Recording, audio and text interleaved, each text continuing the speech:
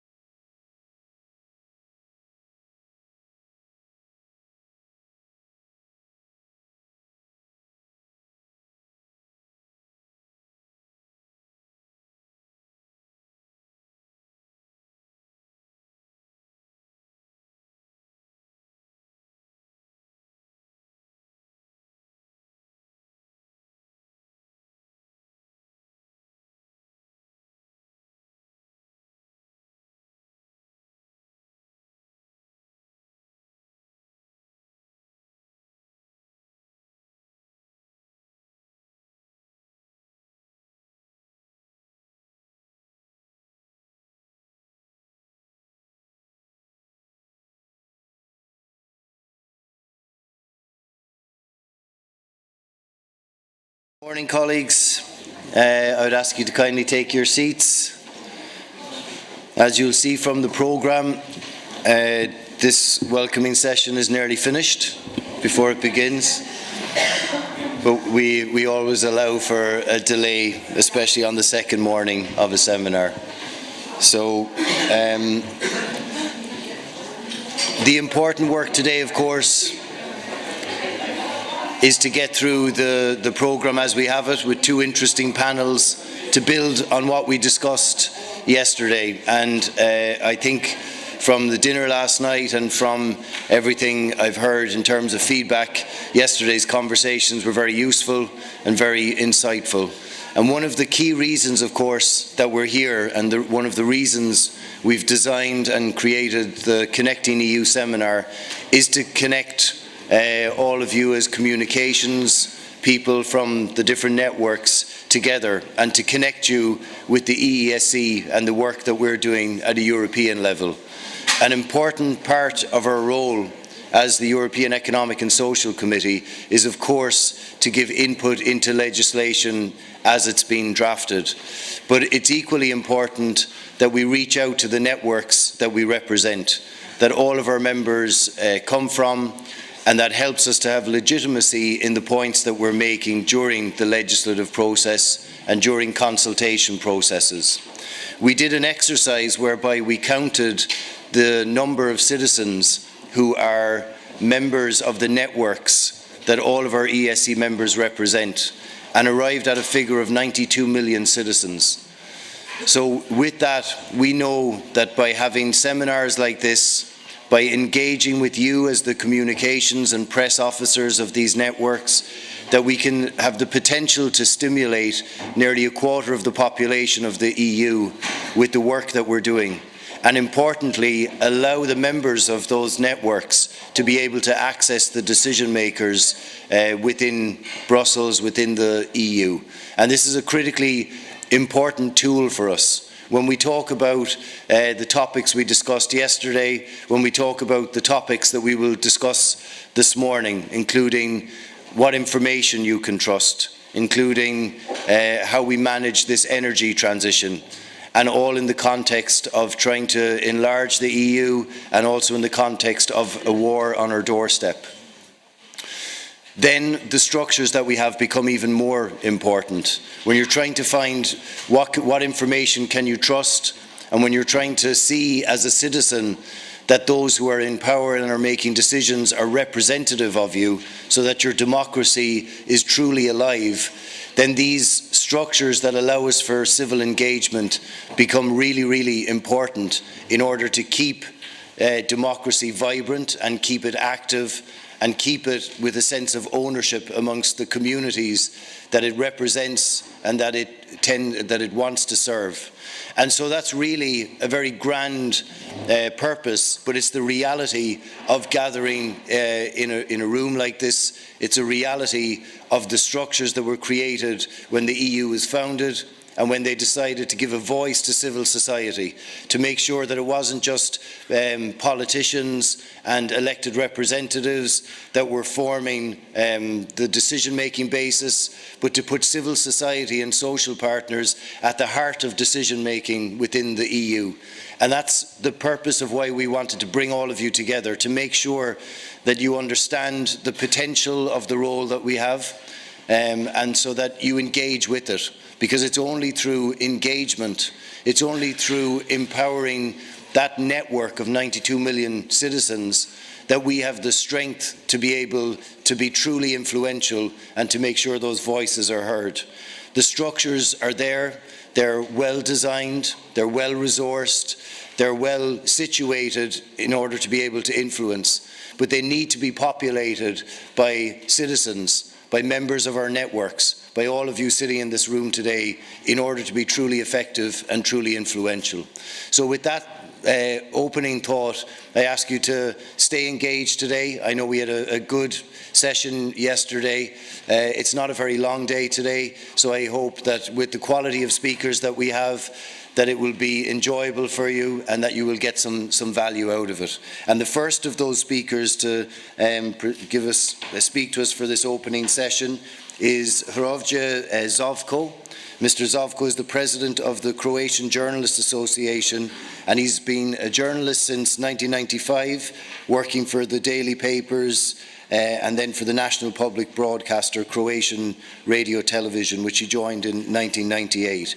He covered war crime trials in Croatia and Serbia, as well as reports on the army, the police and the judiciary. From 2008 to 2010, he was the correspondent from Serbia and reported on the unrest in Kosovo. His journalistic assignments include reporting from Afghanistan and covering the Manchester bombing in 2017. He is the author of several documentaries on the war in Croatia and has been a member of the Croatian Journalists Association since 1997 and headed its investigative journalist branch from 2012 to 2018. So highly qualified, very interesting, and with that I give the floor to you, Mr. Zovko.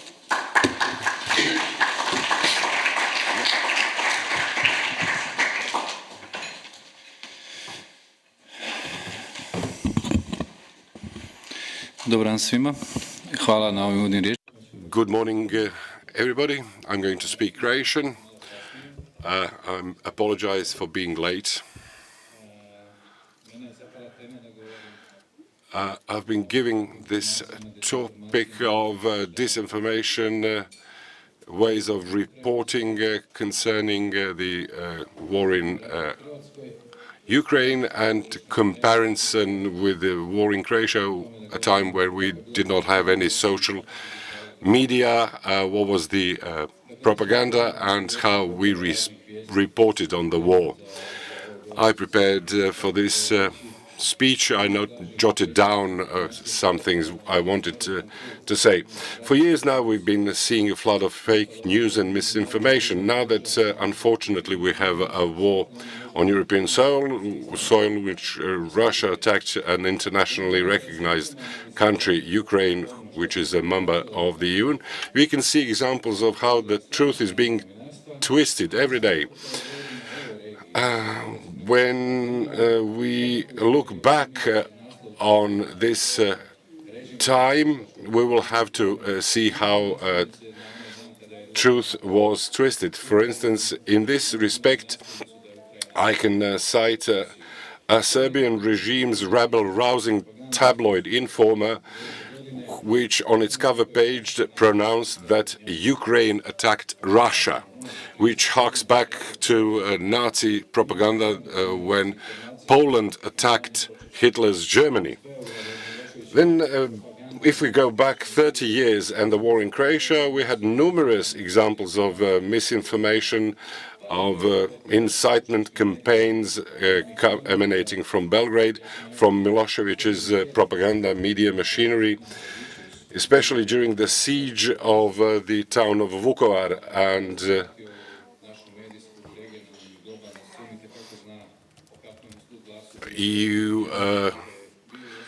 And there's another example of the articles in Slobodni Tjednik, which was and remains a shameful part of the history of Croatia's journalism during the war years. Likewise, during the war in Croatia and Bosnia and Herzegovina, from 91 to 95, a large number of journalists paraded through this area of ours, reporting on the wars and their consequences. Some of them, particularly those from the US and the UK, used to reproach Croatian journalists that their reporting was subjective, or rather that this is not objective enough, because we did not seek the opinion of the other side. This theoretical polemic about objective journalism and whether it is objective at all in circumstances when you are supposed to keep a cool head when shells are raining on your head and when it's happening to your country, to your relatives, to your friends and your family, is particularly moot. In those times, journalists were asked to abdicate from journalism, not to be critical about the actions of their own government, there were suggestions that there should be a moratorium on objective journalism. And those who abdicated such duties of true journalism became regime's pets. Those who stuck to objective journalism, they received the attentions of secret services. They were forcibly mobilized, such as Feral Tribune's editor-in-chief, and some were threatened with getting a bullet in the back of their head. Well, what should a journalist do? Well, they have to stick to the tenets of their profession. From the other side, what they need to report on is the number of shells coming their way. But they shouldn't lie if their own side commits war crimes and gets their hands bloodied. When war crimes were committed after the liberation in 1995 by the Croatian side, and when Feral Tribune and Novi List splashed those news on their front pages, then these were their journalists and editors were decried as Serb Chetniks, Yugoslav communists, traitors, etc. And the loudest voices came from those who ostensibly lie for Croatia, but for their own privileges and interests. The view of objective journalism suddenly changed after the terrorist attack on the 11th of September 2001. Suddenly, those Anglo-Saxon mainstream media no longer wanted to hear what the other side wanted to say and what its truth was. If we see today's situation, it's similar. For instance, in Russia, the first thing they did was to introduce legislation which threatened 15 years in prison for those who use the term war instead of special military operation. And such laws have been called as suppression of freedom of journalism and expression, and many opposition activists, leaders and journalists had to quit their profession, move abroad, or face incredible pressure coming from Putin. The propaganda journalism becomes part of the war machine. And true journalists who want to give the voice to the victims are getting killed in the front line. Who is the aggressor? Who is the victim? Over the past 30 years, from Croatia's war to Ukraine's war, many things have changed, but what remains the same are true journalists who do not want to lie for anybody's interests. What I can tell you is that it was an unacceptable announcement by von der Leyen's suggestion to ban Russian media from the area of the EU. You cannot beat propaganda through censorship. You can beat it by truth, because European Commission should not have this authority to make such a move, because we are thinking about what next, what will be the next step. You cannot beat disinformation through censorship. Censorship never did any good to anybody. What we need more is more truth, more objective and truthful reporting. Thank you very much. Okay, thank you very much. And with that, we begin immediately to move to our first panel. So I'll invite our moderator to join us and the guests. Thank you. I would please ask you to sit. Hopefully the ladies will bring you So as we are half an hour late, good morning, we'll have a little bit of acceleration, but hopefully 2 hours will be more than enough with this brilliant panel to talk about utmost important subject, I think, of today's world, as we are witnessing communication / hybrid / cyber war of scale never seen before. And the panel is called Communication in Times of Crisis. My name is Ivana Dragicevic. I've been a journalist for 25 plus years, member of various international organizations dealing with international relations, and recent time more and more disinformation in youth. And this year I am Europe Futures Fellow at the Institute of Social Sciences and Erste Foundation in Vienna. But before we start, and before I introduce the panel, you know a little bit about them, I will invite the president of the EECC section for social affairs, Mr. Laurențiu Ploșanu, to give us an introductory framework, let's say, for the session. Mr. Ploșanu is a Romanian member of the Employers Group, president of the section for Employment, Social Affairs and Citizenship of the European Economic and Social Committee, and also co-chair of the EU-Serbia Joint Consultative Committee. He's also the vice president of Romanian Industrialist General Union and president of the Romanian Association of Building Contractors. So please, the floor is yours.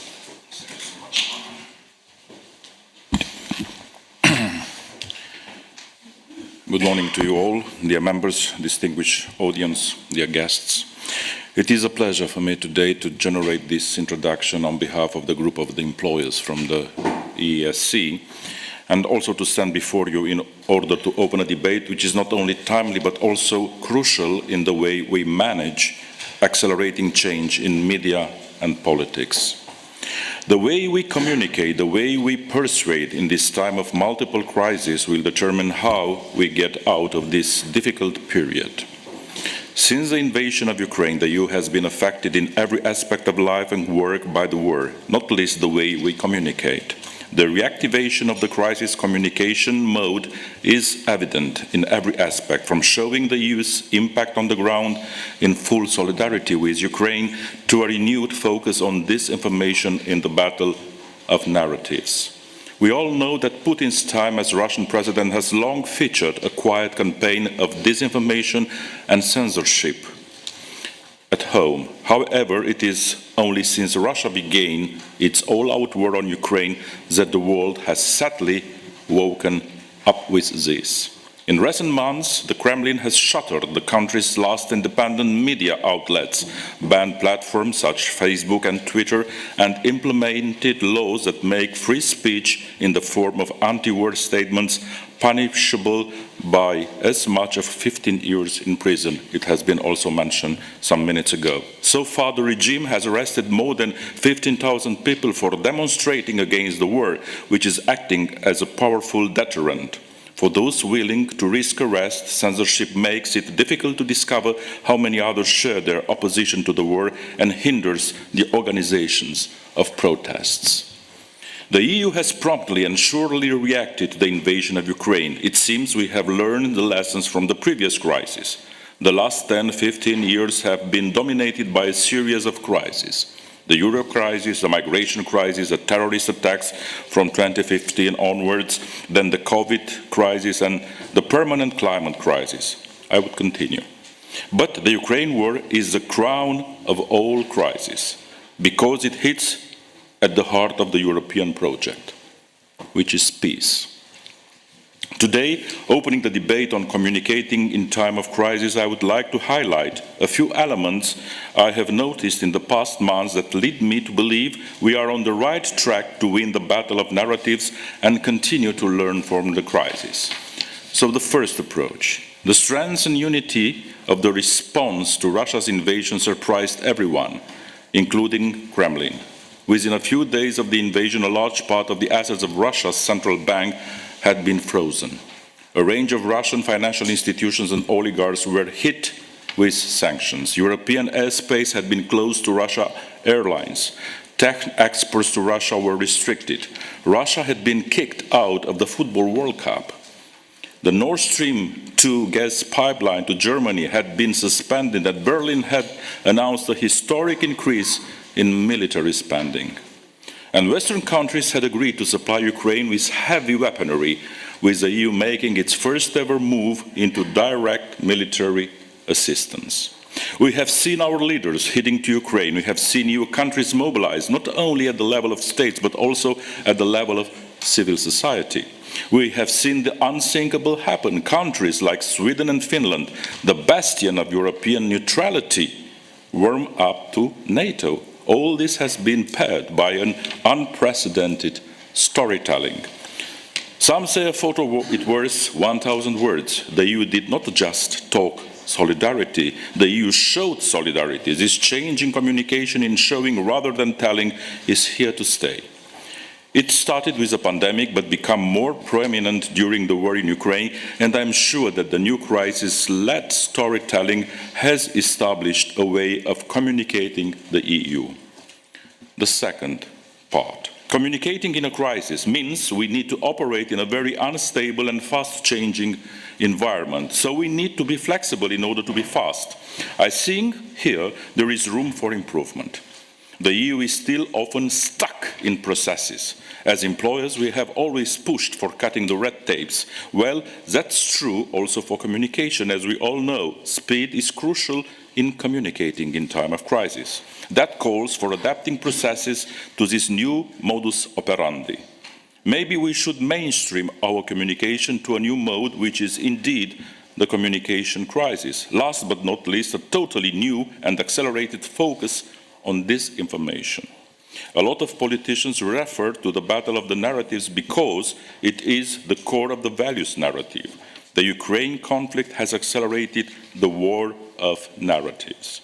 The EU is confronted to Russia's false narrative that tries to frame the West as a military aggressor, the US wanting to launch an attack, and World War III. Tools like EU Disinfo and Stratcom have launched a more robust offensive since the beginning of the war.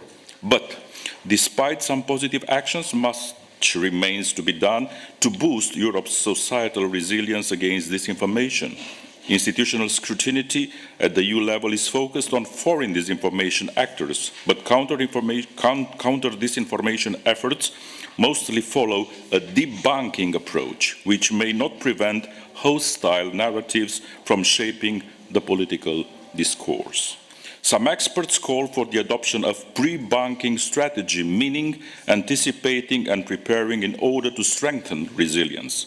This involves forming multiple stakeholders partnerships to monitor disinformation more systematically, intervening rapidly against disinformation and anticipating future narratives, and also boosting the critical skills of those who are most susceptible to disinformation.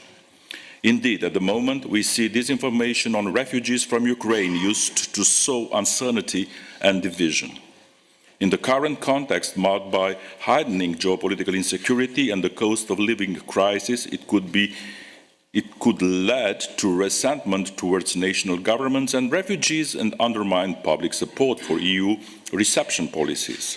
By adopting a pre-bunking approach, the EU can promote more evidence-based and balanced discussions, avoid public backlash, and sustain welcoming and ambitious migration and asylum policies. Finally, let me conclude by taking the big picture. Over the past 75 years, we have built a rules-based global governance system with multilateralism as preferred format. However, what was long accepted as an established approach to global politics is now increasingly contested and under attack. Fragmentation, renationalization, and protectionism are eroding global systems, and the rules-based approach to global governance is now under threat from geopolitical confrontation and great power rivalry. This is jeopardizing the institutions, rules, and standards that are used to address planetary-scale challenges. It is also affecting the EU's potential to shape world politics. These developments will certainly foreground political strategies, but also foreground communication strategies. We cannot and should not take peace for granted. And here I leave you with a graph showing Europe's development between war and peace over the past 4 centuries. As a reminder that this is the reason why trust in the EU is at the highest level since 2009, and the next slide can prove you that. Let me conclude speaking about what we need. We need to build and to maintain the public trust. We need to generate empathy and caring, competence and expertise, honesty, openness, commitment, accountability. And I believe all of these are reasons for our future cooperation. I look forward to the debate and thank you very much for your kind attention. Mr. Polsceanu, just can you just wait for 1 second? I have to ask you. You said that you are confident that we are on the right track to win war of narratives, or do you believe that we are on the right track? What was the formulation? I want to, if you remember. Okay, It's a belief. It's a belief. It's a belief. Okay, so I will just, we will introduce our panel before their first question. We will set the scene at the beginning, and then we will begin our talk. I'm very happy to have Christine Dugan-Clément, Régis Jonté, Victoria Romaniuk from Ukraine. Very special welcome for you today, and Tim Weber. As we've heard, that basically communication has been one of the key weapons of this war, and we live in this time. One of the colleagues from Finland told me that basically we are waging war in our heads. We are dismantling, our cognitive selves, and all of this warfare which our panel is going to talk about is something that is basically changing our life, our values, and the time we live in is basically unprecedented in that regard. What we saw from the Ukrainian side, that even though war started in 2014 and Ukrainian governments warned from that time how huge hybrid warfare, cyber warfare, and disinformation campaigns are, we waited until 24th of February this year to kind of have very black eureka for us. I don't know if it's late. We'll believe the same as Mr. Polsceanu. If we were not optimists, I don't think that we'll have reason to live in this world. So we saw what Ukraine did with its communication campaign from the Zelensky's team. We saw how they built this IT army. One of the colleagues from the committee said it reminded her of the international brigades of Spanish Civil War. I would never compare history, but okay, let's leave it at that. And what Zelensky basically succeeded to do is something that is completely my humble opinion, which European Union is not still able to unite the nation, to use all the possible skills there are, and to endure now for 9 months. And he's basically being presented as the hero, as the person who is the leader of the free Western world, which is also something interesting. Régis Jonté, who is a freelance journalist and an expert on the former Soviet Union, he was based in Tbilisi during the war in 2008, which we discussed was also some kind of the start of all of this story. He covered Russia, Ukraine, Caucasus. He worked in various important French media, from Radio France Internationale, France 24, Le Figaro, and last but not least, he gave me an assignment during last night, so I slept very little. He co-wrote this fantastic book about Zelensky. So before we start, to cut this short, but if you know French, please read it. This is really great. To cut this short, Régis, how would you describe what Zelensky is doing? So what you wrote in the book, but what we are seeing until now, basically, we can define it's not just style of communication. It's the strategy very well thought of. Yeah, absolutely. Thank you very much for giving me the floor. I'm very glad to be with you. Just one word about this book. I didn't choose the title. there is no hero for a journalist, but we have to sell it. And we try also to show that the hero in Ukraine since 1 century now is someone who is fighting for the emancipation of the country. And if Zelensky is a hero, he's a hero as most of the Ukrainians fighting for their emancipation. And this is the conclusion of the book. And the book is in many languages, in Romanian, Finnish, Bulgarian, Greek, and so on. So you can read it in different languages. What is he doing? Indeed, the communication is important. He's a man of communication. As you know, he's coming from the TV series. He was a great comedian. Having a lot of success, and that's not easy. Maybe this morning we will manage to catch your attention by being serious, but to make people laugh is something very difficult. And he did it. And he's a very special person because, and this is maybe one of the punchline of the book, is that he had everything to be on the Russian world side, I would say. He speaks first Russian, he learning Ukrainian lately, he speaks still quite badly, I think, Ukrainian. He was even making love himself about his way of speaking Ukrainian. He's coming from a very Russian-speaking area, and he earned a lot of millions of dollars on the Russian market, mostly. So he had everything to be on this side. He didn't want to believe in the war.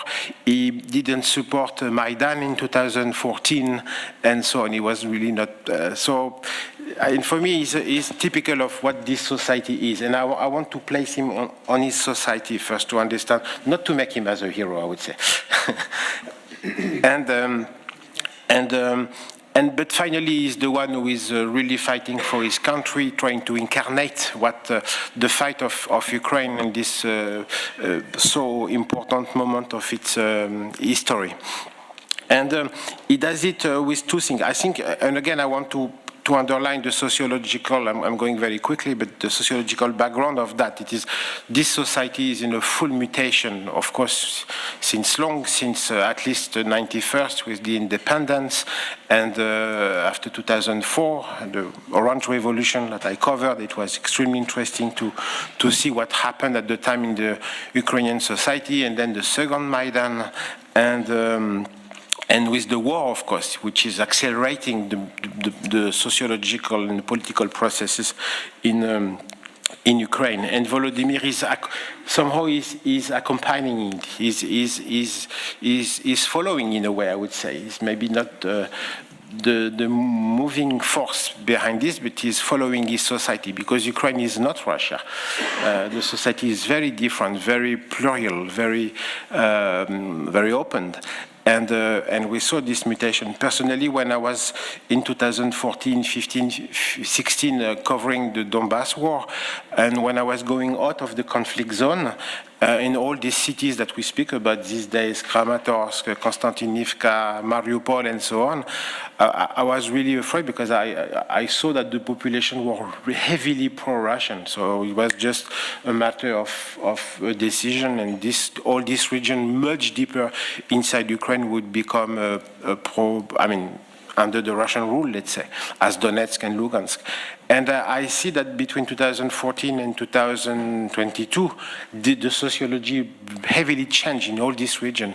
I'm living in Georgia, so I did some interviews for Le Figaro with people from Mariupol. They came as refugees to Georgia, and they were telling me that it was very different. Maybe it was like 50-50 now, while 7 years ago it was 90% pro-Russian or something like this in this kind of cities. So Zelensky is just behind this. The communication is important. He is a master, of course, in that. Probably because he's an actor, he knows how to deliver very emotional, and this is one of the bases of his communication, emotional, simple. We are fighting for freedom our freedom and the freedom of Europe, and it works also because this is not wrong, if not absolutely true. He knows how to do that. Probably that someone as Poroshenko, the previous president, who is different style president, would not be able to incarnate, to play on this emotion, which is really working, at least working inside Ukraine, even if I'm not sure that the Ukrainians are saying that about Zelensky that he is a hero. This is more Western world, I would say, about Zelensky. And Zelensky managed to address mostly the European public and with this message. With some mistakes. Sometimes his communication can be quite cheap, like with some cliches and so on. And he doesn't manage to target, for example, the African societies. It doesn't work. Now I understand that his team saw that, and for example, Mr. Kuleba, the Minister of Foreign Affairs, was in Africa in September. So now they try to reach these people, but the message which was delivered was not working there. And as it is not working in South America, Latin America, and so on. Yes, Tim will talk a little bit about it. I have to ask you, and then we will switch to Christine. The team that he assembled is something that is very important in that, because he has really like hardcore communication / cyber defense division around him. We think that about 30% from, he was a comedian, he had a production company, Quartal 95, and we think that about 30% from these groups of producers, companies, followed him in the political structures of Ukraine. Mostly this is a country which is run by script writers, scenario writers. For example, Kostyuk, what is his name? Yuri Kostyuk is a young guy who was a scriptwriter and now he's a speechwriter for the president. The head of the administration, Yermak, is a lawyer and was specialist especially on the property rights, for example. So indeed there is a team of people working with them. Just one word, how they work, we don't know exactly. I think Zelensky is not listening too much of his team. He's really deciding. But we know that before the war, for example, when they were writing scenarios for films, they had some groups of WhatsApp, and everybody was launching their ideas, and this is how they were working. And probably sometimes they were still working like this, to put their ideas in a WhatsApp group and then formulating their messages.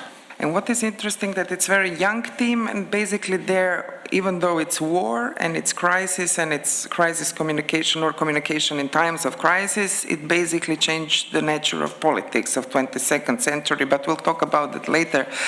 You mentioned several names. I think one of the most important names is Mikhailo Fedorov, who is the Minister of Digital Transformation. That's the guy who invited Elon Musk to bring in the Starlinks.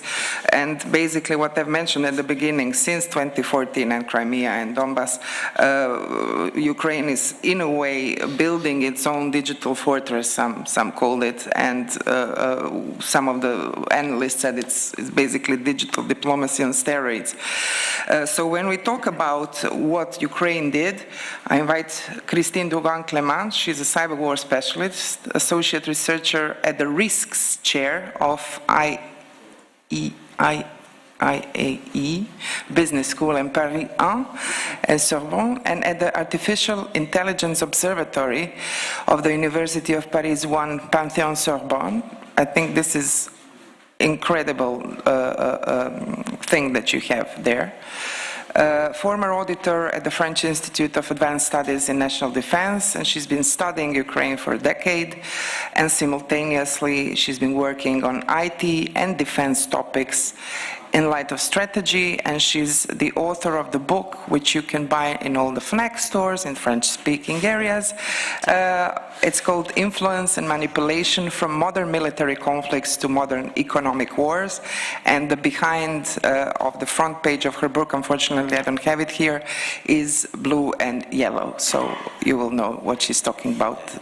Please tell me, Christine, can you just, pick up on what Regis said and tell us what's been going on in this cyber hybrid space, because I don't think that people really can comprehend what's going on.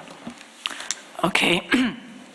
Thank you thank you everyone for listening, and sorry for my French accent. Let's say it's quite glamorous, and thank you for the translator who had a lot of work with my lovely grammar mistakes. I don't know if she can speak French. Yes, you can speak French if it's easier. We have a translator. Yeah, because it's okay. Let's say it's because French it's nice. Headphones.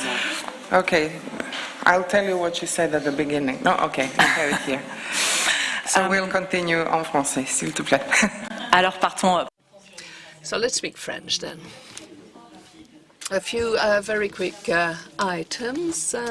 With the launch of the Russian invasion of Ukraine, we were all expecting huge war facts with cyber attacks. So we were expecting a major cyber war, an expectation that was not always linked to Ukrainian history. Many thought that war started in January 2022, whereas in reality it started in 2014. And from 2014 onwards, Ukraine and the Ukrainians have considered the cyber dimension of the events, be it in terms of information or in terms of attacks against systems, against infrastructure, against communication networks. So there was a major effort carried out on that field. And if you remember, we had groups of hackers.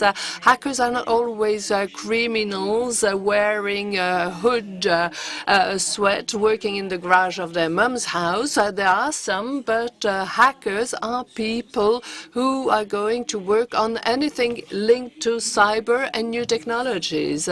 And groups started to work in favor of Russia, and we know that some are supported and sponsored by the state, most of them, and started waging war. In Ukraine, several groups were also becoming involved in the conflict in the cyberspace, carrying out a few attacks. When we talk about denial of service, DOS, the fact is to saturate a web page to make sure the site becomes, or the page becomes, inaccessible. Or then you can modify a web page to modify its appearance through what is called hacktivism with an H.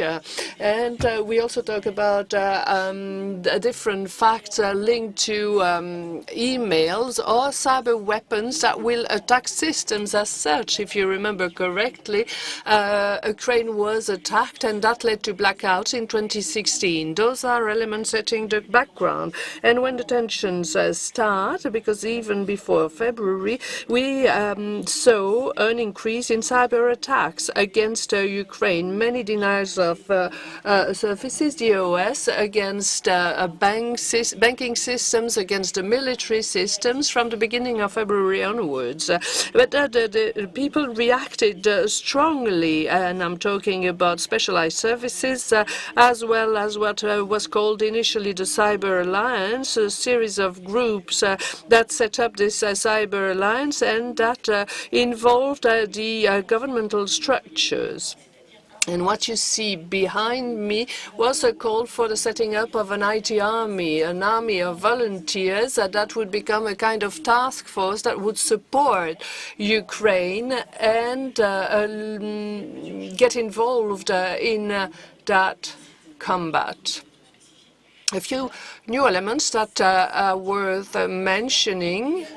This IT army is a novelty as such that required a high level of flexibility and creativity. Why? Because you are in a war setting. Russia is getting interfering, and you're asking people who you don't know to come in. So there is a high level of coding activities, security activities, and we're talking mostly about DOS. Here, denial of services, to prevent web pages from operating correctly.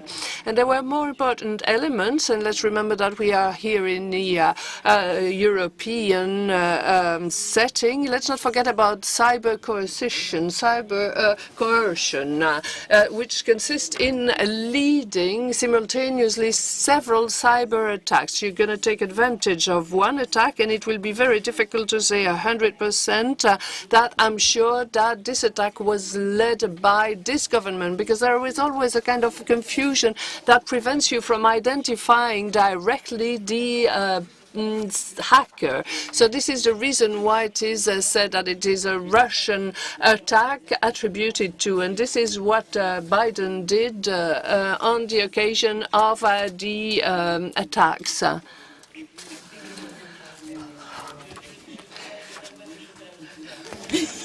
So I'm going to have a box of chocolates to the interpreters, says the speaker, who is indeed speaking very quickly. So there were several attacks that were led at the beginning of the conflict simultaneously. The Kassat satellite system was the target of an attack. I guess you have heard about that. The satellite as such was not affected, but rather the basic services connecting with the satellite. And many energy providers at that point became unable to operate. And at the same moment, a cyber attack targeted northern harbors and mainly the Hamburg port that targeted the system, allowing for the disembarkment of oil products. And Germany was mostly affected. Germany is one of the major partners of the EU. And when you have that type of attack that grinds services to a halt, you have an influence on the state machinery. You have the possibility to influence their decisions. And I would like to refer to Marga Leotti's work talking about the 4D of the Russian strategy that is called the heavy metal strategy. Coming from a rock and roll background, I'm very sensitive to that terminology, and that is a way to deter and prevent the decision-making in those services. And this is what is called coercion. It is important at the beginning to have a big picture, because you can then liaise between the different elements, and each cyber attack can lead to the taking over of information. And we still see here, as we've seen in Ukraine, it is very difficult to define the different layers of a war without establishing links between those different layers. We have to have a cross-cutting approach, information structure, what appears on the social network, cyber attacks. All these elements are links and are of utmost importance. And a last element is linked to the information war, the communication war that was won by Ukraine. Let's pay attention. If you consider the Western world, it is true, but if you have a look from abroad, the Middle East, Latin America, some African countries do not share those principles. And at the beginning of the conflict, the Europeans were not the target of the Russian information efforts. Why? Because we reacted quite quickly. Whereas if you have a look at the videos that were broadcasted from the 2nd or the 3rd of March, i.e. very rapidly, many of these videos targeted the countries I've just mentioned with anti-American, anti-imperialism or anti-whatever messages that can be taken over. Why? Because those messages rested on difficult contexts. On contexts that were troubled. And this is important to mention. As my colleague has said, Ukraine has started working on this, but let's not forget that we have to take a bit of a hindsight, because the Russian strategy is a long-term strategy, because on the ground it is losing thanks to the remarkable capacity of Ukrainians to resist. So they will play on other fronts, on our disinvolvement, our hate of risk, and come sideways. And I think I've been talking too much. All the governments in EU and, horizontally and vertically what you said, because, probably that's the only way to have some strategy and action. Sorry. Thank you, Christine. And of course, talking about cyber and talking about the cognitive wars and changing narratives, fighting disinformation is one of the key issues of today. So how to do it? We have a perfect example coming again, from Ukraine. Basically, Stop Fake is the project which is very well known to all of us who are also into journalism, but also into communication, and to also, I think, institutional fact-checkers now all around the world and in Europe, because you're a very relevant source of information for all of us. So you wrote on your website, not only does it identify cases of fake information about events in Ukraine, but also actually initiated an international discussion on how to resist this shameful phenomenon. So I'm again very happy to welcome Victoria Romaniuk. She's a deputy director of the Stop Fake project, editor of its Russian service. So she's basically, her head is in, wow, deep dark place. I have to introduce you. You're visiting professor at Madrid Carlos III University, deputy director of the Kiev Mohyal School of Journalism.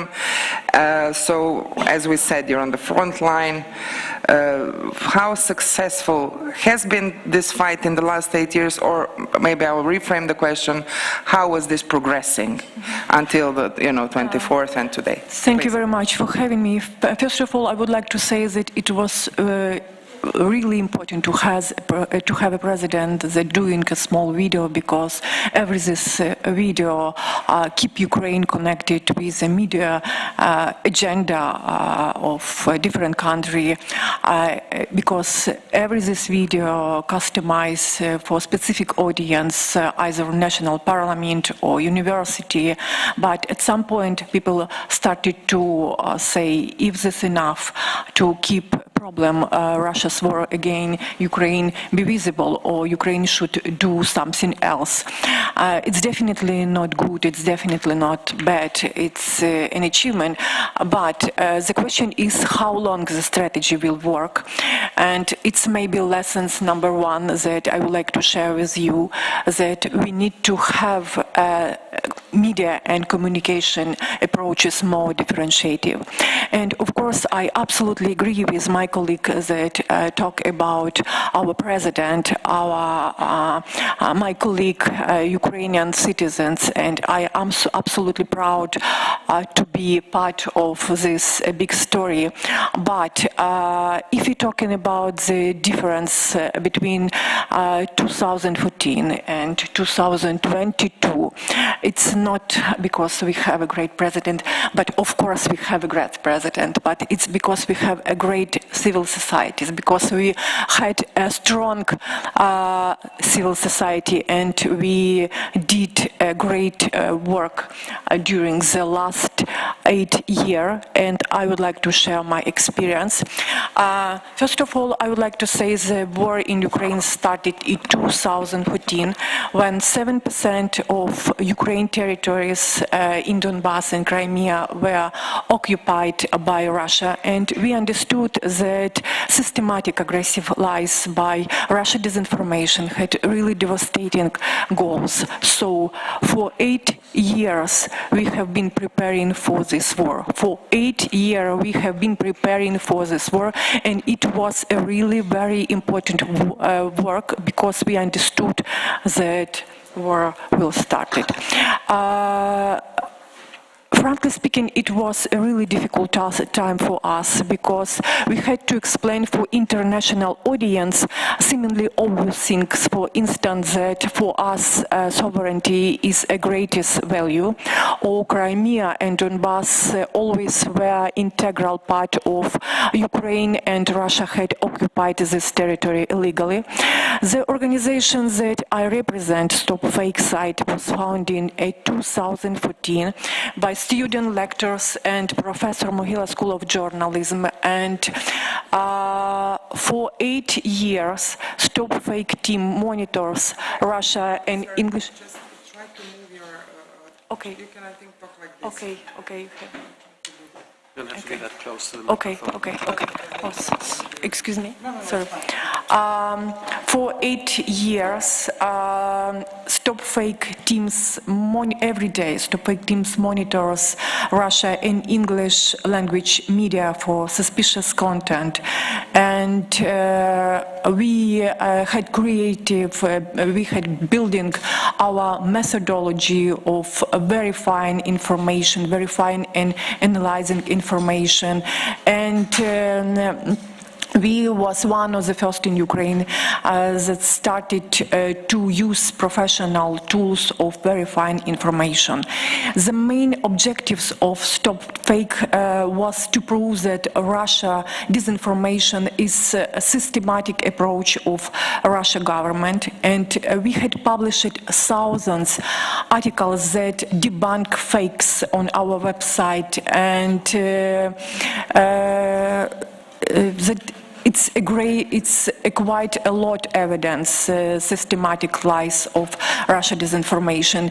We check veracity, sources cited, we accuracy, the translation, validity numbers and statistics, and so for a volunteer initiative, our organization has grown to professional fact-checkers organization with 30 members, editors and journalists. And now in our website, information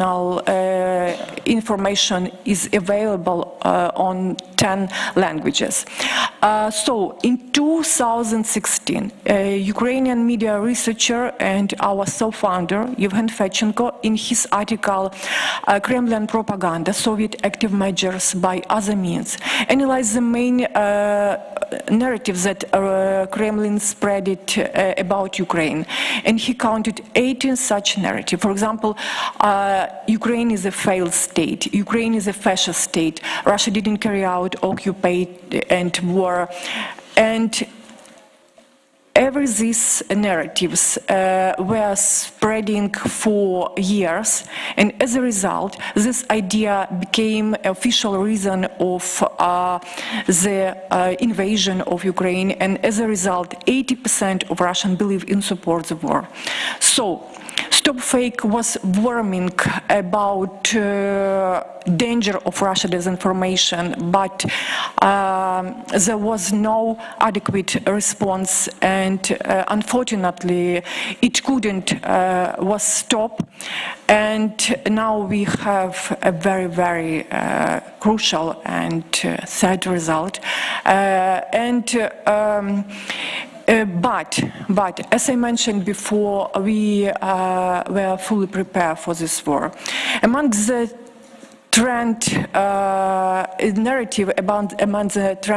narrative strands, I would like to mention that was emphasis on the old narratives that were used as a pretext of this war. The new narratives was added to support Russia's war efforts on tactical level, and actually also Russia wanted to internationalize this war and bringing narrative connected with international audience. It's food crisis, nuclear threats and economical crisis, and it, as was mentioned, migration crisis was objectives of Russia disinformation as well. Because the loss of trust to Russia state actors, disinformation mobilized non-state influences, including networks used during COVID-19, and of course, we saw it, and we analyzed some relation between the influencers, and it's very important because some resilience against Russia disinformation in Ukraine and in maybe North countries, Russia moved to the South country regime looking for support and spreading disinformation in different languages.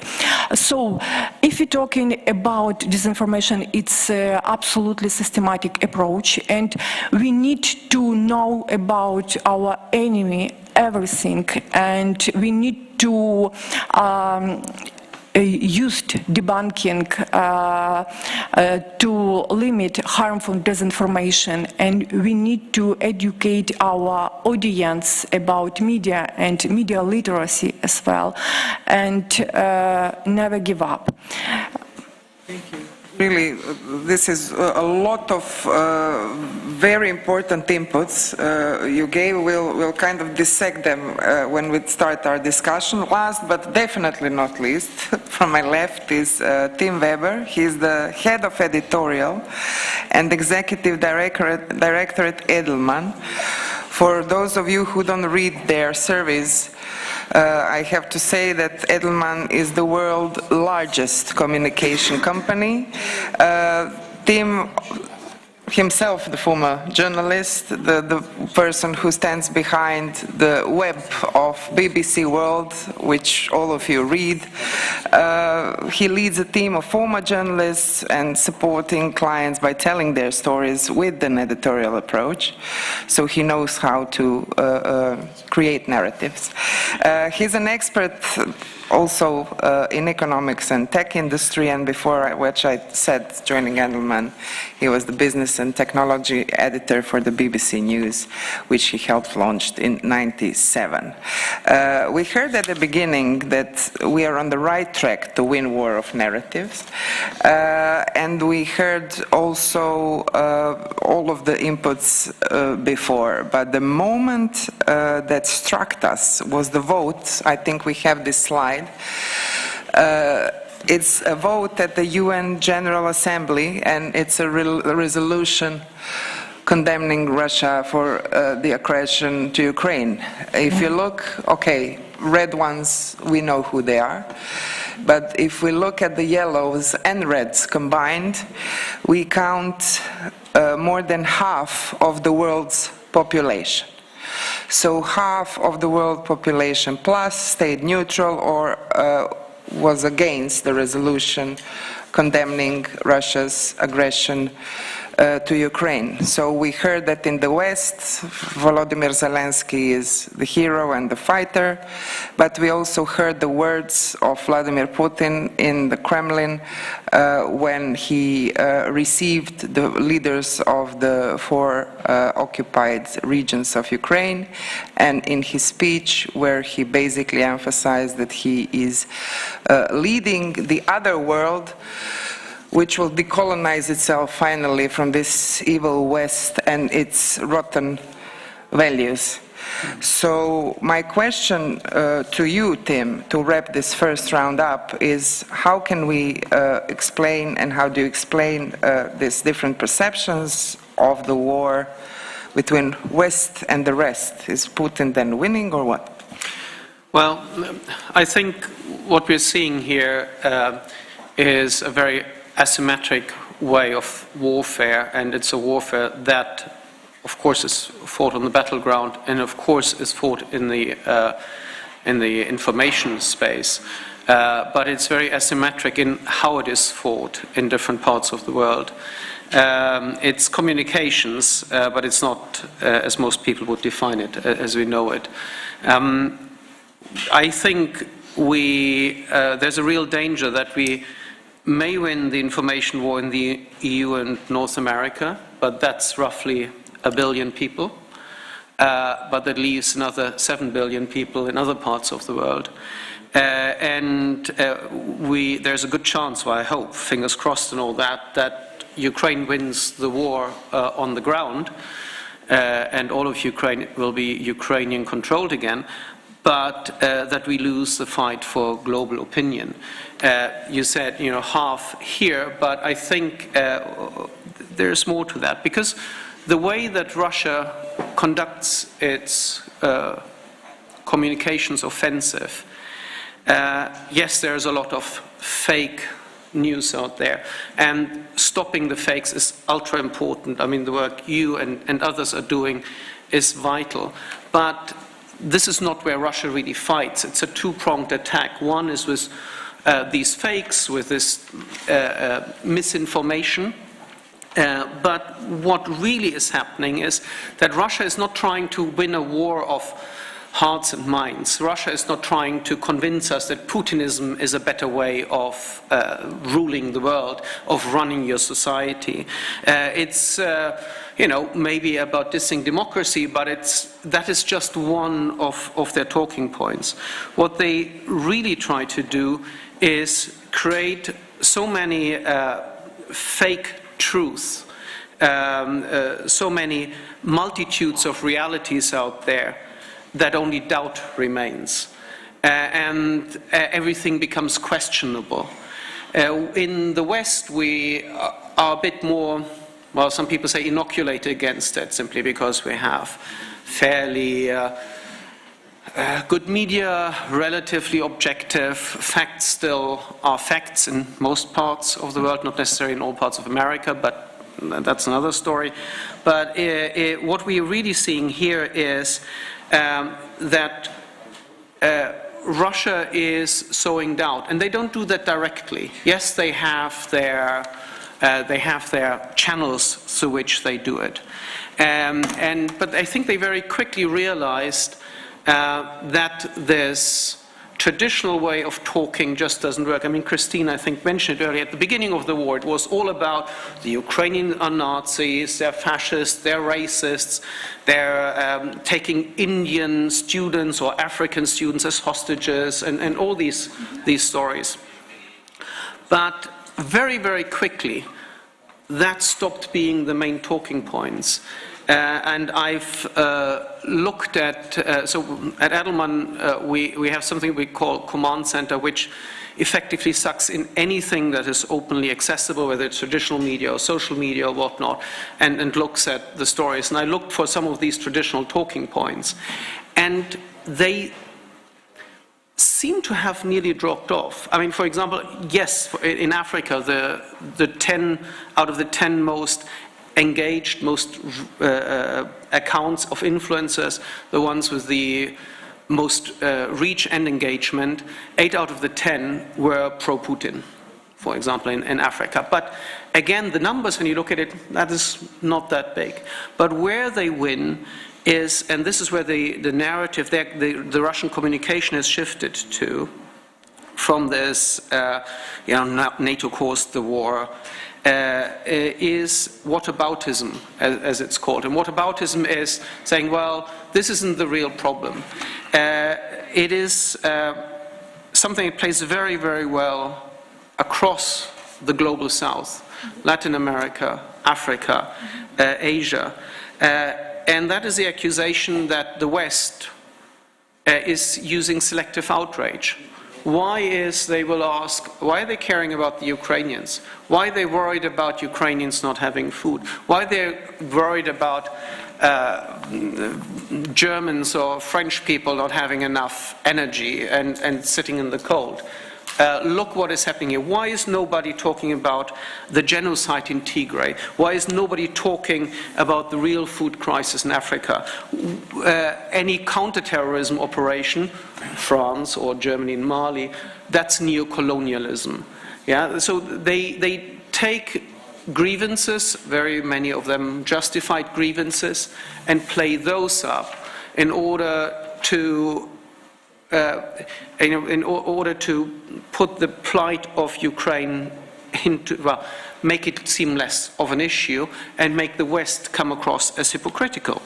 And all that is then mixed in with traditional grievances that play a lot on anti-American tropes, that play a lot on anti-French or just generally anti-Western things.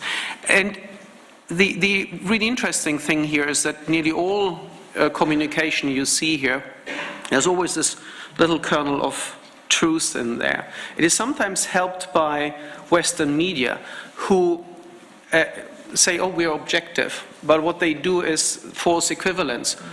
Russia says, Ukraine says. So it turns into a he says, she says thing, and then a report like that it can be easily turned into something, here, this is what, I don't know, CNN says, or the BBC says, or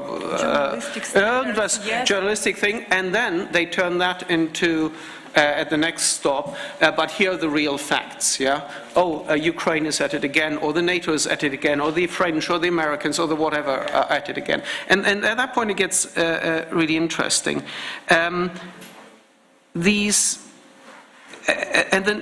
So Russia does some of that very openly, whether it is through its embassy and its social channels. It does it through Russia Today and Sputnik. For example, Russia Today in Spanish has double the followers, the audience, than Russia Today in English, even before it was banned in lots of territories. They have invested massively on that. If you look at Spanish Twitter in the Latin American space, Russia Today in Spanish is the third most referenced source that is making the rounds there. But on top of all of that, it is not Russia acting openly that is the real problem. It is a lot of proxies, people who have been paid for or are friends and family, especially in Africa. A lot of journalists where money does change hand, or where, say, the Wagner mercenary group of Yevgeny Prigozhin, I hope it didn't mangle that name too much, is paying influencers, locals, to talk about it. And this is the most important thing. So some of you may know the name Adelman from the Trust Barometer that we run every year. It's a survey now of 36,000 people in 28 countries around the world, and asks, who do you trust? And trust has changed dramatically the last 4 years or 5 years. In the West, people don't trust governments anymore. They don't trust NGOs anymore. They don't trust media anymore. Who they do trust is business to some extent, but especially in the West, most business, the last thing they want to do is wade into a political minefield. But who they really trust are people like myself, their peers, their friends, family, people who they can relate to. And that's where it gets interesting, because when you have, as your influencers, people who look like yourself, they have a huge amount of credibility. And this is where what really works. Russia has franchised its propaganda operation to people who look like people like yourself. There's, for example, a guy, if you look at South Asia, he's one of the top 10 influencers. He's a guy called Nayarem Eli. He always stands in front of what looks like a cigarette salesman's booth. And in Bengali, he publishes every single day, nearly, a video in which he goes on about, Putin devoured Biden, Putin's new master plan, Putin got really angry, now he's showing the Americans, and the Ukrainians are doing this and that, and he keeps talking about that, and he's got a reach of about 2 million people. Now, in the grand scheme of South Asia, that's probably not a thing, but it then trickles on from there. And if you, again, look at India, a lot of these talking points then go into media, partly directly traceable to Russian suggestions from the embassy. Don't talk about it like this, talk about it like that. Russia took out huge adverts in the media, and very often, for example, Indian media simply have news stories that have only Russian sources as their source for whatever they say. So it is this asymmetric warfare and that we have here, and as I say, I think that we are seeing more and more of these people like me who are trying to have these Russian talking points, and that's why it's so impactful. And a lot of that, okay, there are all these social media platforms where this happens, but I think they're ultimately irrelevant. Mm-hmm. For starters, so there's a lot of talk about dark social, so the non-observable things, Telegram, Viber, WhatsApp, and so on, that you can't properly track unless they're open networks. Nice. But for most social media platforms, anything that's not English, or maybe French or German, is dark social. They don't invest in the monitoring of it. It just doesn't happen. And therefore, all this information, the fake news, and the disinformation and the false equivalencies and the, well, whataboutism is happening there totally unchecked. Secondly, as we all know, Twitter has just effectively given access to everybody who was on there before, who had been previously banned for racism and things like that. So it's a free-for-all anyway, I mean, for however long Twitter still exists. And so I think, and I think Victoria mentioned it, how these anti-vax networks, which were so successful because they came across like people like myself, have been turned straight into pro-Putin networks. And you see the same thing where, you know, so Germany has demonstrations where fascists, well, neo-Nazis, are marching next to far-left people, next to concerned citizens, who all have the same talking points about, oh my God, why are we freezing for Ukraine? Let's trade with Russia again, and all this stuff. And you see the same thing happening in Africa. You see the same thing happening in Indonesia, and so on. You know, if you, Indonesia is another example. Some of the top, most engaged, most reaching channels, mainly YouTube, are pro-Putin things that show nothing but bumbling Ukrainian troops, successful Russians, and the bad West who is trying to exploit the rest of the world. Conspiracy thinking. Exactly, and it is coming everywhere. So this is getting ever more intense, and I just worry that this combination of populations that are skeptical towards Western narratives anyway, happily are latching on to this. There are huge, it's obviously all anecdotal, but there are lots of examples that researchers report on or journalists report on where in Africa people get messages on WhatsApp or other networks, Telegram, that trade these narratives, come from people that look like individuals, but of course they're not. And so that even if Ukraine wins, even if the West, if you count Ukraine as part of that, wins this war, if and when, Russia may have won in the rest of the world, even if it is a diminished place. And let's bear in mind, there are, I said earlier, the trust barometer shows that trust in governments is low. There is an exception. Authoritarian regimes have high trust, most notably China. And their media are also very actively playing into the same narratives, amplifying them, feeding them, and whether that is on Twitter, whether it's on TikTok, whether it is on YouTube or channels and lots of other channels. And so we may be left after the end of this war with a world that is where truth or Western values are just have become irrelevant because there is no single accepted truth, no single narrative anymore that anyone believes, and that makes our world a much more dangerous place. Oof, I don't feel well. Thank you so much for this, perspective that we need to have in our minds. I would just, I'm seeing there that you're tweeting, and our hashtag is Connecting EU 2022, which is good, even though Twitter is becoming a very grim place, as Tim described. I would just like to see if there is any hands up in the air for this first round. Not, okay, feel free to find some strength within you to ask. I'll read a tweet of Zoltan Kovac, who is the PR of a person named Viktor Orban, and he's been designated to be in charge for Hungarian presidency over the Council of the European Union in the next second half of next year. And he tweeted yesterday, Europe, facing war, inflation, worst energy crisis in decades. Coalition of liberals and lefties in the EP freeze Hungarian funding because we are violating fundamental values and abusing unanimity vote in council.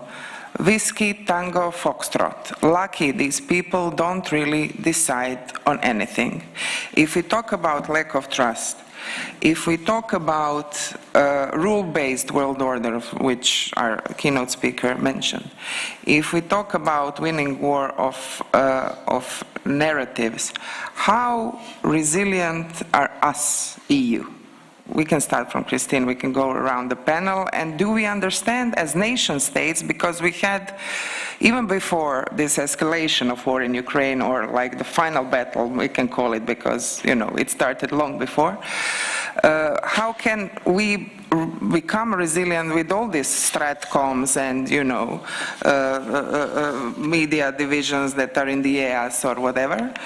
How can really we do something about our societies concerning this grim picture also that Tim painted? We can go one round with that general question, please. Definitely a huge question. The point is, we have to keep in mind that informational warfare is using the best parts of democracies against them, in a way. Because as we are very careful about freedom of speech, about all our values, that could be used against us because we don't want to make any control on. The point is, we had, and that's why I think structure like Stop Fake are really very important, to learn to people to read a video, to read a picture, to read a text or anything. And the point is to take the time to do it, because it is costly in time. And we are, every one of us, we are used to get everything, you know, just in an eye blink, because you just have, you know, to swipe right or swipe left, and you get an answer. So we had really to relearn to take time to do these kind of things. And it is costly in time. And I think there is a huge work to do, and especially from researchers, because we had to explain what we are doing and how we are doing that. It was something that was really very amazing during the pandemic, because many researchers, when you are leading a scientific process, you are making proposal or hypothesis, and you are testing it. And once it is tested and retested and tested again, then you can say, okay, that works. It was not really understood by really people. So, okay, you are saying something, and after you are saying no, so you are lying. No, it is just because the process is that way. So it is something really very important that we have to keep in mind. And just a moment to say, we didn't talk about deepfakes, which are synthetic contents that are faking real ones, like pictures, movies, or even audios. Lots of audios have been used for stealing like phones in society and else. But there is something really important. We hadn't seen a lot of them at now during the very beginning of the Russian invasion. But we had like algorithmical way to segregate synthetic content and authentic one. The point is, they are particularly efficient for high definition contents. If you are in low definition, they are not that efficient. I mean, high definition, you are like 98, 99%, so it's very good. And just as say Tim, many people, because of the decrease of the trust that you had in mainstream media and governments and else, are looking on social networks and blogs. Why? Because it's people like me, more or less, because we are sharing interest in anything, even like cutie kitties, or that could be. And because they have no interests, because they are citizens like me. So when they are sharing a video, basically, they have no interest, so that's true. And the point is, these kind of videos usually are not high definition. So it would make it much more difficult to segregate synthetic from authentic contents. At now, we haven't seen so much of them. One, the very beginning of the war with Zelensky, who was asking to the fighter to give up with the fight, and it was very low quality. It was very bad, if I may say. But we had to keep in mind that we are at the very beginning of these things. And tools, if they are not good or bad by nature, they can be used for good or bad process. And this is something that could be used, I mean, again and again. And we had to take really great care to educate even the young and the youth, because they are the biggest user of like TikTok medias. I mean, in March, you had I mean, if you stay more than 30 minutes on Twitter and TikTok, you are exposed to fake news considering Ukraine and Russia. And basically, Ukraine. I mean, it was on the disinterest of Ukraine. And they're very young, so you have to learn them how to use these digital tools. And Regis, you can continue, but I want to add on that because we saw how low the confidence in journalism is, and I'm really asking myself every day in this, warfare of the narratives, and, governments are basically dictating how things should be done. We heard from Hrvoje, he left, what was the position of European Federation of Journalists to ban of Sputnik and RT on the European soil.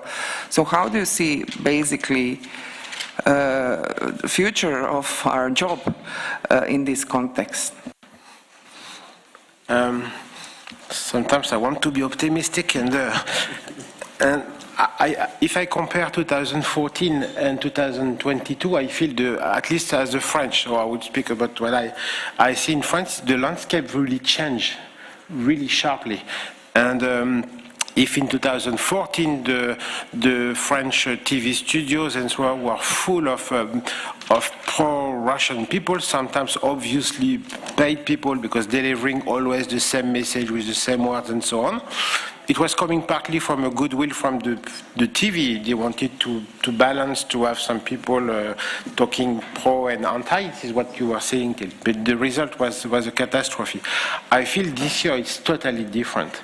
And on the French, you can see, and I'm not against to see some pro-Russian people, but if they are paid and just propagandists, that's not bringing anything positive in the information. If someone wants to show how Russia as a state wants to defend its own interest and so on, it's already rational, and they have their place, of course. But it is very rare to find such people.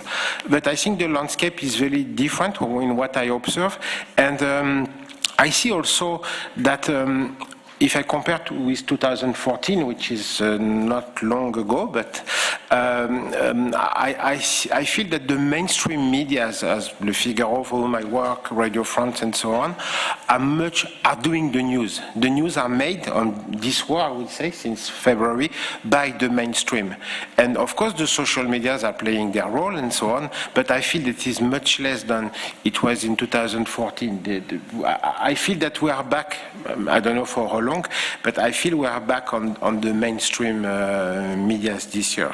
So in this way, I'm a bit optimistic, and I feel there is a big resilience coming from the quality which is done, because to produce an article you need to work a lot, you need to dedicate time, you need to spend money for that, and no one on the social media can do that. On social media you mostly give your opinion, and sometimes, and we use of course a lot, we as journalists, when it is something that someone is posting a video and something like this, it gives of course information, we work with them, but they are not making the news as such, I would say. Tim has an intervention. Yes. So trust in media, in traditional media, always goes up in a time of crisis, whether that is after 9/11, whether it was at the beginning of the COVID pandemic, and I would also argue at the beginning of the Ukrainian war. So this year's, I would say this year's, I think the 2014 war across most of Europe, Western Europe, was kind of seen as a little local difficulty, and nobody quite understood really the far-reaching impact this would have. And that's why we're where we are today. But so the trust source, but it trusts source only in certain societies. Germany, for example, always trusted traditional media much more than other countries. But there is an increasingly larger subsection that just doesn't trust and goes. And some of it is generational. If you, and here's the weird thing again, when you ask people, do you trust news on social media? Which about 10 years ago, at the beginnings of Twitter and Facebook and all these things, was really high. And it's collapsed and it's gotten ever lower. But the thing is, yes, they don't trust social media, but they trust the people they engage with again. And this is where they get the news from. And if you look at media consumption habits of young people in their, 15 to 25, TikTok and such like and Instagram are now go-to places for them where they get their news. And there it gets really, really weird, as you mentioned. And there are places like Media Watch that do these little videos on Instagram, how to spot fakes, and they constantly debunk things, which is beautiful, but does it keep up? There's this famous Churchill quote, the lie will be halfway around the world while the truth is still putting its trousers on. And now it moves even faster. So I'm not sure whether journalism can keep up and whether trust in it will not deteriorate in the long term. To think, and I don't know if we can measure that, and it's a question, but I feel also that all of us, we know more how to use the social medias, and I see that also with people which their job is not to deal with information. I feel that we are more able to be careful with the fake news and so on. But that the wave is so big. But the wave is just to recall. I'm a philosopher by education, so I can't resist to speak about Tocqueville, of course, in the Democracy of America, and he speaks about that. He says that the job of the media in a democratic society is also to create the consensus. It's not only just about to give the facts and to give the information, but it's also to create a consensus. So, and he spoke about that also because it was a time of crisis. The democracy was emerging, and there was a new media at the time. The new media were the newspapers. And this is a question for me, and I just want to put the question in the minds, but I wonder if the crisis we face now is because we have a new media, a huge media, incredibly powerful, and that creates this crisis and what we have to deal with, or is it coming from other questions, like because we don't know how to make a society today, and so on. And it is crucial. I remember also Benedict Anderson with this Imagine Communities, who says that in the modern world, for example, the communities are made through the medias, because you have one language in one country, so we make society. And the question is to make society. It's just a question.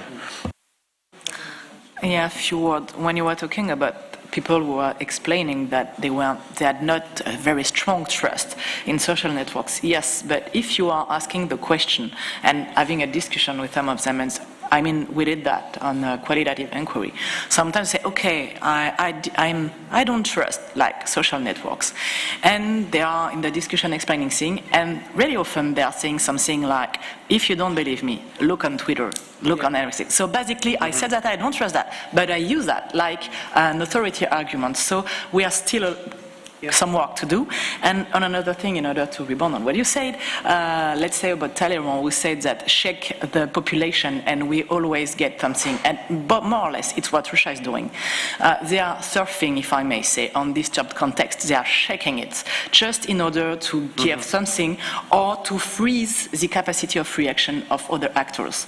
And that's what they are doing in West Africa with us, and that we are doing on different theaters. They are shaking population, like sowing chaos and mayhem, in order just to freeze other population and capacity of reaction and weaken the support to Ukraine in a way. But that's when I'm coming back to the, let's say, propaganda warfare of today in this world, which we still are creating or don't know how to create. I love this formulation of yours. And then we come to this guy.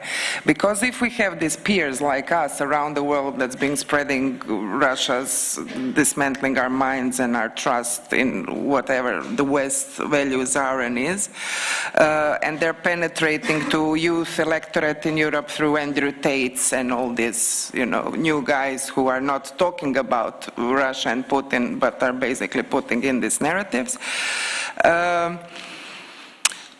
Why is not Europe learning from, the division around Zelensky at the moment? I'm again asking you that, because we are seeing European leaders coming to Ukraine.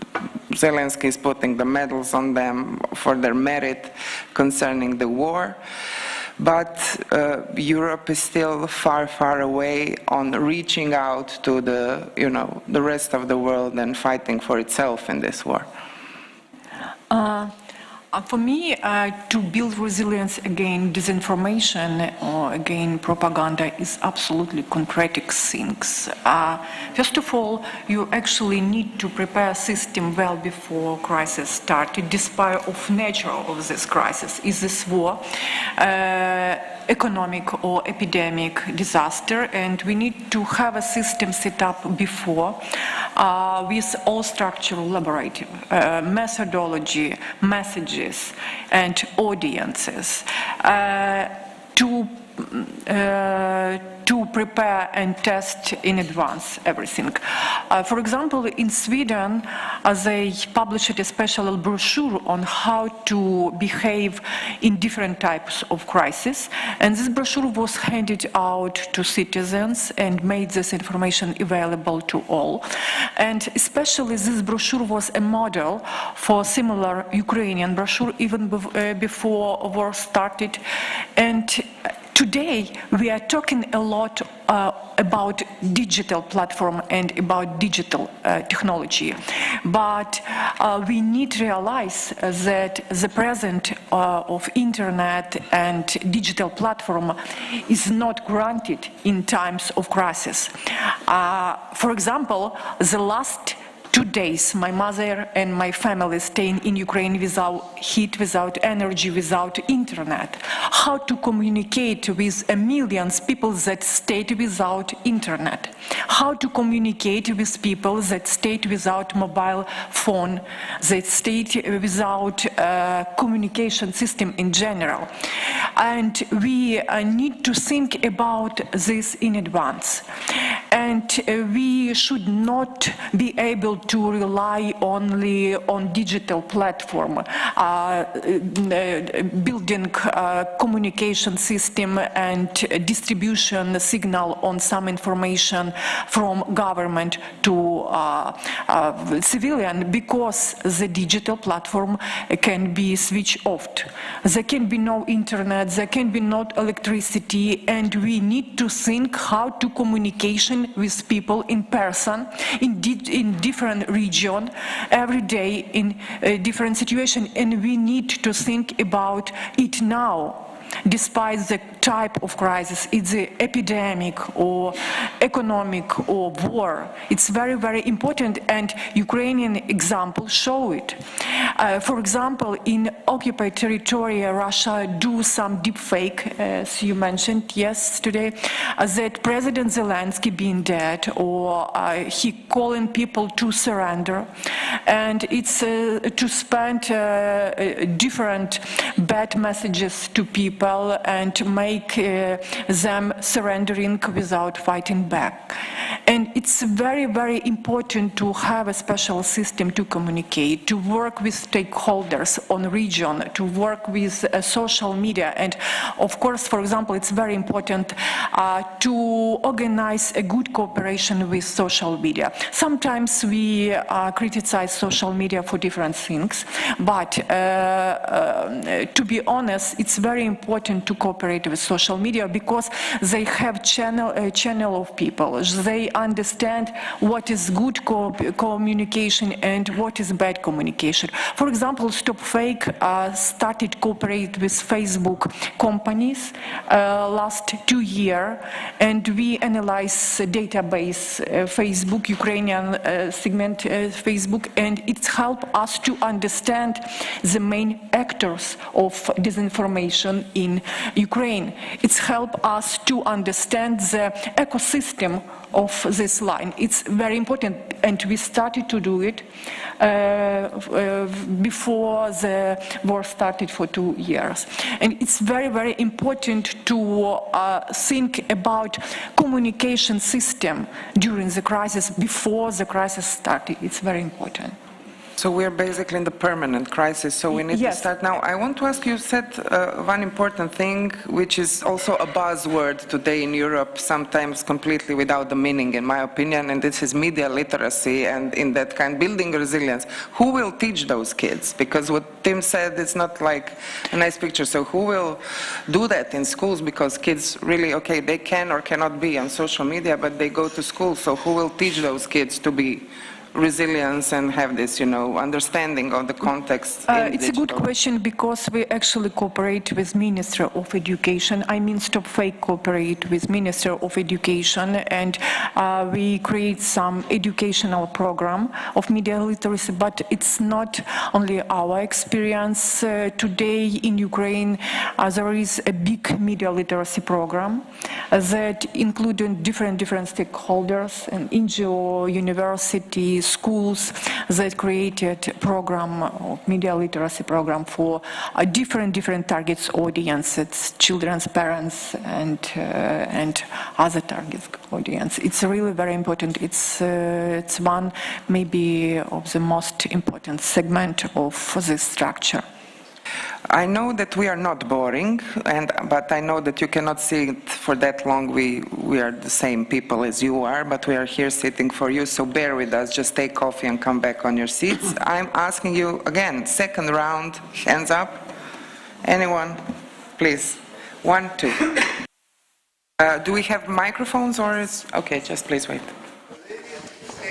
I just wanted to comment on this table about the vote, because it's a Russian narrative. Yes, the West, which is declining, which is satanic, and so on, defends Ukraine, but most of the world, if we count the population, is not against this operation, so tacitly supporting Russia.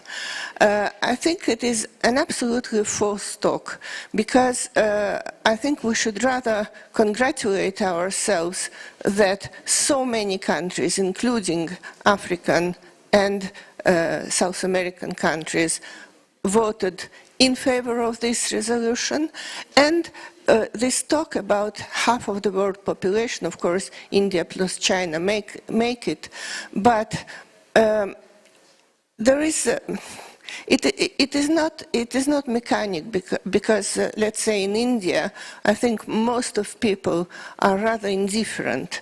The point is that for many non-European, non-Western countries, this conflict is something which goes on in Europe, whereas indeed we were not always efficient when conflicts were arising in other countries. What did we do really to stop the genocide in Rwanda? Not that much. We let it go. So from the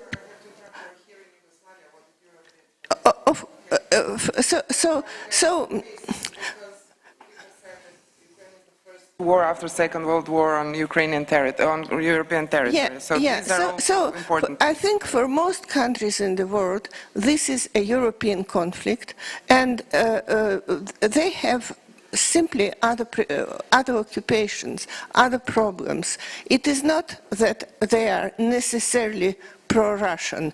They are not involved that much.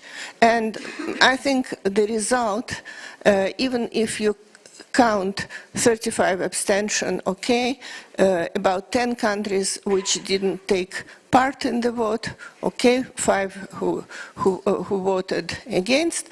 Altogether, it's maybe 1/4 of countries. And the talk that China and India have almost half of the world population is simply, in a way, irrelevant, because those are not peoples of the earth who are voting. Those are elected or not, how you say, governments of these countries. So I would think that it is rather positive. Okay, Regis wants to comment, and please take the mic later when he answers to the gentleman behind. Thank you. Shortly as well. Yeah, indeed, because we always measure what some, I would say, active minorities are doing, and of course they are investing a lot in the social medias and so on. I agree with you, and this is what we see. But I feel, again, if I take the French example, I see also a big resilience, which is thanks to the mainstream medias, and I see how in my family and so on it is working still. So, but we can't measure that. So we just see the one active changing indeed where the line is, but not what the resistance is, thanks to the mainstream medias and expert community and so on and so on. Just few remarks, indeed, because this is the votes of the elites. I mean, this is the people which are in the power. I see Armenia voted against this resolution because they depend on the Russian security, but to know very well the Armenian society, I know it is not so simple, of course, inside. Same with Azerbaijan, same with Uzbekistan, which the ambassador was not there that day, strangely. I just saw, we don't have fine work on that, but I didn't work on that myself, but I feel that in Africa, for example, I saw sometimes some surveys of who is against France, for example, or against the former colonial powers. It is the diaspora, some parts of the elite. That's not the whole African country in Mali or in such country which is against, but we feel it is so because of the social media, the work on Russian and so on, and we know how the non-democratic countries are working in Africa or in Asia. They work with the elite, they just buy the elites. So, and this is the result we see in these votes, but that indeed doesn't reflect, of course, the mind of the population. Thank you, please. Thank you very much. I have a short question. My name is Georgi Stoev. I'm from European Economic Social Committee and from Eurochamber system as well. Do you know about the recently created mobile Chinese-Russian multimedia platform developed by the China Media Corporation and the Russia Today International Information Agency? And what do you think that it will have some impact on the international informational war? Thank you. Does anyone know anything about it? Can you tell us what's the name of it? Because what is it about? It's called Russia Chinese mobile multimedia platform, developed by this. I confess I've not heard of that at all, but I think its promise or its potential is the same as Russia Today is, or Sputnik, or China has quite a number of platforms that are really successful. I'm just I made a note of them. Yeah, Tea House, for example. Xinhua, which everybody knows, is, yeah, all right, but Tea House is something I never heard of until I was looking at it more closely, is having real huge traction outside of China even. So what they can do is they can provide the seeds for amplification by others, because by themselves, because the affiliation is obvious, they're not that impactful. But if they grow audiences, and for example, Ruptly, which is one of those fronts of Russia Today, they create huge audiences by having funny videos and engaging videos and sports videos and whatnot, and then suddenly the propaganda is being inserted. And then this is where you get into when people's networks, that's when you get amplified, when you get spread. And this is where the power happens. The reason why, say, in Mali people are successful is, or Russia is successful in places like Mali, is not because Russia is saying things, but because local people who know the lingo, who know the dialect, who speak well, who are from there, say things and amplify these talking points that come from elsewhere. So it is a seed, but I don't think it will have that much direct impact. That would be my guess, but I really don't know that platform itself. I haven't heard of it. Regis has a comment? Just one word. I remember a very good article published on the Carnegie Center. It was like about 2 years ago by one of the Russian very excellent specialists on China, which is Alexander Gabuev, and he was having good information to show how Russia is much better than China to reach out, at least the West in the social medias and so on. And he was showing how different institutions in China, like the Ministry of Foreign Affairs and so on, who are really studying how Russia's propaganda is working to then try to copy it and so on. So it shows how Russia in this case is a model for China. Thank you. Next question, please. Yeah. Thank you. Mateusz Szymański, member of the ESC trade union movement from Poland, Solidarność. I have a different question because we discuss this media, more traditional one, social media and so on, but also as a civil society organization we also communicate. And there are organizations from Russia, civil society organizations, which also take part in this process of propaganda and sending a pro-Russian narration. I can say from my trade union perspective, there is organization FNPR, which is the huge trade union, more than 20 million of members, and they are very pro-Putin, pro-Russia. They support Russia efforts, this aggression. They call Zelensky Nazists and so on, so on. They are fully involved in this process, even the war, as they annexed the trade unions in Ukraine. So my question is, and also they are very active on convincing those countries we have this yellow and red about their perspective, the pro-Russian perspective. So my question is how we as a civil society organization should address this problem, this spreading information by civil society organizations, how we should, act, reply to this. Should we convince? Should we exclude them? I don't know. What is your opinion on this? Thank you. Thank you very much for your question. As I mentioned before, Russia spent years to create Russia spent years to create networks of malign actors to disseminate disinformation. It's not about media, and you're absolutely right that it's NGO, international organizations that spread different information and share pro-Russia narratives. And on our website, we published articles about such organization, and we analyze this ecosystem, as I mentioned before. And in Ukraine, we very good knows all this organization and build strategy how to work and how to pretend some action. And it's about my previously things that we need to know about the main actors, about enemies, and to analyze the activities and work with different stakeholders and with different target audience with different messages to try predict some malign action. Before I give the floor to the gentleman there with the question, I just have something to follow up on your question, which I think is important. You've mentioned that, there are a lot of other actors, not just state actors from Russia, disseminating Russian propaganda and acting in that regard. But I would like to turn the page on the other side.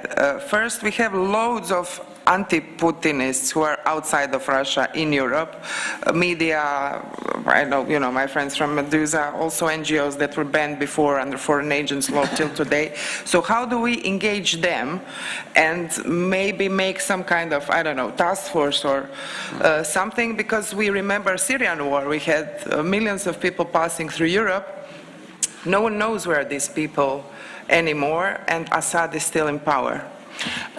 So I think Europe was in a different situation and was prepared for some of the Russian talking points because, and this is the one big success of the Biden administration in the information warfare, by pre-bunking, by giving things that would have been secret in the olden days, saying the Russians are about to do this, the Russians are about to do that, this is where they're moving, and so on. And that prepared everyone for that. There was no surprise. Everybody knew what was going to happen, and that helped a lot.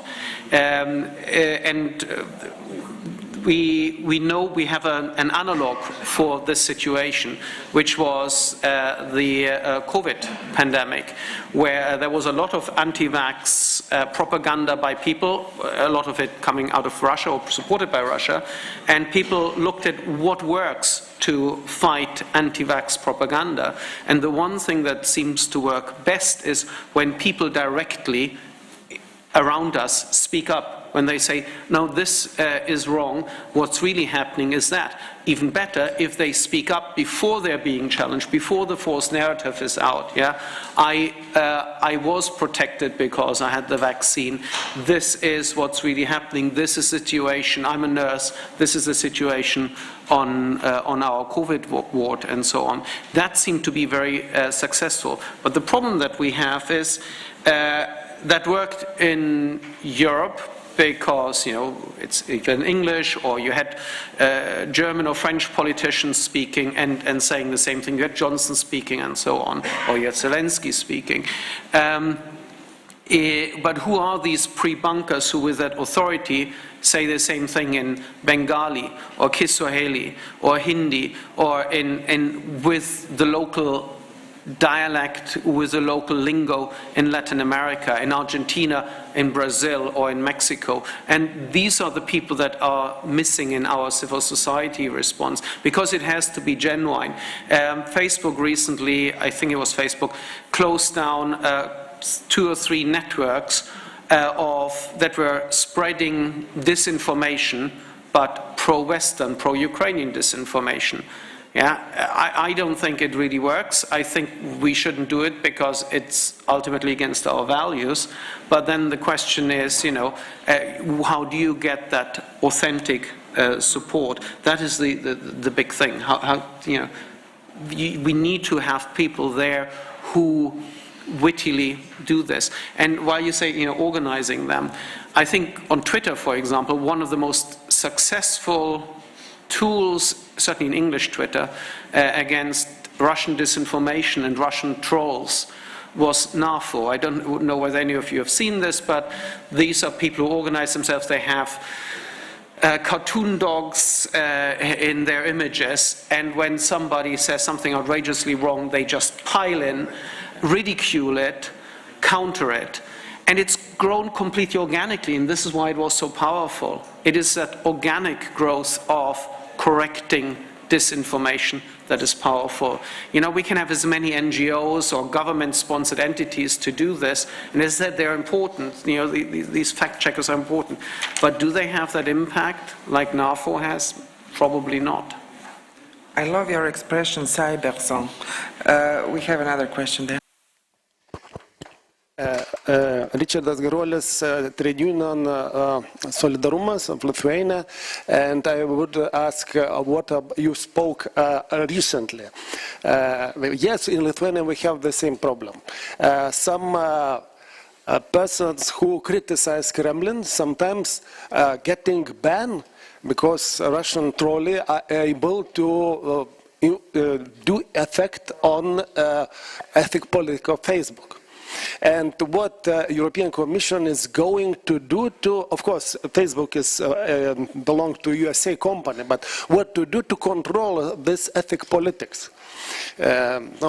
Second, my, how to say, evaluation of situation, why so many Westerners and sometimes the Lithuanians support or are victims, maybe, disinformation of Kremlin's propaganda. At first, the trust, lack of trust of mainstream media. In Lithuania, we have problems when government pay money for mass media to, how to say, to publicize the good works of the government, and we see a bad situation when mass media, mainstream media criticize not government, but critics of the government. Which country? I didn't hear. Lithuania.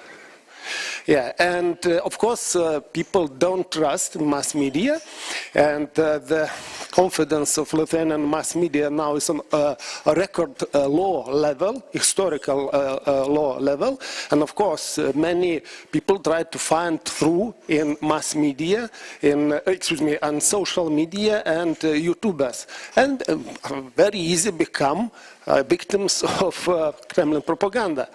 And other big problem, in my opinion, is so-called cultural wars. We trade unions are for social dialogue. We must respect all opinions. And when mass media become on one side of some ideology, it creates, possibility for opposite side to be victims of Kremlin's propaganda, because Kremlin represents themselves as defenders of Christian conservative values. And so it's dangerous. So I call to stop cultural wars during aggression in Ukraine. Thank you. I would rather say not control social media, but rather cooperate with social media. I think it's absolutely possible to looking for different ways to cooperate with social media, because the social media companies also have a democratic value. Yes, and we need to look for different ways to cooperate, not control. And it's absolutely possible. I'm sure that it's possible because, as I mentioned before, Stop Fake Team is official partners, Facebook companies in Ukraine. And we work as a fact-checking organization that check information for Facebook. And of course, we have some cooperation with these companies. And it's really crucial, important for us during last 8 months. And I absolutely agree that some cooperation possible with social media companies, and you need to look for this possibility. I want to intervene because we come to a very interesting territory, because things are developing fast and changing fast, and we saw several months ago, when it was not sure that Mr. Musk will be the owner of Twitter, that our dear commissioner, Monsieur Breton, went to see him, and they were patting their arms, but at the same time Europe was developing its legislature concerning big tech. And one of it's Digital Service Act. And while we wait for our legislator to come in, Mr. Musk is not on your side of what you were saying. He's not Zuckerberg, just, he binded up a little bit after Cambridge Analytica. But Musk is up and rolling. So I don't know who wants to maybe comment on Europe and, its regulation of cyber and everything. A few words.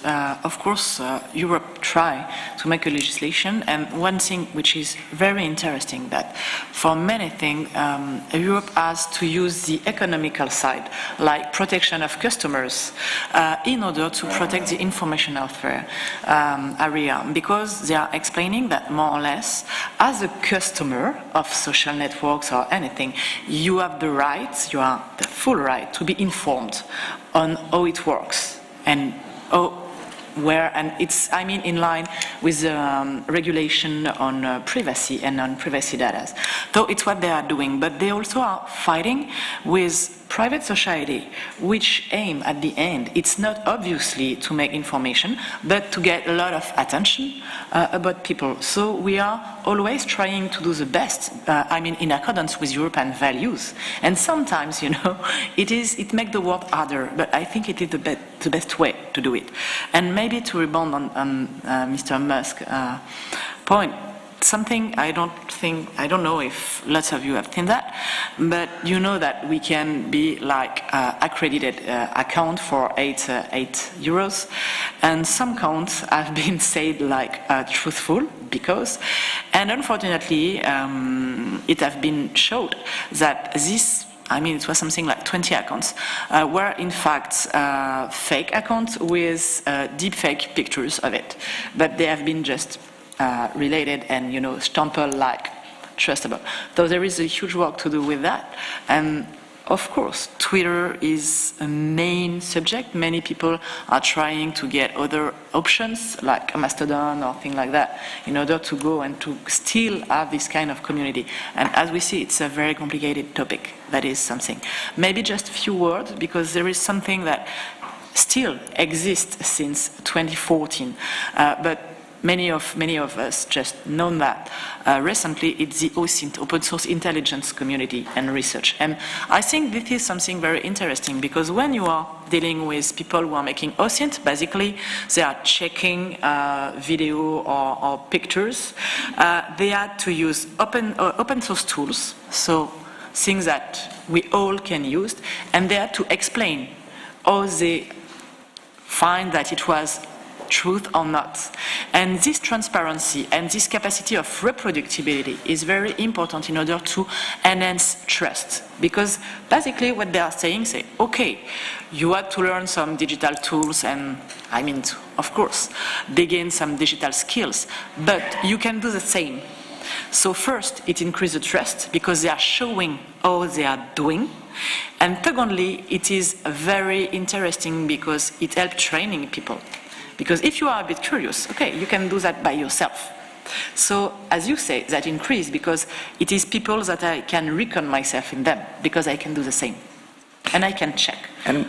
Maybe to add to that and all of this you were saying, because you've mentioned it in your first remarks about, this distributed denial of service and Stand for Ukraine volunteers. So in this debunking and, acting, how can, these groups help in all of this we're talking about? Maybe both of you can.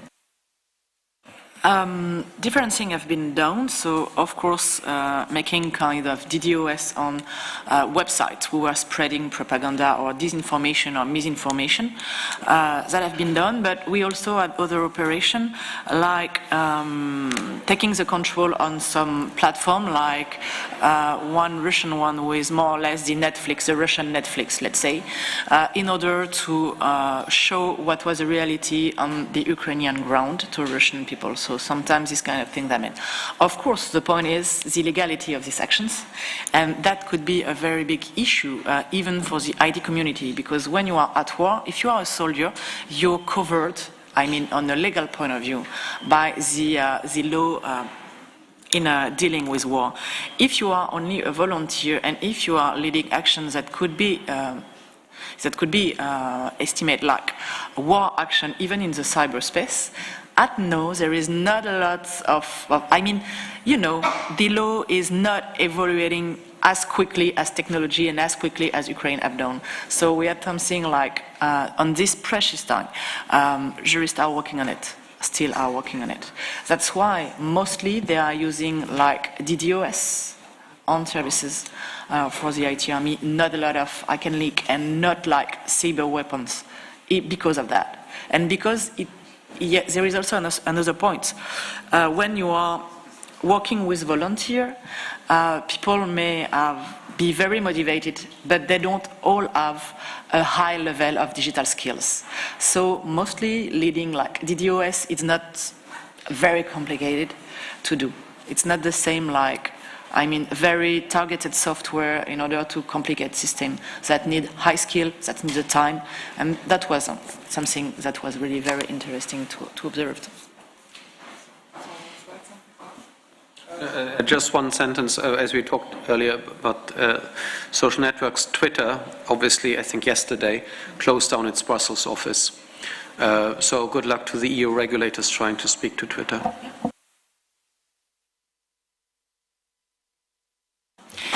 But, hands up in the air.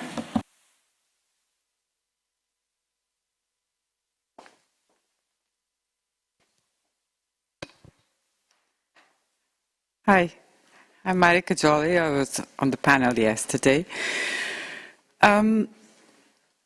Listening to you and all these discussions, obviously it's difficult, very difficult to communicate in times of crisis, but one thing that comes into my mind and that I have been thinking about even before this event is citizens journalism, and I mean it's really heavily promoted by Musk now, right, and Twitter and all of that. But how does one ensure accuracy of citizens journalism? Is that possible at all, especially in challenging circumstances like a war crisis, which is either immediate on the ground or, everywhere around the world, as you already said? Yeah, if you can comment on that. That's very important questions, and I think we can pass all panel with this question, and I will just add something to that, because, the concept of citizen journalism was not, it didn't emerge now, it was there before, we remember Arab Spring as a huge example of that, but the problem of Musk, he's quoting God every day. That's the biggest problem, because he's like saying things like he's the God, and talking about journalism on the ground, we basically don't have a lot of media outlets on the ground in Ukraine also, which is, I think, a huge problem, because the traditional media, I will prefer that name, because mainstream media was proclaimed term by Trump. So I prefer traditional to mainstream media. Traditional media don't invest in investigative, in reporting from the ground, and I think it's also one of the huge issues, but it's for some other panel. So please, Tim, you want to pick up and we go that side? Citizen journalism is like social media or any technology, a dual-use weapon. It can be fantastically brilliant. When I was at the BBC, still at the BBC News website, there were stories that we first learned about from effectively citizens journalists, where something happened, a disaster, an accident, maybe police brutality or whatever it was, and we would get information. The thing is, just like, in the beginning, there's a book written by a friend of mine called The Facebook Effect, from the days when... I'm sorry, if you want to talk, it's very acoustic, and here we hear you like you're here sitting with us on the table, so please, there's a place for coffee there. Thank you. The Facebook effect was, the Arab Spring or other events where Facebook brought the good out in people. But of course, bad actors are moving very, very fast and know that they can use exactly this, and that then results in media being hoodwinked by citizens journalists with their evidence. It results in social media being used to spread lies and disinformation. So citizen journalists are important and I think valuable, and people who didn't have a voice before because they were ignored by traditional media suddenly have a voice. They can reach audiences they couldn't reach because their agenda isn't really the agenda of these media, because they're distracted by war or by I don't know, Germany's Next Superstar or all these reality TV programs that exercise people so much, and so they're important. They're an important tool, but what we have to do, just like we say we have to debunk or pre-bunk the fake narratives of others, we have to fact-check these citizen journalists. There's no way I think we can regulate them.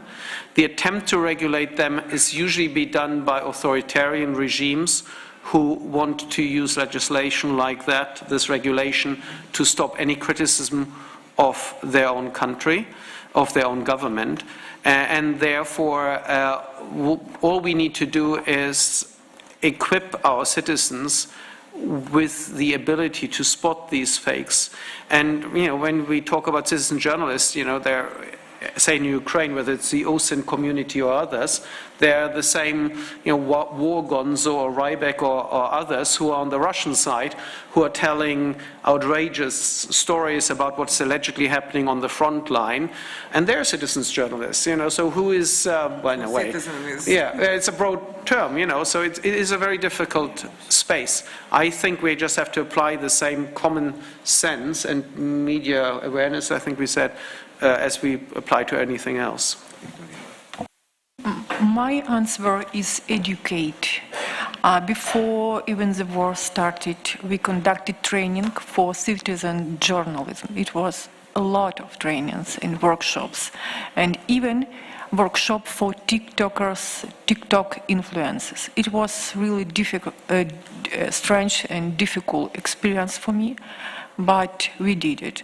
And we need to understand different target audience and work with this audience, even the citizen journalism or TikTok influencer and other group that we think are important in our information space.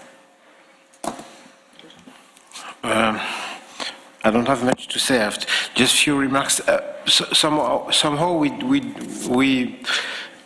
do it. I mean, I want to break the lines. I mean, me as a journalist, I spend my time, of course, reading the social medias and being fed. Even it is so much that I don't know even what is the part of coming from the society, the communities, the citizen journalism, and so on, that I take in my story, because it suggests a story that I will do. It gives me an information and so on. And of course, we need to fact check. We need to. And this is what we do always, because this is also a segment of the population which is doing this kind of journalism. So often it could be also an active minority and so on. So this is not because it is a citizen that it is true, of course. So we have to take care about that. Again, I want to insist on one point, to really write just a simple story. It takes a lot of time. We need money, you need to move, you need to go on the site where it happened, you need to get your security if you go on some hotspot and so on. So you can make some citizen journalism at some point, but you can't do that always, because you need to invest so much to do so. So often people who are doing that, they do it for time, or because they are moved by ideology, or because they have someone behind who is financing their work and so on. So it's also not something which is as such not questionable, I would say. A lot have been already said, but just let me remind you the pharmacon. You know, it's always the same. Something can be both the cure and the poison, depending of the level that you are using it. It's always more or less the same. And I mean, pharmacon comes from the ancient Greek, so it's not from yesterday. The point is, as you said, of course, that could be really useful, because some people that weren't heard before had a voice, but it is still not everybody, because you need to be connected, as said, and it's true in Ukraine with the blackout, so no internet, no phone, and else. But in other parts of the world, it's just like you had no internet, so you can't use it in order to make your voice heard. You don't even know that you can do it. So, of course, it is important, but we just have not to rely completely on that. And once again, and I know it's not very fun, and I'm sorry about that, but we need to work a lot, and it takes a lot of time, and we also need to work all together, because sometimes we need some kind of expertise in order to check things that we have not on our own. I mean, for me, if I have to ask for someone on the legal side, I didn't have that expertise. So I have to ask for someone else in order to help me. So I think it is something that we have to learn to take time, to work hard, and to cooperate really deeply, and to remind the pharmacon. Thank you so much for this great insight. Talking about walking, I hope that people aren't here just for sitting, but also for stretching. So hopefully someone stretches their arm, because what we've heard today, I hope that the organizer will put this somewhere on text also, because video will be too long.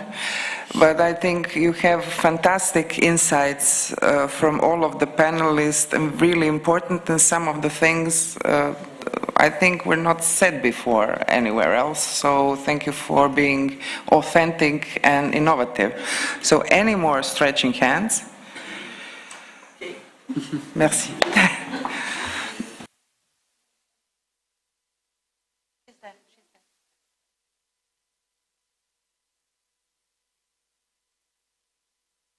It is just another small remarks.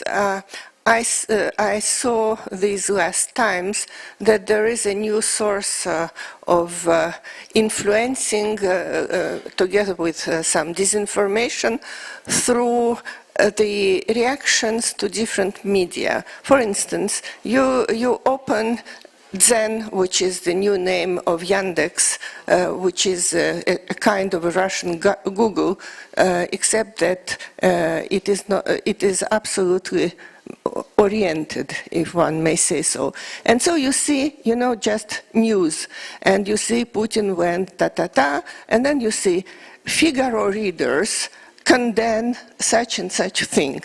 And this is like big news, and when you open it, you may see quotes from some commentaries of Figaro readers. Probably those readers are just trolls, but they influence for the readers of the Figaro, because people like read commentaries, and they influence Russian public opinion, because people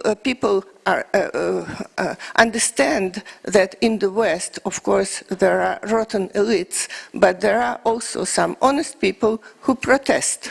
And this is now quite systematic. So I don't know what to do about this. How do you fight this kind of disinformation and attempts to influence? So once it will be Figaro, and the other time it will be New York Times, and so on. What do we do about that? Thank you so much. Just one, this is the last call. Okay, we'll pick up this one. And someone else, this is the last call for your hands. I hear cowards. Please, that's the third one. Okay, thank you. Rudolf Kolbe, I'm a member of ECOSOC Group 3. It was already addressed a bit before, when there was a question, what is the possibility that we here in the western parts are doing to combining the forces of the anti-Putin journalists or networks. But my question goes a bit beyond that. Is the impression, when I have heard all you have said, it's a wave only coming from the bad Putin area towards the good Western area, and here we have the fake news, there is only the truth. Is this way, or should this be the way? Normally it's a saying that you can beat someone with his own weapons. So what is the West doing? What is US doing? What is the Union doing? Are we only the loyal and people that only give information that is checked? What is your opinion? What is happening and what should be happening in this way? Thank you. Sabine Radl from Austria. So we didn't agree to be two cowards at the end of the discussion. I have a question when I heard you, Mrs. Ackermann, and my question goes to Victoria Romaniuk. Do you have any contact in your work with people in Russia? Like, are there anti-fake organizations or only people you work with? Thank you. At the beginning of our work in 2014, we thinking that we work with a pro-Russia audience, and even our website was on Russian language at the first time, because our goal was to spread information about the situation in Ukraine for pro-Russia people. But now we have, as I mentioned, 10 languages on our website, and it's very interesting how to change the audience of our website, because at the first stage of our work it really was pro-Russia audience, but now a lot pro-Ukrainian audience, and of course we cooperate with some pro-Russia organization, but it's like not pro-Russian organization, Russia organization that trying to explain and trying to share information, but it's only on educational maybe real, and it's like with educational colleague. Thank you. And before I give a floor to all of you to answer very important question and very important questions and to wrap it all up, I will add something to your question. If you have Secretary General of NATO, Jens Stoltenberg, Norwegian, okay, his country is not in the EU, but we're in the alliance, who says, yes, it was Ukrainian missile who killed 2 people in Poland, but we have to remember that Russia is the one who started this war.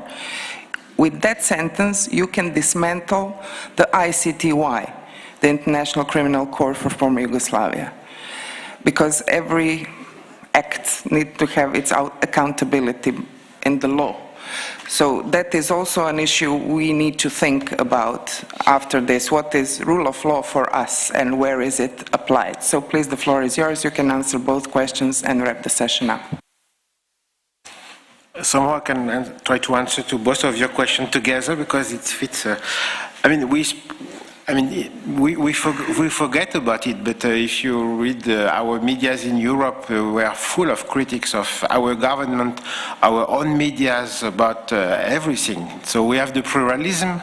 You can see all the opinions in our media. There is very little censorship. There is no censorship. There is some coming from the medias themselves or someone else, but we do that.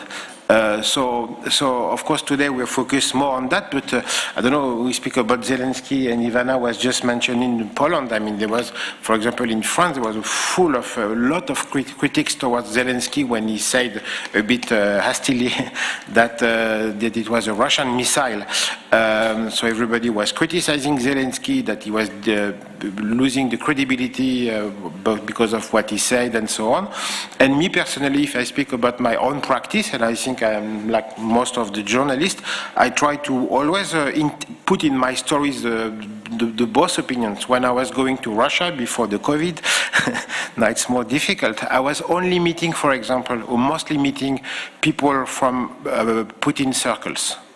I was not much going to the opposition, for example, because they think as I think. They speak the same language. I was speaking English with them and so on, while the people more closer to the Putin circles usually are more just Russian speaking, not only, but, and I was trying just to get what do they think, well, how do they think, what do they say, and I was taking them very seriously. I was not trying just to go to them, get something and then just laugh at them. No, not at all. I was just trying to say, how do we think in Moscow? And respecting what they were saying. And by the way, this is very important to do so in the ethic of the journalist, but also because you understand that, for example, around Mr. Putin, you have such a diversity of opinions. And you would meet a lot of people who are defending the system while they are not trusting it, or they are, and so on and so on. So this is the practice of a lot of journalism, I think most of us, and so we integrate this in our stories. It doesn't mean also when it comes to say the thing that we don't have to take a position to identify who is aggressing, who is the victim, and so on, but it doesn't mean that the questions are not raised, maybe not enough sometimes. Myself, I can criticize my own medias when it comes to if we should enlarge EU, NATO, and what's going on in Ukraine and so on. But I think it is in our medias. You can answer also a question and have a final. Something that is interesting is the feelings that you have to be in contact with a plurality of information or not. Just to give you an example, we led something like kind of experiment during the MP's European election in France and during the last month, just before, on Facebook. And it was very amazing because some people saw that they were in contact with a plurality of context because on their wall, people shared with them article from, I mean, traditional and not mainstream, but traditional newspaper. But what was very interesting, if you look, I mean, a bit closer, people who were spreading this article was just making cherry picking. So basically, they were just giving more or less the same idea, the same perception. And some of those people were much more sensitive to what they were reading because they had the feeling that they were in contact with a plurality of argument. And definitely that was not because of the medias, but because of people who were sharing this kind of article or just a part of this article. And as you said, when you are doing your job as a journalist, you try to explain everything and to understand everything. If we are just making like cherry picking on few sentences and putting it on the wall, and if people who are sharing that, were doing that in order to help you giving the vote that they are, expecting, that could change. When people know that they are, in a kind of bubble, two options. First, they are because they like it, because they want it. And they're right. I mean, okay, maybe you are not allowed with them, but okay. The point is when you are in this kind of bubble and when you don't know that, when you don't realize that, and this kind of theory, of practice that we have seen, like strategies, are very much more dangerous because you have the feeling that you are connecting with a plurality and with serious medias. And it's just cherry picking depending who is sharing that on your wall. And that was really very important. And concerning what your question about what we Western countries were doing on information and on, different countries at now try to have their own doctrine, even military doctrine on information and on how you can use information warfare. So if you are looking to the USA, you've got lots of people who are going joint GT, who are explaining what they are doing. In France, we recently adopted a doctrine whose name L2I, which is the fight, if I make a translation, it's the fight on information and informatics. And we said, okay, that is a theater of conflictuality.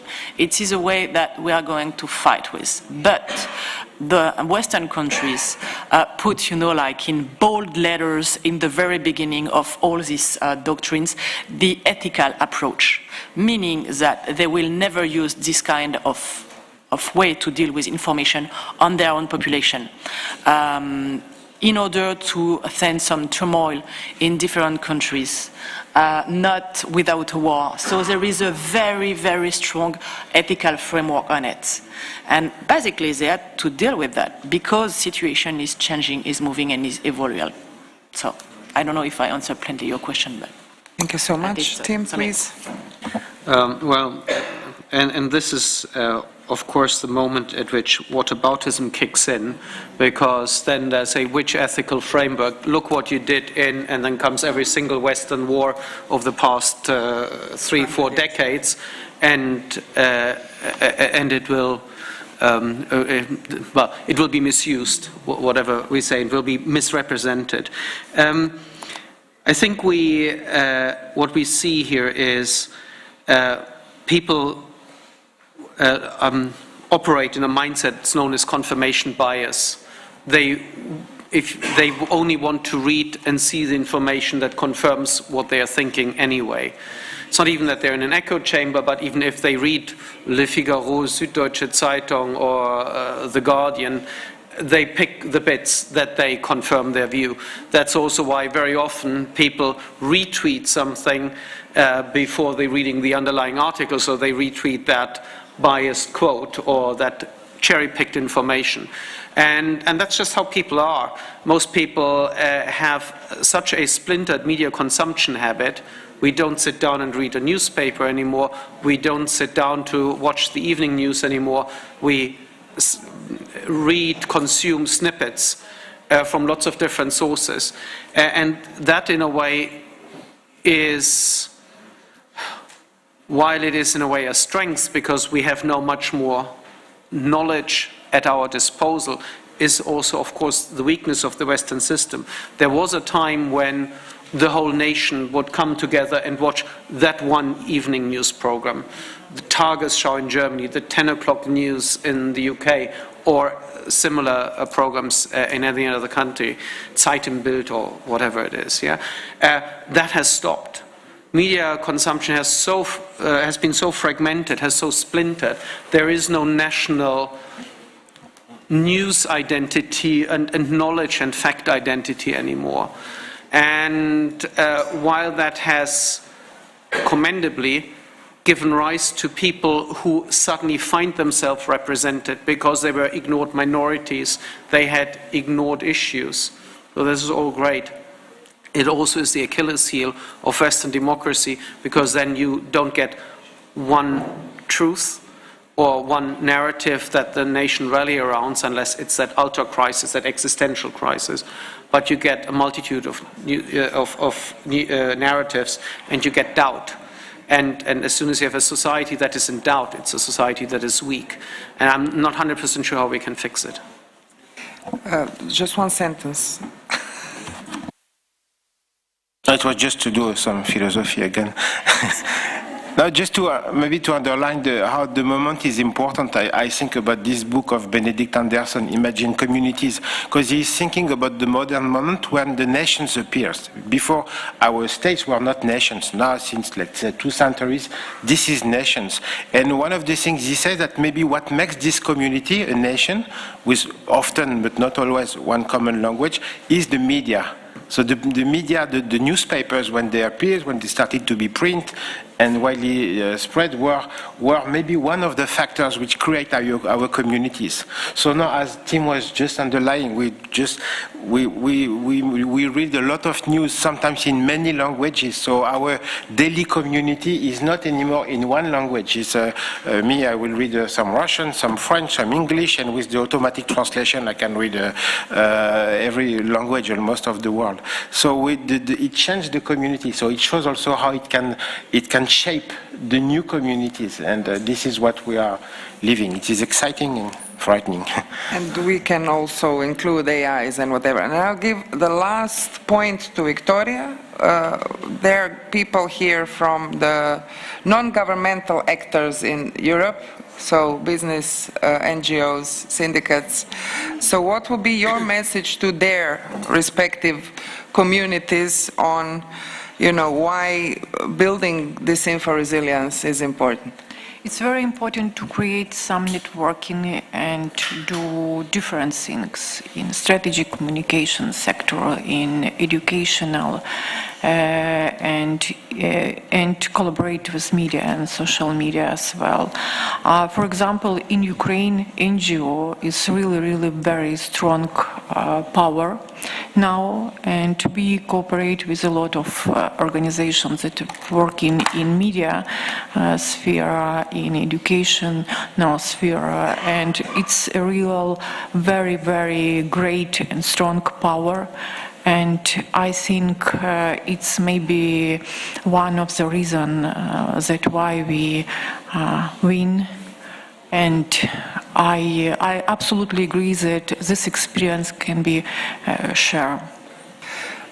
Victoria Romaniuk, Régie Janté, Tim Weber, and Christine Dugoin-Clement, please give them a round of applause. They deserve it.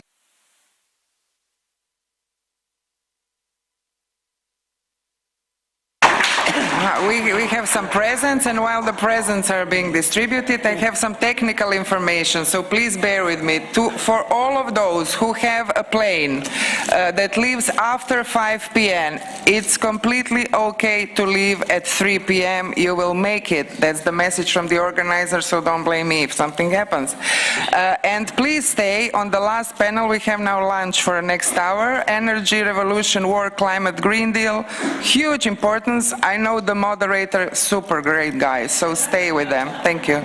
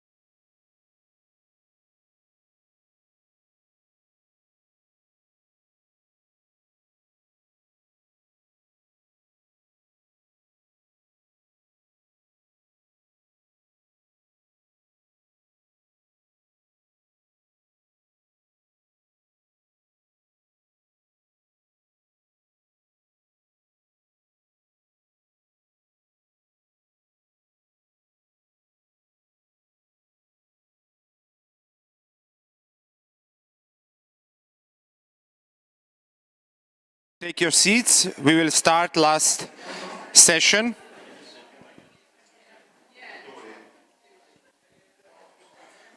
Okay, last call, please join us.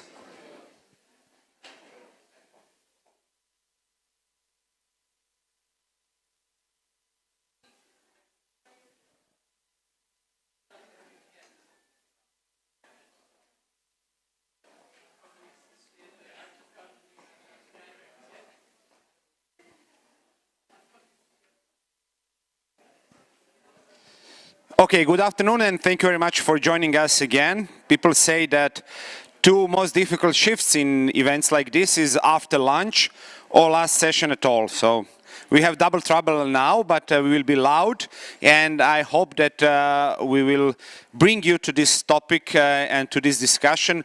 Very important discussion, big issues, big questions for whole Europe, not just European Union. And I hope that experts who will be with us on this panel will help you to maybe open-minded questions we are waiting in the second part of discussion. My name is Domagoj Nokmet. I'm a journalist, editor at N1, like my colleagues you met yesterday and this morning, and I will guide you through this discussion. Energy crisis in the shadow of Russian aggression on Ukraine opens many big topics. Biggest impact definitely on the budgets of businesses, cost of living for the citizens of whole Europe, and of course, again, discussion many thought is behind us, discussion about fossil fuels and their new role. People who are advocating them want to bring again on the map of Europe. All these questions will be open with our panelists, but for the beginning, please welcome our first speaker. He is the president of the workers group of EESC. He's coming from Austrian Federation of Workers. Please welcome Oliver Röpke.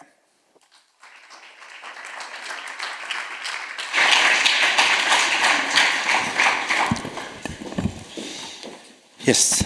Good afternoon, everybody. Thank you very much for introducing me, and I'm really happy, and it's a pleasure for me to open this last panel today. And as you said, it's a bit an unthankful task to have the session just after the lunch, but I think the topic of energy revolution should be catchy enough to wake us up and to enter in a very lively debate. And I think this topic is very timely under the current circumstances, and once again, it's a pleasure for me to introduce it. I would also like to thank especially Vice President Killian Lohan and his whole team for organizing the whole conference, the whole seminar. I was listening yesterday to the debates and this morning. I think it was very fruitful, very interesting and very topical. So for me it was a very good experience, and also being here in beautiful Zagreb, I have to say.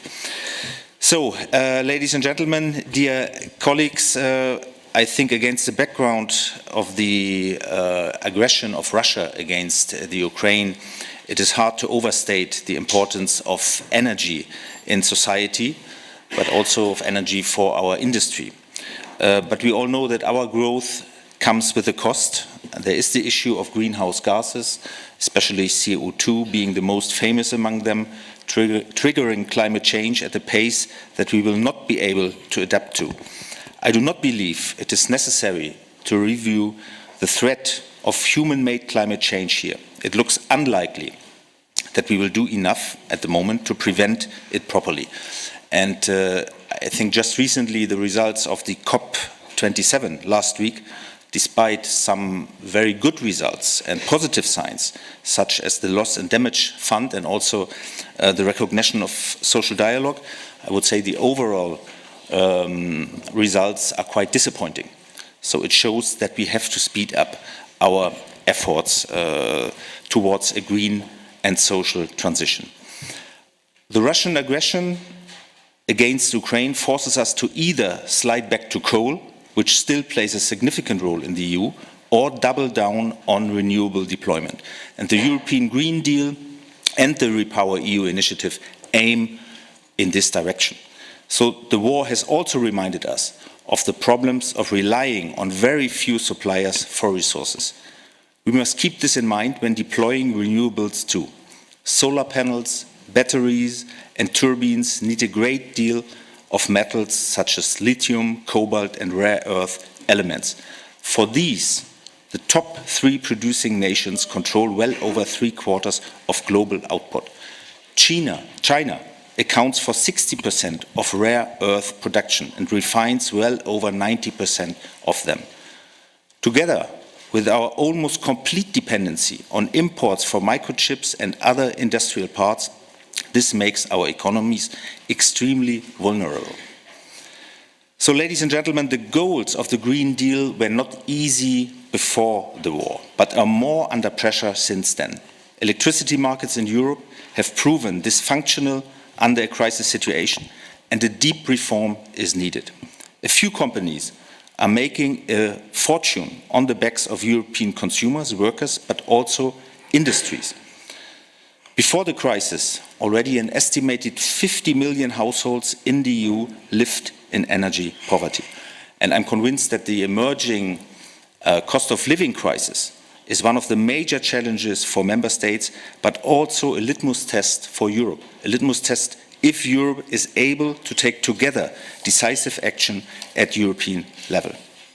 I said it before the crisis, already 50 million households lived in energy poverty, but currently, according to a Eurofound survey, we expect more than 20% of Europeans to face difficulties paying their energy bills this winter.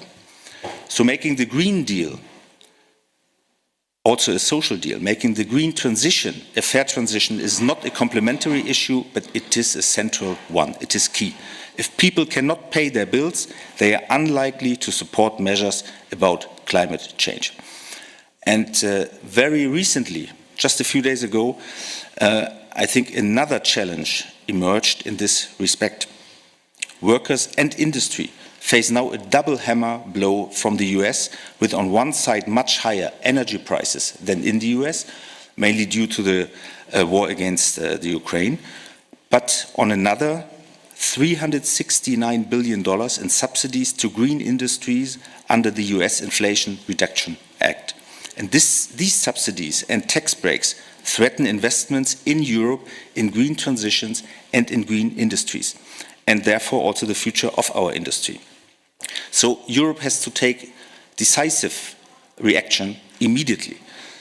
We see that, for example, France and Germany, the ministers of their governments, they have already adopted or approved some measures and agreements how to react to this, but we need a decisive reply at European level.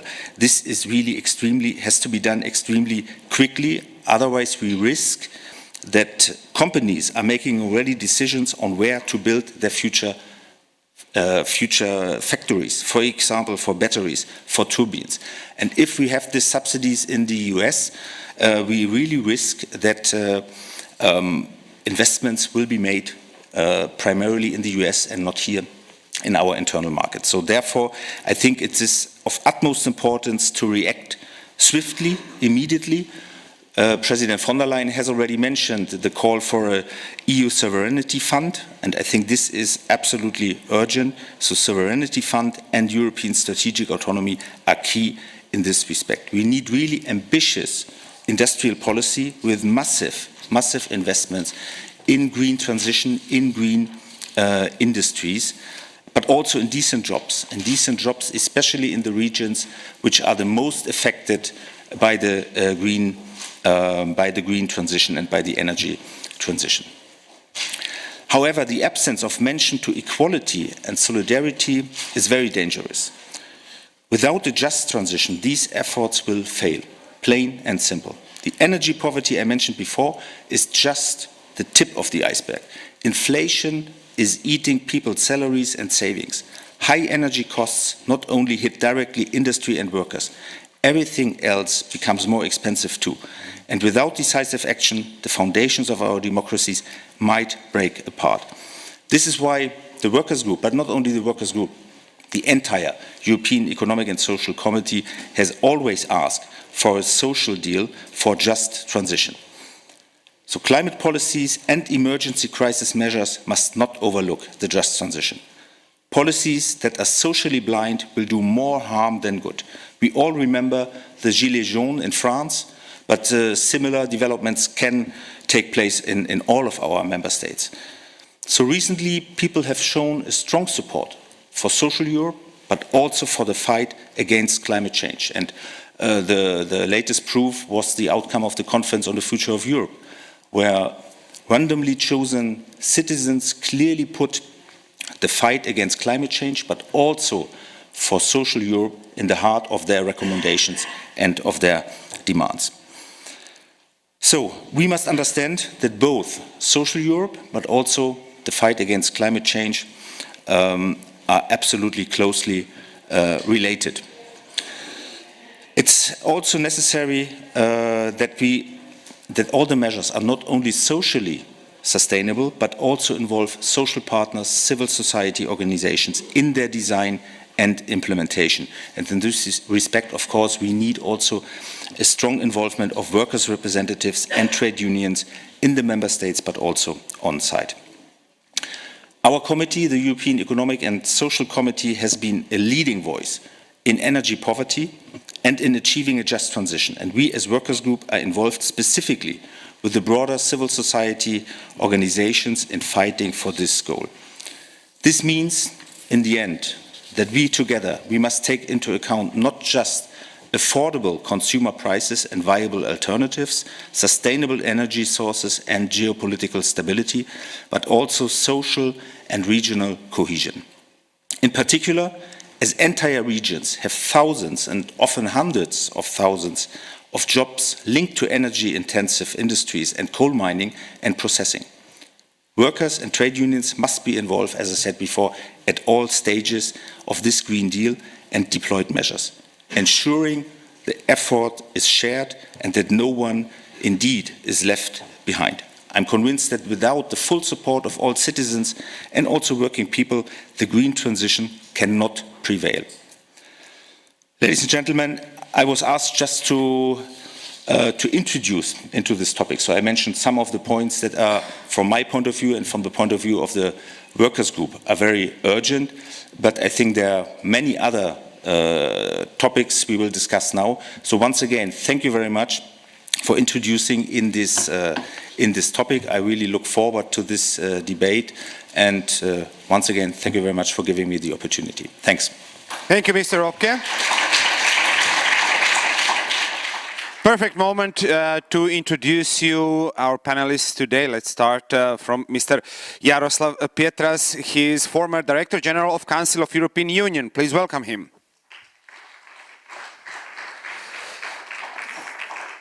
I'm very pleased to introduce you to Zion Leitz, science communicator, author and climate activist. He will be also here with very important point of view on energy crisis. Igor Grozdanic is a Croatian energy expert focused on green transition, new technologies, but also energy poverty. And last but not least, Claire Taylor, science communicator and journalist coming from Ireland today with us. Focused on also things that everybody can do to help those who are designing energy policies in these difficult circumstances. Thank you very much for joining us. We'll start with Mr. Grozdanic. Energy poverty, one hot question right now in Europe, but also issues concerning green transition and green energy. Is it opportunity for growth, for better position on the market, or is it just opportunity for those who are already in preferred position? Lokalnom jeziku. Dobar dan. Ovim putem I would like to greet you. I'm switching to the local language.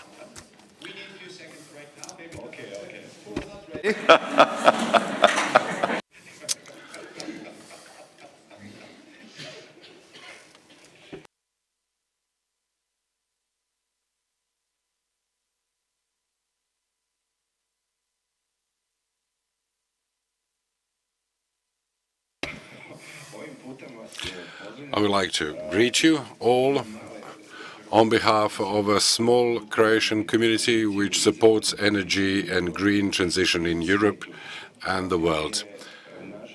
Unfortunately, Croatia only 8 years ago entered the EU, but on the 1st of July in 2013. But we have a long tradition in green transition and renewables. We are proud of Nikola Tesla, and we are proud that we were the first to have a hydroelectric plant and the second in the world after the Niagara Falls power plant. That one I'm talking about is close to Šibenik in a national park which is called Krka. Šibenik, a coastal town in Croatia, was the first town in the world which had alternating current power supply. Very few people know about that. So we have 120 years of tradition, and that power plant started supplying alternating currents in 1895, and that power plant still operates in the national park of Krka.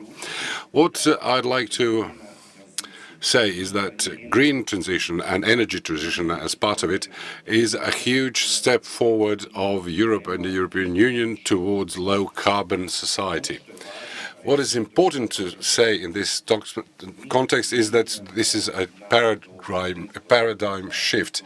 We are not substituting renewables for fossil fuels. We are changing the whole society. We are not switching diesel-powered buses with electric-powered or hydrogen-powered vehicles. We are changing the way we think, the way we plan, which has and does not have that much to do with low carbon. There will always be natural gas, there will always be oil. I used to work for the hydrocarbons industry. But the point is this, as one Japanese thinker said, when we emerged from the Stone Age, stone was still there. When we emerged from the oil age, oil will still be there. But we have to be efficient in our preparations for the new era. What does this mean? At this point, 30% of Europe is electrified. In the future, we are going to be using electricity not just to move around, but to heat, to do everything, and that will be renewable electric power. But this is not only about low carbon. It goes for efficiency, new technologies, and planning for the point in time when we will be able to use energy when it's suitable to us. With respect to energy poverty, it is a European and Croatian problem, of course, but I personally think, since the European Union and Croatia is focused on SMEs and its citizens, we are driving this process of greater energy efficiency of our housing and office buildings, and we will be able to master over the energy bills in terms of heating or air conditioning in winter and summer. Relatively, we will be able to manage these costs. We are going to switch to solar more and more, and through energy transition, we will reduce energy poverty. EU has bet heavily on that, Croatia as well, and Zagreb as well. And in this period, I have to tell it to the trade unions, this is not going to be fast, but over the next 10, 15 years, we are going to reduce energy poverty. Green transition has started 15 years ago, and it's going to be continuing for the next 20, 30 years. Thank you very much for now. Mr. Leitz, nuclear energy is again on the map of Europe. What is its perspective and position in new circumstances? So first of all, I've been in the environmental movement for a long time. I've been very active as a climate activist. 15 years ago, I was shutting down coal-fired power stations. I've been arrested multiple times, so that is my background. And I used to protest nuclear energy. I was one of the people that used to say, we don't need it, it's bad, and I changed my mind. And the reason I changed my mind is because I was wrong.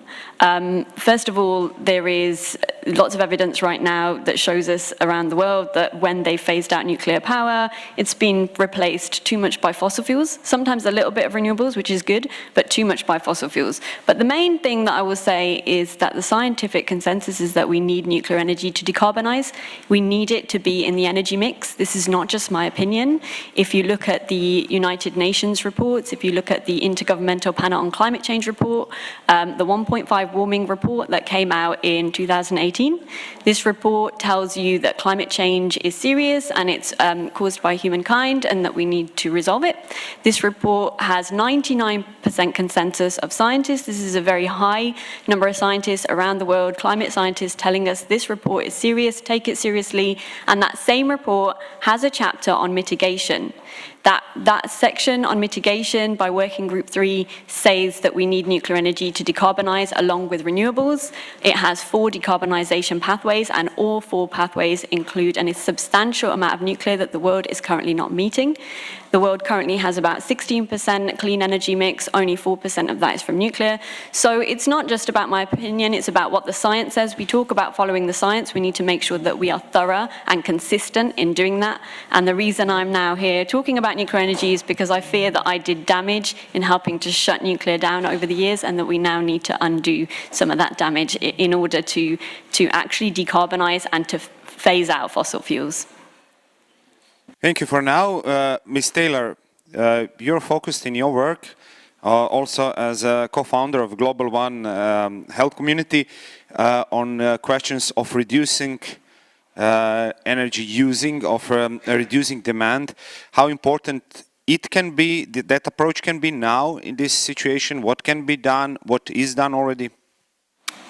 Well, thank you very much for this question, and thanks for everyone bearing with us on the graveyard shift of a long meeting.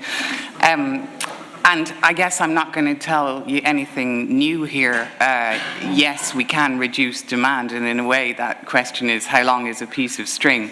But to take some references, 10 years ago, the International Energy Agency estimated that with existing conditions and technology, we could reduce energy use by 50% in all sectors. And then if we've heard about buildings already a little bit today, so for a long time, I don't know, 30, 40 years, we've known how to construct buildings to passive house standard that use 10% of the energy demand of a regular house and that don't need a heating system.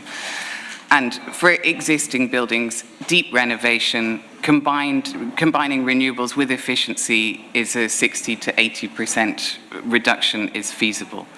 Now, this isn't rocket science, and all of these actions require investment. But I would say the silver lining of this crisis is the price signal on hydrocarbons. And we all know the situation we're in with regard to the necessity of climate action. And so I hope that this silver lining it gives us some extra impetus. And I think we can see that many of the member states are already moving in that direction. So one of the places we can do this is, we can start at home. And from a climate perspective, I think you all know these numbers, 1/3 of CO2 emissions. From an energy perspective, 40% of energy consumption, about 80% of that would be fossil fuels. And certainly we have plenty of work to be done with 75% of Europe's buildings inefficient. And they're numbers that we know, and I'm very pleased that Oliver and others have already highlighted the issue of energy poverty, because from a human perspective, we have an energy crisis, what the IEA has referred to quite excitedly as the first global energy crisis, but also a cost of living crisis. And housing markets that in many cities, I think including this one, perhaps have become increasingly financialized and unaffordable for many millions of Europeans. And this is not a minority. We're talking 1 in 4, we're talking 50 million households or more. So this is a very basic state of affairs that we need to address. And the heaviest burden does fall on poorer households and where a larger proportion of income is spent on energy, and I believe that's where we must focus our first efforts. So the good news is we can actually do something about this with known technology and with the policies. And we can also make these more comfortable, healthier living spaces for people to be sheltered in, and to be sheltered in as we weather this crisis and the many more crises to come in the 21st century. So I do believe that this is an area where Europe can lead, and this is why I say so. I'd say first at European level, there is money available. You go across the multi-annual financial framework, the Just Transition Fund, the Modernisation Fund, Recovery and Resilience Facility, and this amounts to thousands of billions, or if I can say it, trillions, just under 2 trillion euro, that can be used for the energy renovation of buildings. Now this is, I'm not implying that public finance is going to do the whole job, but there is money there. And to put that into some kind of context, according to the think tank Bruegel that is reporting very good statistics on this, the EU member states have allocated more than 570 billion since September 2021 to short-term schemes designed to cushion the impact and to keep businesses going and to keep people going. And of course, this may be very necessary, but we have to look further than this. We have to put our investments really to the horizon to see what is possible. So that's one thing about financing. I will also say, in terms of policy, the legislation is in progress, and in the form of the revised Energy Performance Buildings Directive, which is currently being negotiated in Brussels, you can see that in recent weeks, the target on energy efficiency in the Energy Efficiency Directive has been revised upwards. And here, if I may, can I put a question to the audience?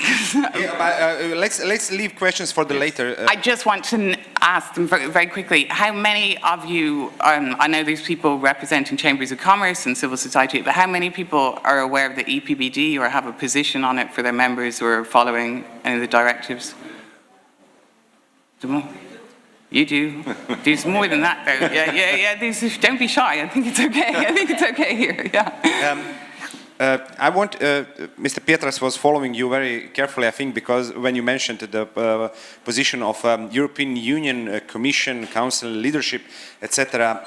Unfortunately, yesterday we just saw that European ministers were only ready to agree to postpone decision of on price caps for Russian oil, on the new alert formula for gas prices, etc.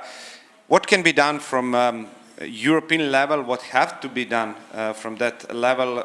From your experience, you were Director General of the Council of European Union. You had important roles in Polish administration also.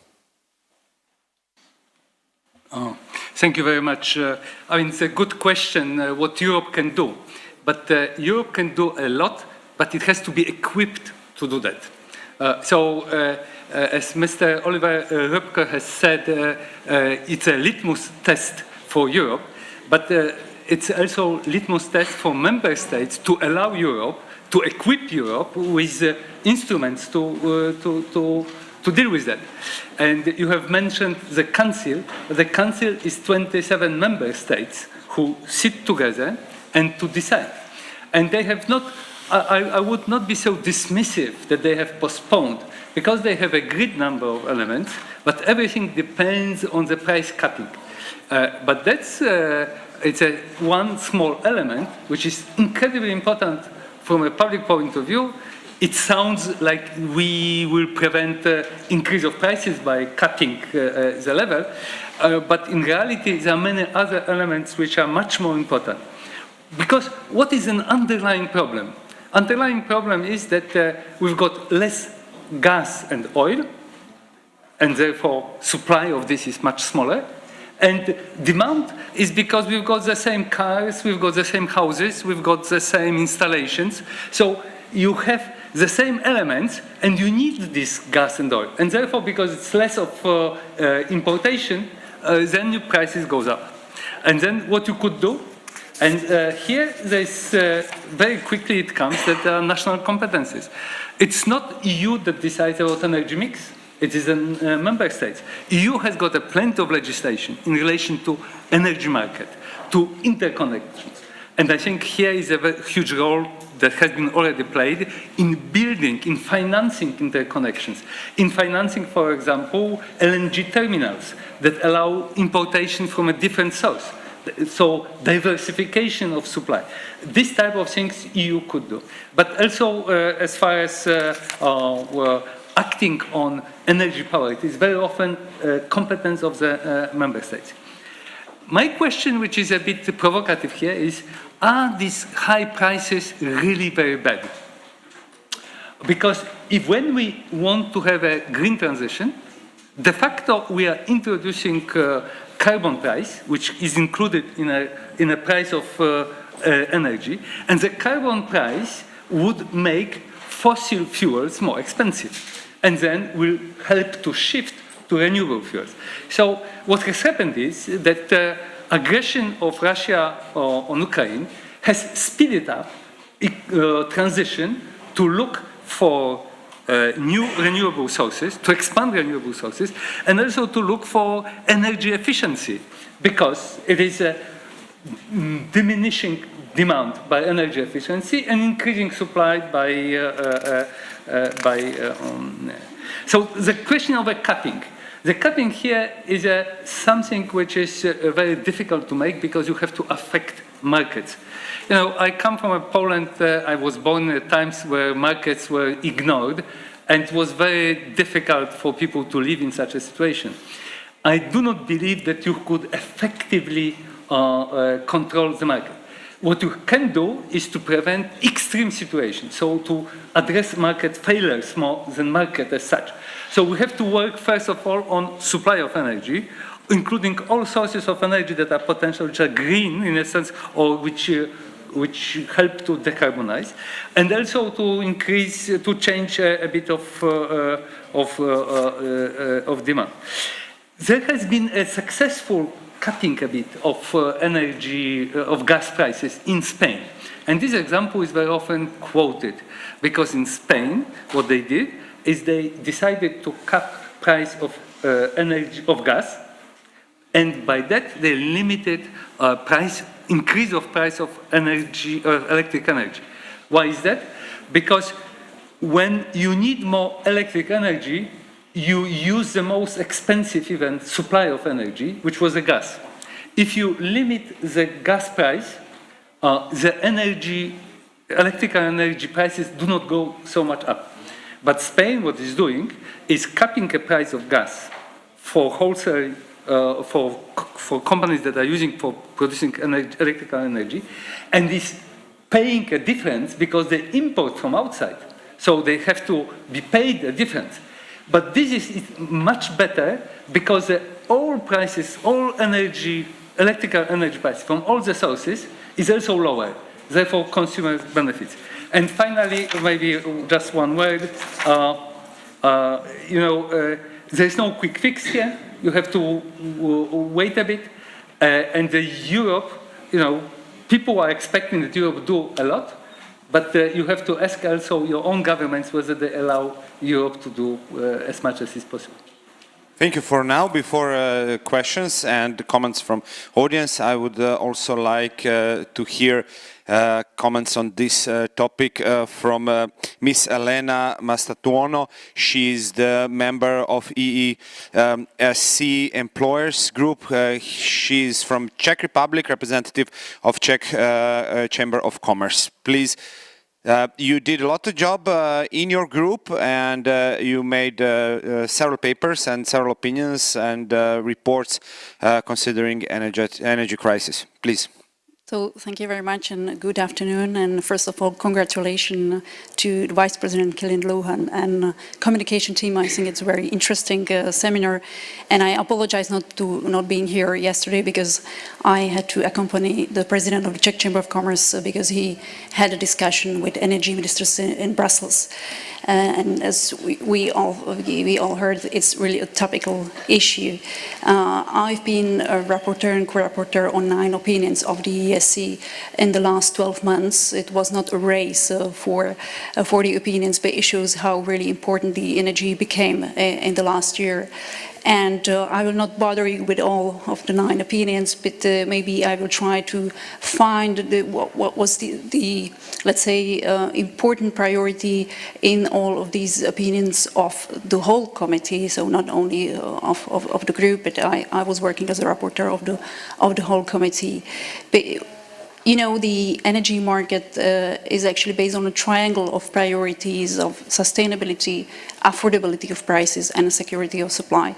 And last year, when there was a spike in energy prices, we saw how much the affordability of prices is important, because we have heard from Oliver Repke what kind of impact it has on society, so not only on households, but also on businesses, because of course, if businesses are affected, also jobs are affected. And I pretty much like that he also mentioned our interaction with our global partners, because if we suffer from high energy prices and we cannot compete with the US, and he mentioned the Reduction in Inflation Act, of course we are suffering and we even risk the deindustrialization of Europe, which again has some impact on jobs. But let me go back in the last autumn when we started working on the energy price toolbox. It was a guide for the member states to support businesses and households. And we as a committee, we said that this kind of a help must be coordinated across the member states and must be well targeted really to help those who suffer the most. And it must be temporary. But at the same time, we said that we have to accelerate the rollout of clean energies, and that we have to fix a bit the energy market, because we said that when there is a crisis, it suffers.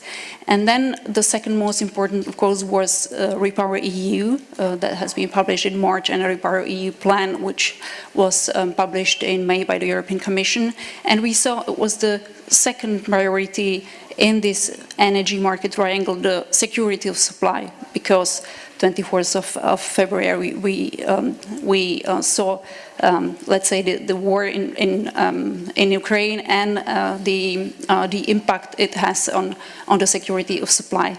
So we as a committee, we said that we have drastically decreased our dependence on Russia, but we also reminded that any kind of a future dependence must be reduced, because if you know, like today, we are importing 85% of solar panels from China, and maybe in the future we will import green hydrogen from Africa. We have to be really careful, and we have to diversify our suppliers. We also mentioned that if we want to make a rollout of clean energies, we need fast permitting.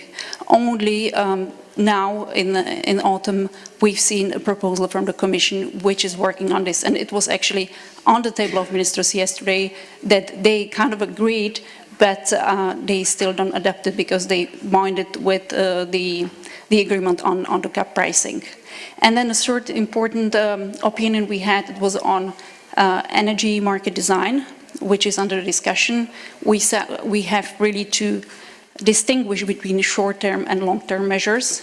On short terms, we definitely support that that the member states can help not only households but also businesses of any size.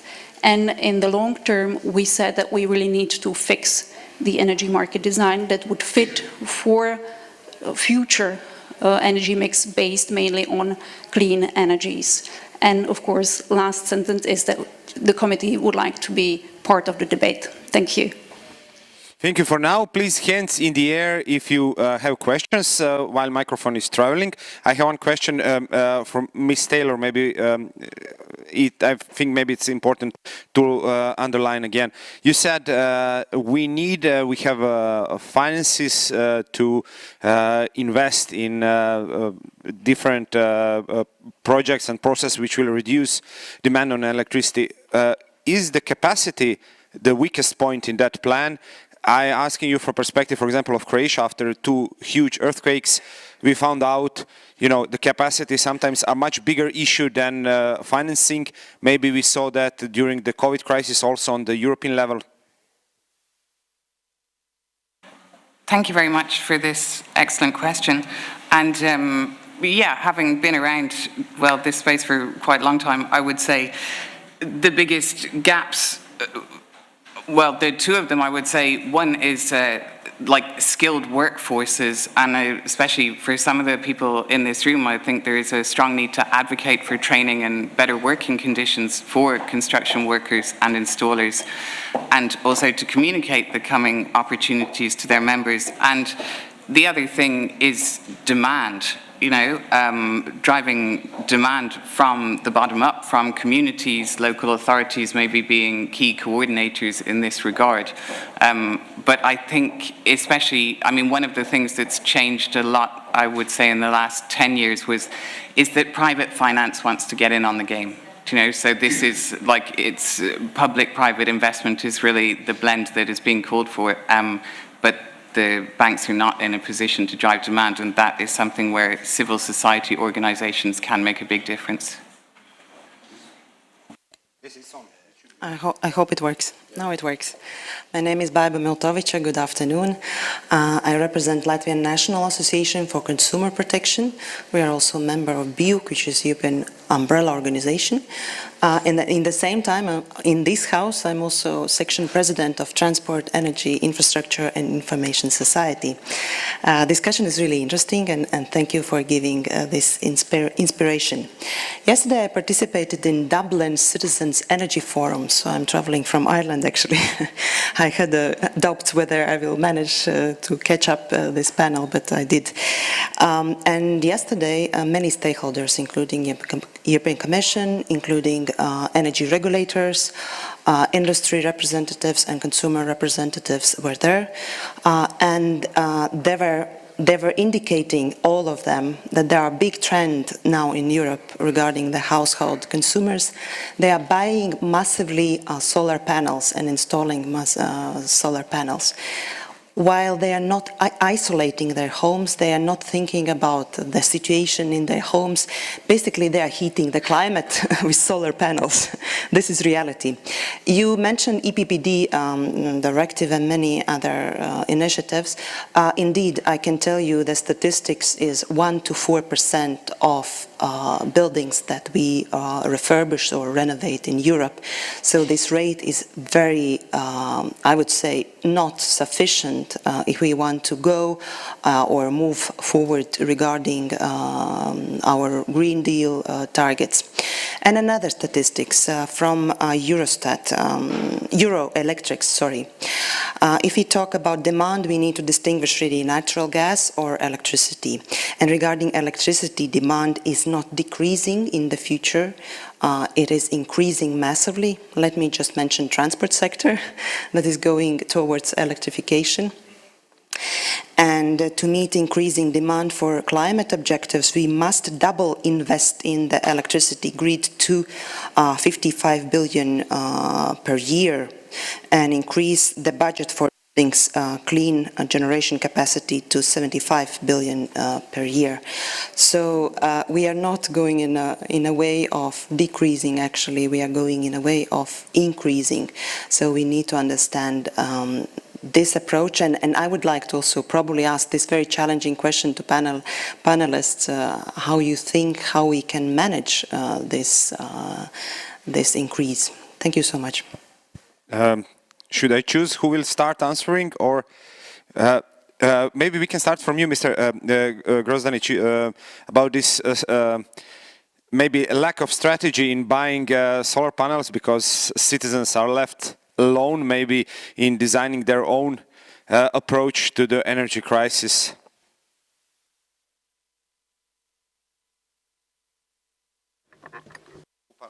Okay, sorry. Pardon. Što se tiče... As regards Croatia, unfortunately, and as regards photovoltaic PV panels, investments were low, but in the past year, since the Ukrainian crisis began, solarization is over 200%. Croatian citizens and Croatian entrepreneurs, businesses, have started investing in solar energy in the past year, and the Croatian government has been undertaking a lot of measures in the area. Our strategy is very good, and we are absorbing a certain amount of EU funds for this end. And I personally believe in solarization because it is economically the most efficient and the cheapest form of electricity generation, but also for heating and for cooling, both for households and for businesses. In Croatia, there's a lot of potential, and a lot of potential also in the region, in Slovenia, Serbia, Bosnia-Herzegovina, Hungary, Slovakia, the Czech Republic, too. Of course, we cannot compare our situation to the situation of Germany, but percentage-wise, we are actually moving closer towards the European average. If I remembered correctly, the worst part of Croatia, considering insulation, has better statistics than the best part of Germany, considering insulation, and we didn't invest almost nothing before. Yes. Just to say how many opportunities there in Croatia. Yes, opportunities and possibilities are great, of course, and big, but what is important to say is that today's technologies don't distinguish insulation, because all countries have sufficient insulation to efficiently generate electricity from solar power from the sun. Remind you on this question, you have first to invest more if you want to change and maybe have a lower necessary budget for anything, including energy, of course. Yes, I wanted to react because I think it's a huge role of consumers in selecting what they could do. And obviously, when you look what they are choosing now, they're choosing not only solar panels, but also heat pumps, other things. Maybe less in insulation, but you have to remember that insulation of a house might be simple in some cases, but generally it's very expensive exercise. I renovated 3 houses in my life, and I can tell you it's a huge problem because it requires a lot of investment. It's much cheaper. If you've got a few pennies, you do something which is most available. Therefore, you invest in solar. But here, the consumer choice is also differing between member states.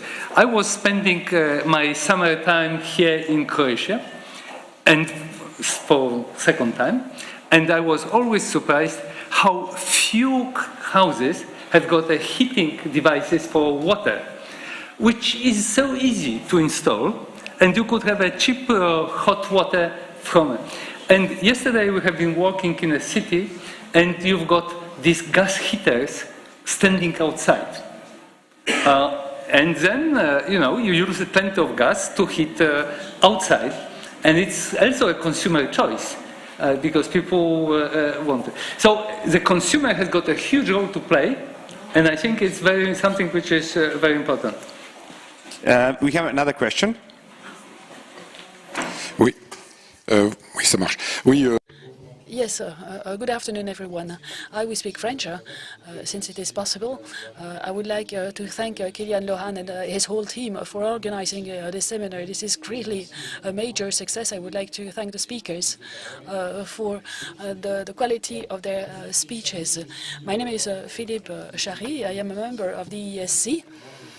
I am a member of Group 2, and I represent Force Ouvrière, a French trade union.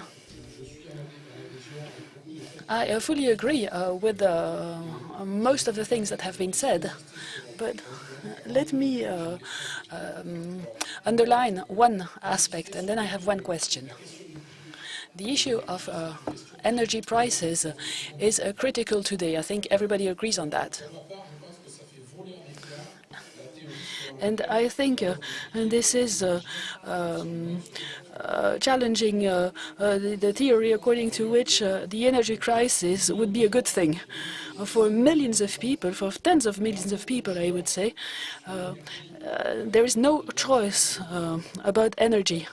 They don't have the choice. Of course, some people do have the choice, but many people do not have any choice. So the rise in energy prices is very bad for them, and I understand that some people make a lot of money out of the energy crisis, but I can tell you that workers in France, where we've had the Gilets jaunes, you can tell these workers everything about the rise of energy prices, and they will tell you that if the energy transition is about the situation that we have now, they don't want the energy transition. So I think that we should have another approach to energy prices. Secondly, we can see that energy is not a basic commodity like any other. Energy does play a critical role. And according to my trade union, energy should be part and parcel of public services, of services of general interest. And the current situation shows that the market does not function properly. No, let us face it, the market does not function properly. So we should have another approach. We should manage and regulate on a number of aspects. And these are major issues, in my opinion, given the current context of the energy crisis. And then, of course, we should reflect on the investments on decarbonated or low-carbon energy. The good news is that technology is moving forward, but the bad news is that we will need much more energy in the future if we renovate the buildings, because we will use electricity for transport. Mobility is one of the first freedoms that we conquered in Europe. When we got rid of the monarchies and the autocrats, we became free to move. This is something we need. This is something we enjoy. We can mix with others and get to know other cultures. But let us not say that we will do less in terms of mobility. We will do more in terms of mobility, but it should be cleaner. And last but not least, on social aspects, the energy transition threatens millions of jobs in Europe. Some sectors would be very hardly hit. In the European institutions and in the ESC, we've been debating a lot about the measures to take to offer solutions to the workers. But what the experience has shown in France and elsewhere in Europe, in sectors which have been hardly hit in the last decades, a lot of promises are made, but a lot of workers are still made redundant. And if this is the case today as well, the energy transition will not come to light. This is a debate that we'll have to have at the EU institutions. Before we reduce the number of jobs in a given sector, we will have to find solutions which are socially acceptable for the workers who will be hit. Otherwise, it will be a social catastrophe. And as Oliver said earlier on, we need to engage with the trade unions. We need to cooperate with trade unions on the solutions to offer. And I have one question on two aspects. Photovoltaics is something really interesting, and electric mobility is also very interesting. But we don't have any sector which provides us with autonomy in this sector. If we only rely on photovoltaics, we will depend on Chinese rare earth and raw materials. So we need batteries to be made in Europe, to be produced in Europe. I don't have the solution, but I wanted to raise the question.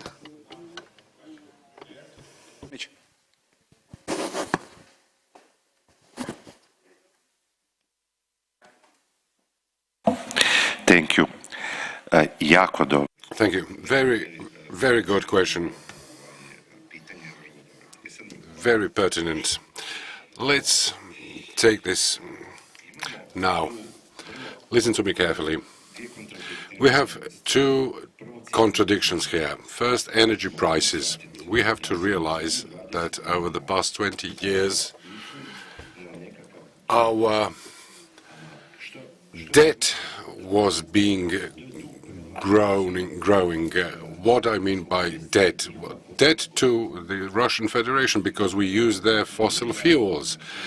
Croatia, Europe did not develop its capacities. France, Croatia, except for nuclear.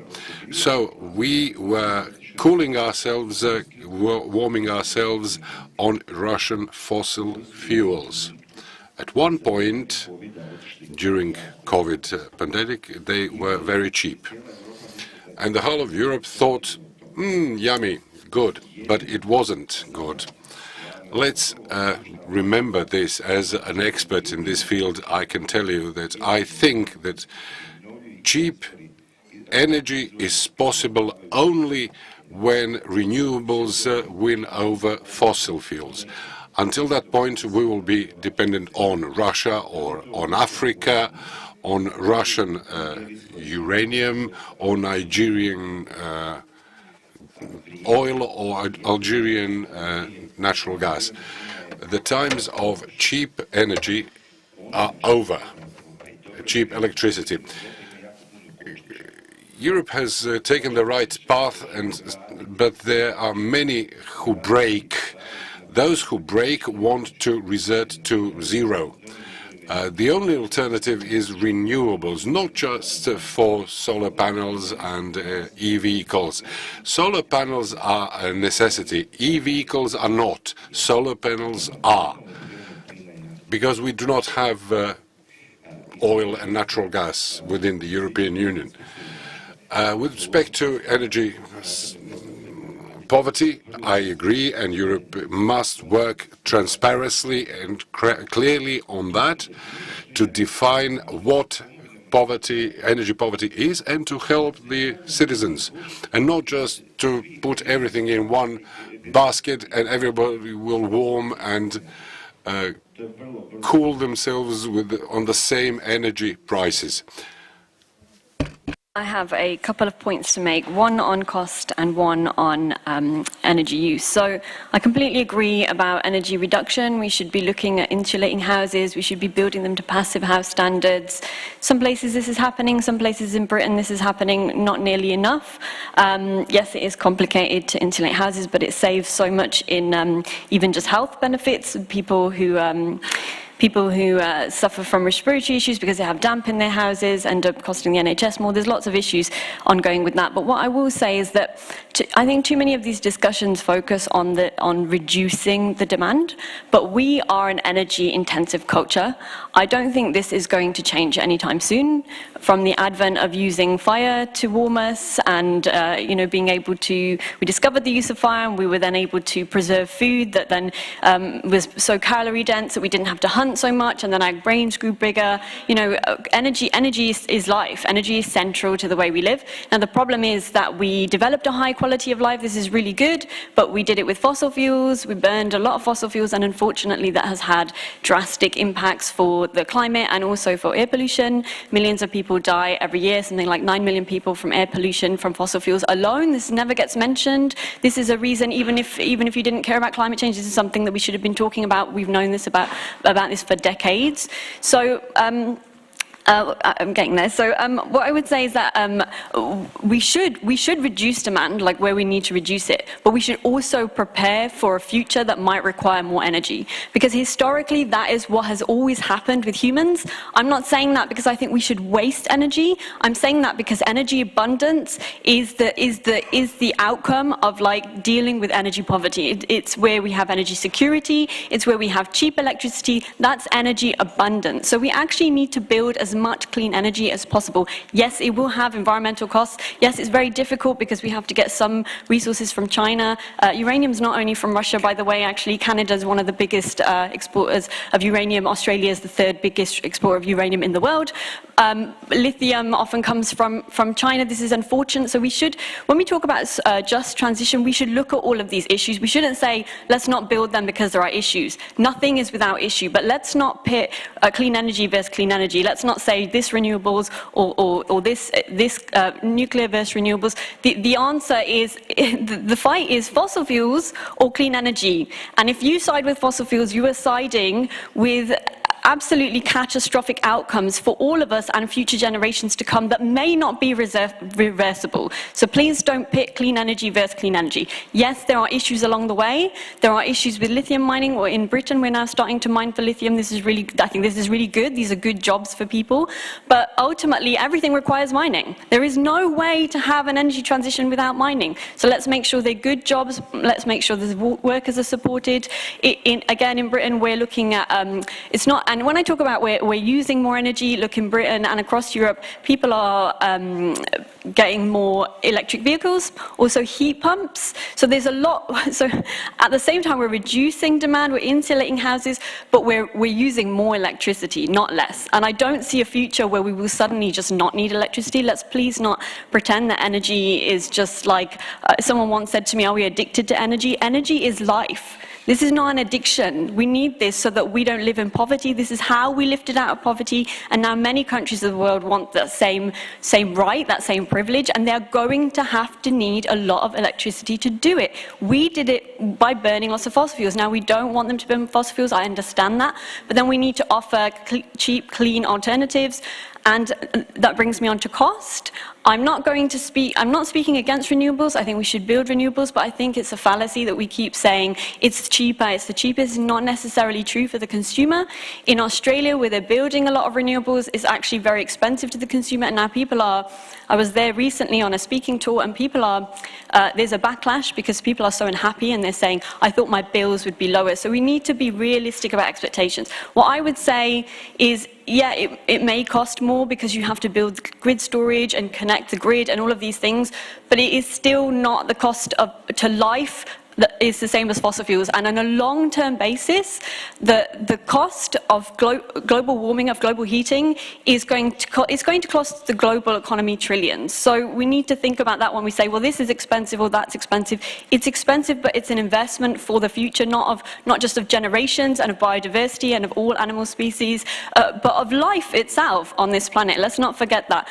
Also, just before the Russian invasion of Ukraine, the cheapest electricity to consumer was in France. What does France have that other people don't have? France had a 70% clean energy mix from nuclear. They built lots of nuclear reactors in the 1980s, and they have had a clean energy mix ever since. These are good jobs. These are workers in unionized jobs who enjoy their jobs. They are well paid. In Britain, we are trying to build nuclear reactors. We don't have the skilled workforce because we have not put money into that workforce, and now we are struggling because we don't have enough of the workers, and it's taking a long time to build. build because of that. Everything takes a long time to build. Offshore wind in France takes 8 to 10 years. We should still build it. We still need to think further down the line. But in terms of whether or not it's cheaper, the cheapest electricity to consumer was in France. The most expensive was in Germany.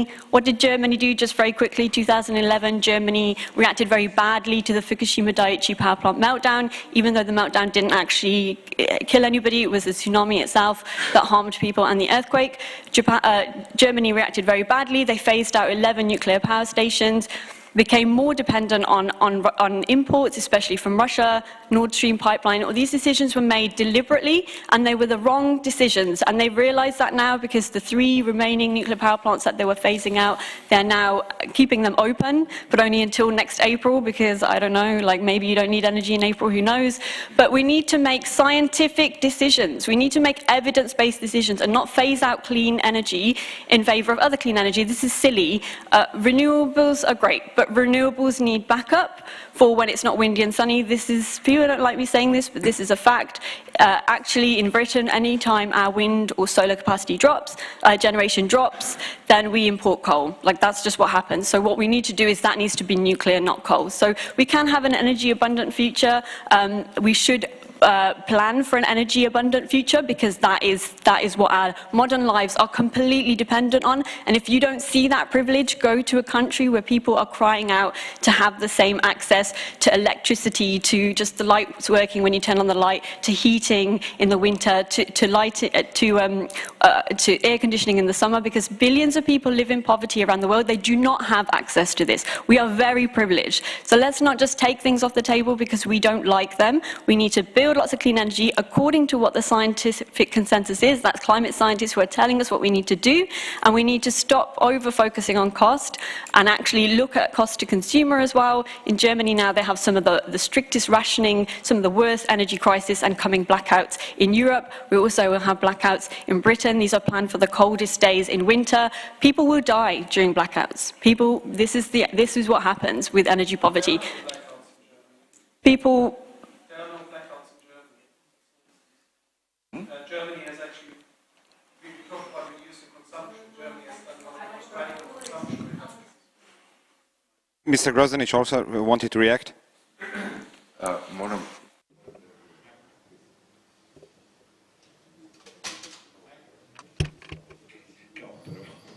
I must react. First of all, France does not have the cheapest electric energy, but in the Nordic countries. Why? Because they have huge hydro potential, huge renewable sources.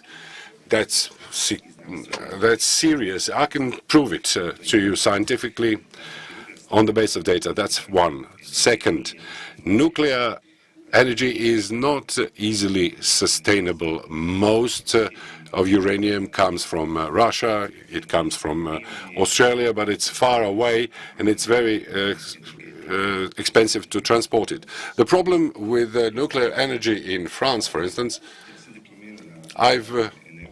my graduation thesis was nuclear energy. The problem is that nuclear has not been renewed in terms of technology over the past 20 years, except for France, which has a good tradition of renewing its nuclear technology. What is important to say, if we increase the use of renewables, can we make this switch or to reduce electrical energy consumption, etc. I don't want to leave this only in discussion about nuclear energy, so I have to ask you, Mr. Pietras, from the perspective of the price of energy transition and the risk of changing one dependency to another, from dependency on Russian gas to dependency on Chinese production, how can Europe avoid that? I think it is a very important question about prices of energy. And obviously one could say, because prices are high, what we should do is to create a cap or to manage the market. But I think in a short term, in a few weeks' time, maybe it could give results. But in the long run, it is something which doesn't really offer a solution. The best element for providing cheap energy is to increase supply of energy by various means, including renewables, including all energy sources, including nuclear, which is a clean energy, much cleaner than, for example, energy used from background coal in Germany, and in Poland. And people do not realize that during burning this lignite, you make emissions not only CO2, but also plenty of mercury and plenty of radioactive substances, much more than from nuclear power stations. But therefore, it's a question of a mix, it's important. But I think here, what we need is, and I agree with Zion Lights, that we need to create a situation in the future we've got sufficient energy to our needs. Obviously, we could limit a bit our needs, we could insulate, we could reduce, we could make more efficient mobility and so on, but we have to also provide sufficient supply of energy. This would also reduce the price. The problem with caps on this moment is that those who use it inefficiently are also able to use price which is lower. If you lower price, when I go to a gas station and I see and I put some liters of benzene into my car, and I see a Bentley coming and putting much more of benzene and paying the same price. And if this price is being somehow regulated, it means that you support more rich, those who use a lot, those who are inefficient, and those who could afford. So if there is a problem with energy poverty, you should address mostly those who are affected by this poverty. So it would be much better to say, let's help them in different ways, but not just to regulate via price, because this is not always. On the second issue, I think I still believe that Europe has got a great potential in innovation. So our advantage is innovation. That's true that the mass production has been moved to some other countries, but innovation is something that Europe could count on. And in energy area, I think there is plenty of potential to develop new things which are not yet fully employed. And there is a chance for Europe. Just also a question for Ms. Taylor. Also, we can hear from this question of green transition from the perspective of the workers, of the citizens and their existence. It's not enough just to focus on these aspects of technology of energy supply, but also a wider line of questions which will be open with changes or disappearing on some industries and so on. Is this addressed enough? Well, I don't know if it's really addressed enough. I think we're going so many places in this debate. A lot of it, I mean, some of this actually comes down to your worldview. Do you know what I mean? Whereas we kind of echo some of the phrases that we've heard from the panel of like energy abundance, energy sufficiency. Are we in a finite world? Will we always use more energy? Will we always have to generate more? Like, these are kind of interesting questions, you know? And when, just to echo the person from the floor that was talking about the citizens' alliances, I think there's a great need for like civil society engagement in this, do you know? Because any energy generation mix you choose, there's going to be trade-offs and consequences. And I think that is often not given enough space, do you know? Because you have commercial interest driving one aspect, or you know, you have different kind of parties in it. So I think that the citizens' alliances we've seen in France, the energy cooperatives in Belgium, the Citizens' Council in Ireland, for example, like these actually have a big role to play also in social innovation, I would say, and in deep societal choices about what we do, where we allocate resources and how we allocate energy access. Like, these are really important aspects. So I would say, yeah, the social and technological go together, you know. They have to go together. Short reaction. I do not want to pit nuclear against renewables because it's clean energy versus fossil fuels, but I do want to correct some misinformation. We can't take something off the table because it requires importing, you know, whatever, uranium. We also import lithium. The polysilicon required for solar panels, that completely comes from China. There's no way around that, but I'm not saying that we shouldn't invest in it. I'm just saying that's not an argument. Nothing is going to be homegrown just at home, guys. That's just not realistic. And apologies about Germany and blackouts. I had read an article that said that they were going to be, certainly we will have them in Britain. We have a plan for businesses that will be shut down and so that hospitals can keep running. There is a plan in the winter. We are facing blackouts. And just a quick point, we want to talk scientifically. If we look at all of the countries in the world and the ones that have decarbonized, there is no large developed grid in the world for a large population, for an industrial nation, that has been able to decarbonize without a huge amount of nuclear and/or hydropower.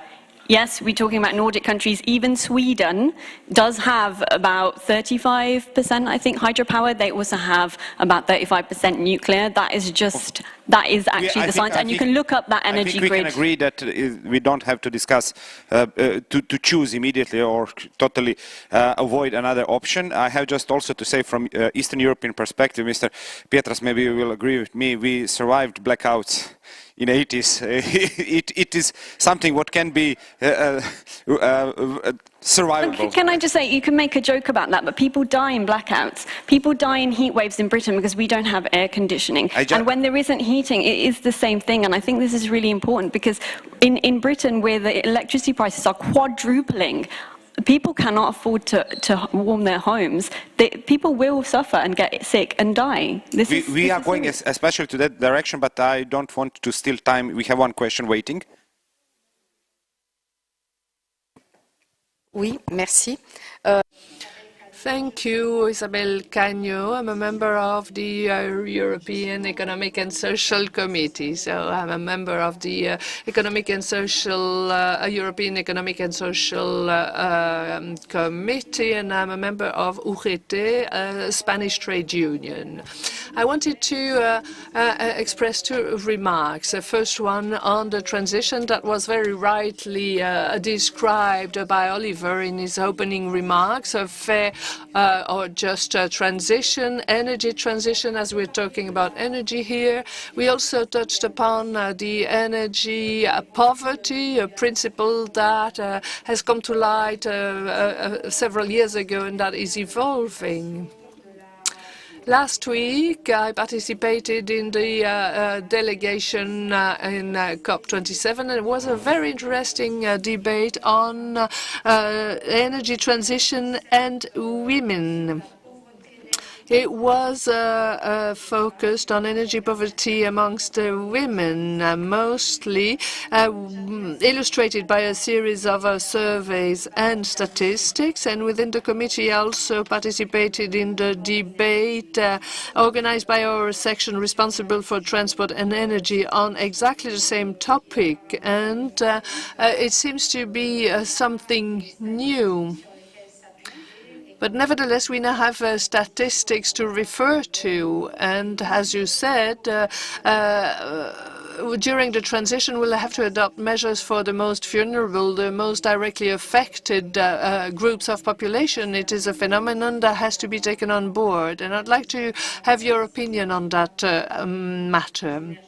My second comment relates to prosumers, citizen providers, the possibility to simultaneously consume and produce. And I know that in Belgium, nowadays, some companies companies install solar panels for free. You re-inject what you do not consume into the grid, and what we are told is that the invoice will decrease by 30%. And this is something that is also being done in Andalusia. Obviously, the sun is not a problem in our region. The problem might be a lack of water rather than a lack of sun, and we have wind.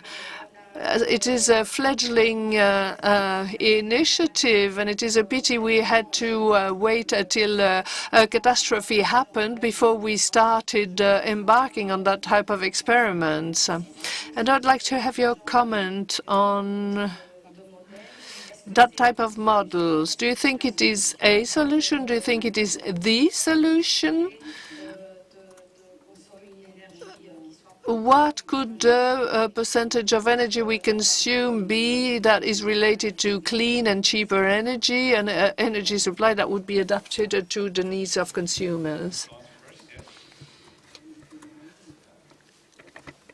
Absolutely. Yes, absolutely. This is the only and best solution. It is the solution when the consumer is the producer, when citizens produce their own energy, consume their own energy, and can manage their electricity bills. Up until now, it has not been possible. So insulation in all parts of Europe is sufficient nowadays. This is good news, and solar panels are the best option. I would just like to again speak about the energy poverty. Yes, there is a paradigm shift, and people are starting to realize that in Europe we have citizens living in energy poverty and that we need to help them. They need concrete, specific help. And what my colleague Ms. Leitz said, the energetic renovation of houses, so to have energy-efficient buildings, and prosumers. These are the best possible solutions. I think that in the next 15 years, we could reduce energy poverty by 15 to 20% in Europe. As regards Croatia and power cuts, with the increase in renewables, we are actually facing less and less chance of power cuts. I believe it will not happen here. Addressing the special groups and their poverty. I wanted to react to what Madame Isabelle Cornu said about the COP and the situation of vulnerable groups, especially women. I think it's very true. I think we are very often having Eurocentric views on the problem, whereas thousands, millions, and even more than millions, because it's billions of people, still live in a with the energy ability to use a small fraction of energy that we use daily. They sometimes have got no access to energy. And this is a huge problem. And I think we are somehow responsible for delivering technology to address this issue as well. So it's a very important problem. And they want also to live in a more dignified standard. So they want to use more energy. So the world needs more energy. That's I agree fully with you. I mean, it's not only us that would like to reduce a bit, maybe, but it has to be the world that is delivering more energy. The second problem is the prosumers. You have quoted a Belgian example. I think you have to always be careful with examples. I'm living in Belgium, so I know a bit. You could have installed on a roof panel, but what you are being taken is not an excess of energy. You have been taken the green certificates. The business that is organizing this is earning money on this. Also, I mean, which is normal thing. They have to earn money if they want to install. But de facto, your bill is not going down radically, and so you've got it for free installation. But de facto you pay for it in the long run. The problem here, and that's a very significant economic problem, there are many things that could be done, but they pay in the long run. So there is a question of financing model. If you insulate, it costs you investment now, which are insignificant, but it will be saved over the long period of time.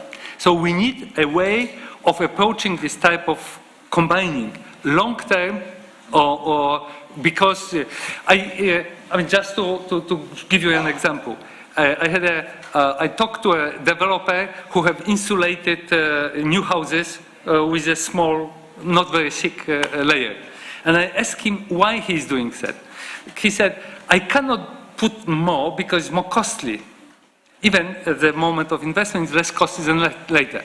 Because I have to sell it, and people do not buy if it's more expensive.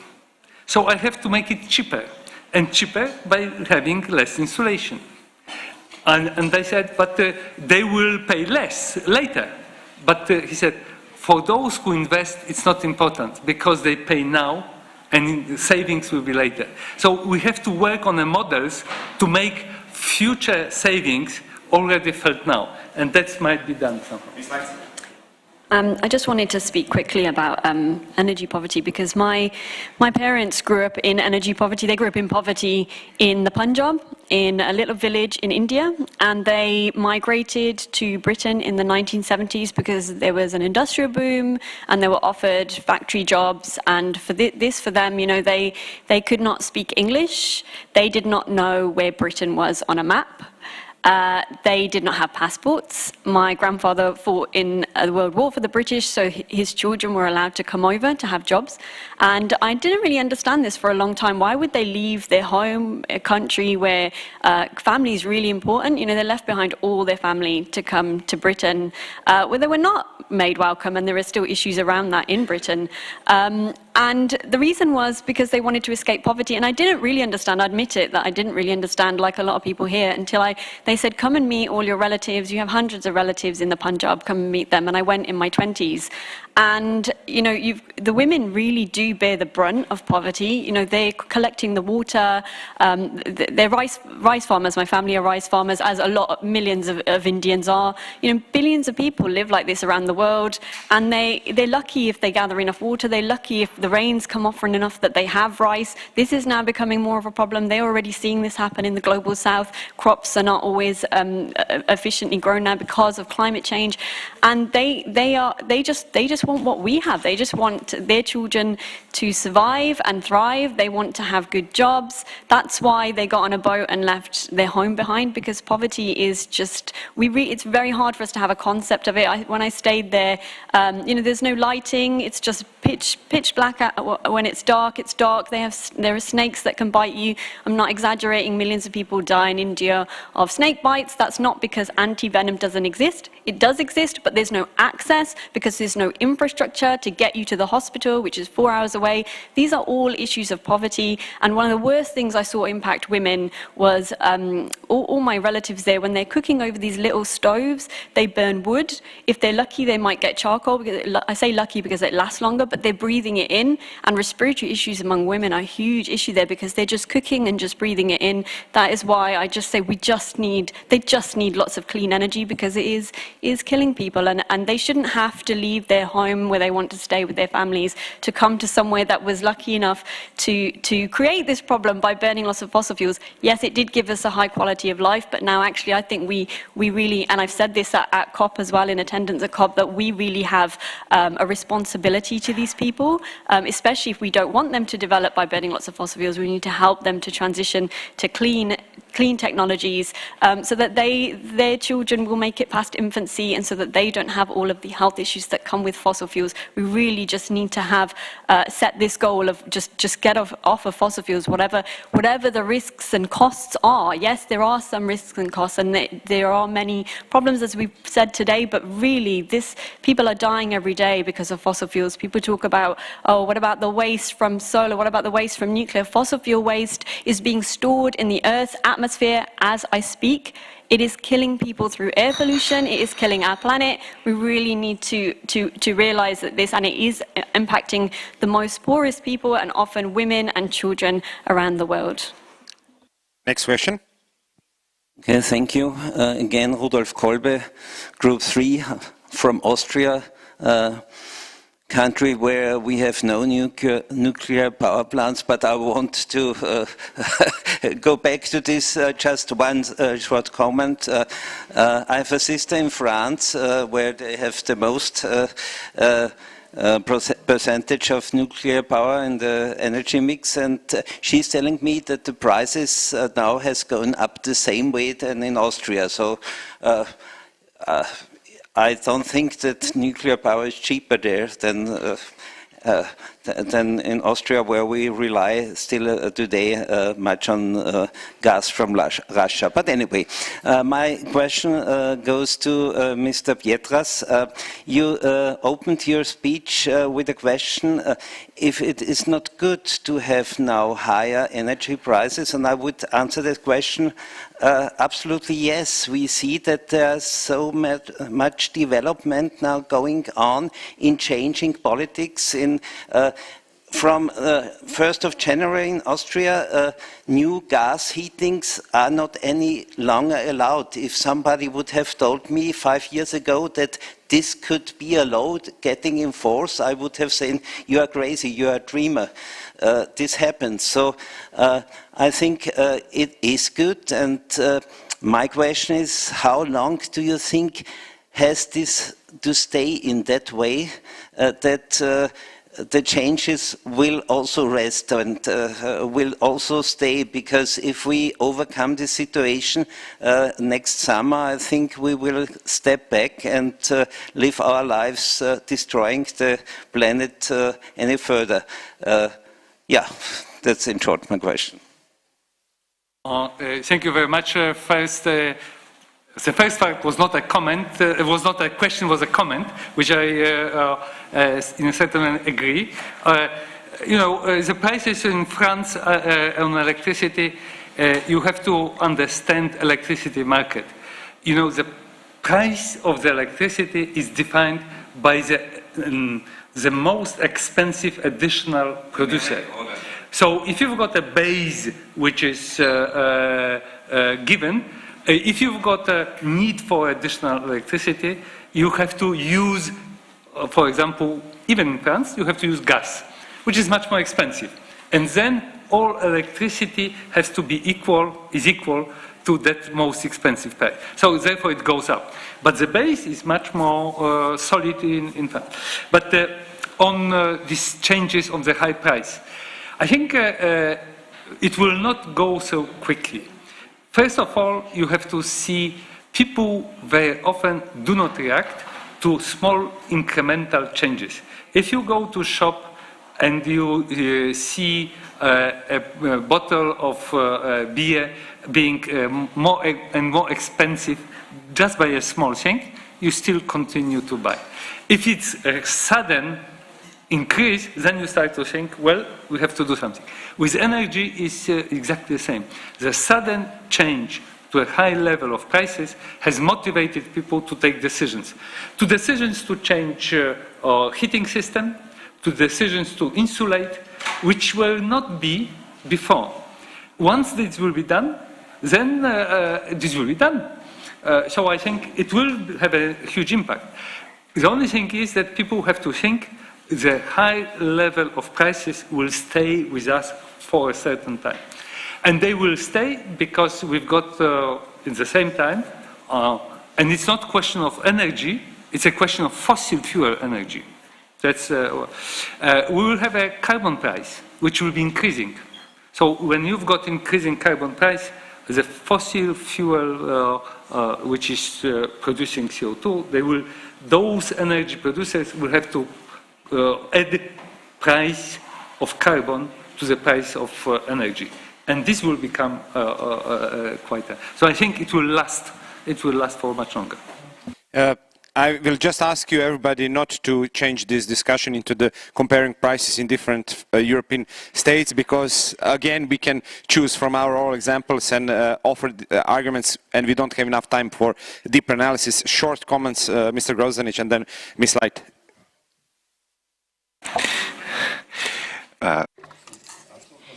Yes, I agree 100% with what Mr. Pietras said, but I think we all need to be a bit more optimistic. And that is precisely why the colleague that talked about Belgium said a very good thing. Production at consumer level is excellent. Solar panels are paid off within 4 years. Afterwards, you have 15 years of low costs. And Mr. Pietras said that we need to combine long-term and short-term. You have energy counselors in every country in the EU, precisely for this.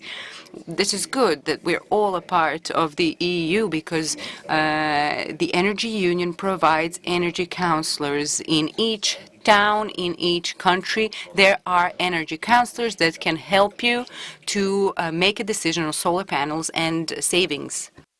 I just wanted to correct, I think there was a misunderstanding. I did not say France has cheap electricity now. Nowhere has cheap electricity now. There's an energy crisis. What I said was before the Russian invasion of Ukraine, France did have cheapest cost to consumer. But that is an important point because that's because the power plants run for so long. So although there's a high upfront cost, they run for 60 years, then that does end up paying off.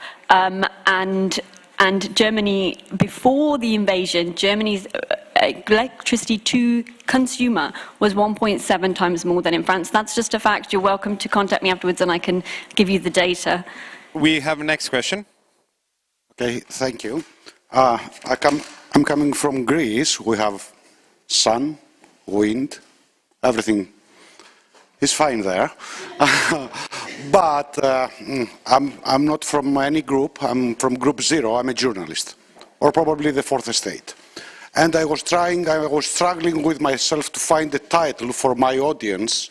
What's going to happen with the energy crisis, the energy poverty? I think that Mr. Pietras gave the answer, that the high prices are here to stay. For how long? And I have the title for my article. Thank you.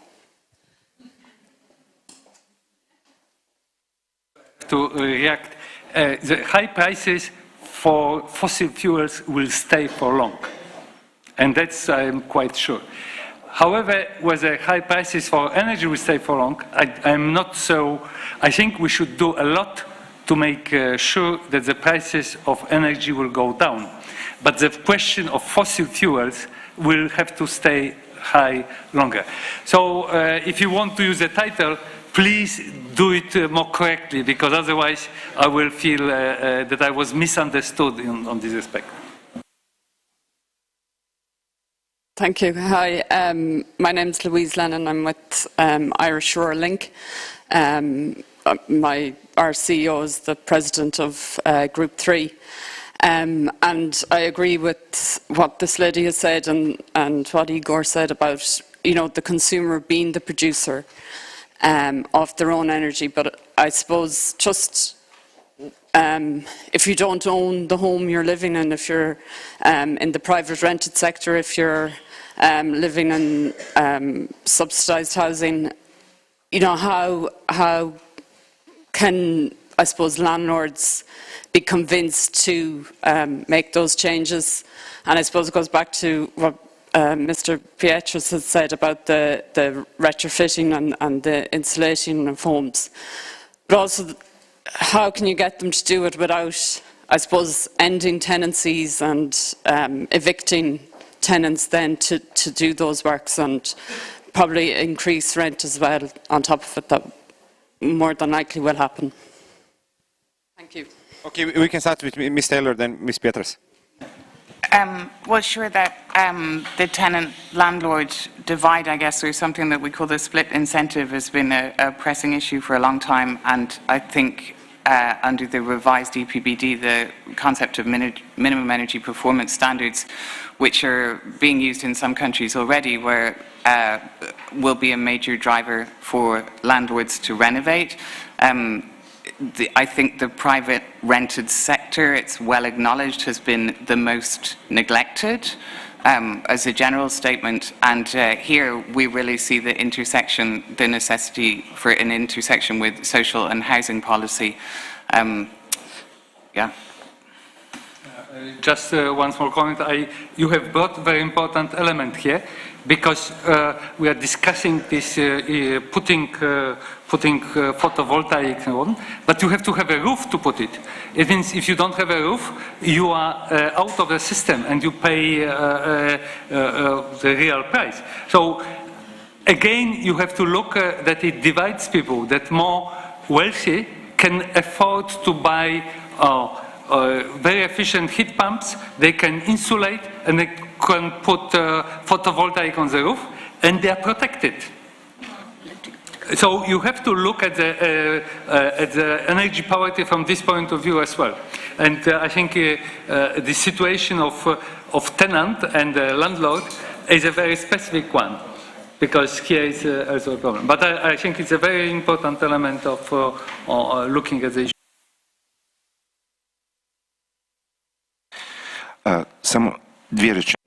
Just two sentences. First, landlords will have to realize that the time of cheap fossil fuel energy is gone. It will be in their best interest to invest into renewables, either solar panels or something else. The prices of carbon-based energy is going to continue growing. Hi, Tim Weber again. We have seen during the current attack, Russia's war in Ukraine, that a few well-aimed Iskander caliber missiles can cause blackouts and terrible damage for a whole country. Now, it doesn't necessarily take rockets to destroy a grid. Some well-aimed cyber attack on some command and control of industrial will do the same thing. So my question is, if, and it is really just a question for information, if we move into a very consumer-driven energy production, solar cells, heat pumps and all that, would that do away with it, or is the fact that we depend on an electrical grid will always make us as vulnerable as Ukraine is now? I hope that makes sense as a question. Mr. Pietras. I'm still teaching at the College of Europe, and I've got a Ukrainian student writing master thesis under my supervision on Ukraine and what would be needed to make Ukrainian energy system first green and secondly resistant. And obviously there is plenty of things that could be done. However, if you've got solar panels on the roof, it helps you and your house to have a bit of electricity. You have to have a large roof in order to have a sufficient electricity for your house. Normally, it is not enough. Your roofs are not enough to cover your electricity. However, most of energy is not used for the houses. It's used for industry, and that requires much more production, and it requires grid. Secondly, it sounds very nice, but de facto, having own panels on the roof, it's not equally efficient to the production in a bigger facilities. So it's less efficient. For security reasons, it's very important. For saving energy, for lowering bills is very important, but it doesn't give a solution. I think the best prevention of the vulnerability is to have a peaceful environment much more globally. Absolutely. The best prevention is peace. Best prevention is peace. But what this gentleman said, this is why it is good to have solar panels, because the critical infrastructure is vulnerable. Had Ukrainians installed more photovoltaic cells, they would have had more energy. It's what they are targeting are transformer stations, transmission lines. That is what Russians are doing. That's perfidious, that's mean, but this is the best solution is peace, but the best alternative would be to have your own generation, power generation. Merci. Oui, alors. Thank you very much. To come back to this discussion, I would like to mention energy. I was a rapporteur on the change of European grids to transport energy, and this is an issue that we addressed maybe not enough in details with the Commission. But in the framework of the necessary solidarity between member states and in the framework of the transport of energy between member states, which is still insufficient and requires a lot of investment, we wondered how we could include energy coming from prosumers, so consumers who are also producers, in the grid. This is something we should look into. We know that we can't rely on all the energy coming from consumers, producers, because they would have to invest enormous amounts of money. But some people start to produce energy, and this should be taken into account. But what we have to see now is that electricity grids are much harder to manage if energy sources are numerous, especially with intermittent sources. Do we have to centralize everything, or do we have to consume at the point of production?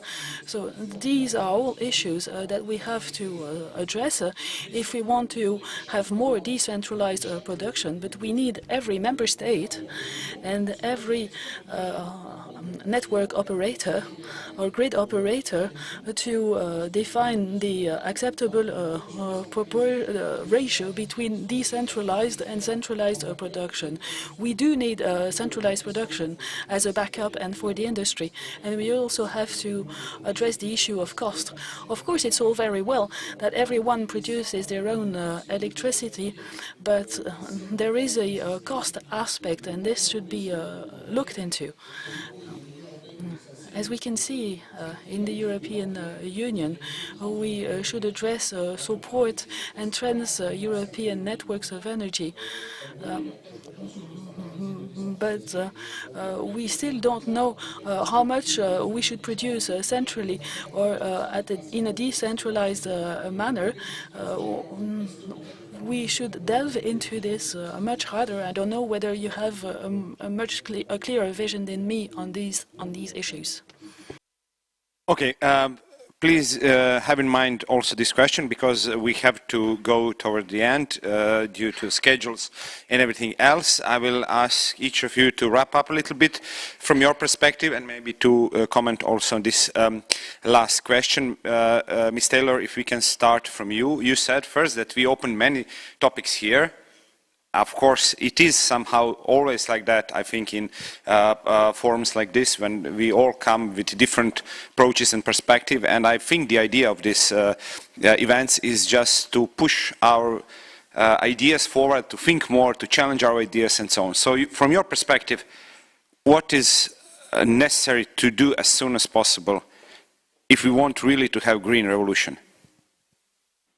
Well, I think that's the direction of travel. Like, this is the road, and we're on it. And we've heard it. Fossil fuels are not going to get any cheaper, and we need to move away from them. And it's a broad church, I will say, as to how we get there. But I think we can agree that there's a consensus on that point. And I suppose, I mean, it's long-term, but it's not that long-term. I'm kind of shocked that no one's mentioned the oil crises of the 1970s, but being a child of the 1970s myself, I must say something for them.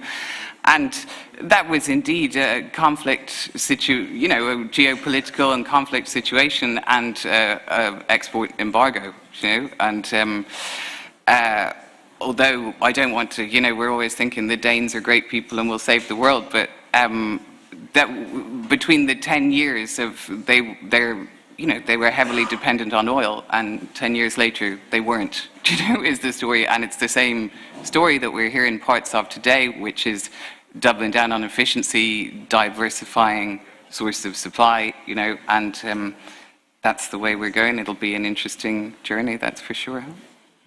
Mr. Grozdanic, we learned solar energy, okay, but what will be second step? But not just solar energy, all renewable sources of energy. Europe has set itself a very concrete task: decarbonize all systems, and we are all on this path. What does this mean? Hydro potential, then hydrogen. I'm dealing more with hydrogen than solar panels, biomass to the maximum extent, all sorts of renewables. Solar panels are the most convenient for citizens and enterprises, and this is why I'm advocating them. My answer to this gentleman, we have to combine decentralized and centralized power generation. Decentralized will be in the focus until 2050, and backup must be centralized. Another thing we have to be aware of is that electrical energy is becoming our god. There's no natural gas. It's being phased out. Oil is also being phased out, although neither will disappear. But the energy consumption will focus on electricity. And we are going to be cooling ourselves and warming ourselves and working on the basis of electric energy, and we are transport on the basis of electric energy and read, etc.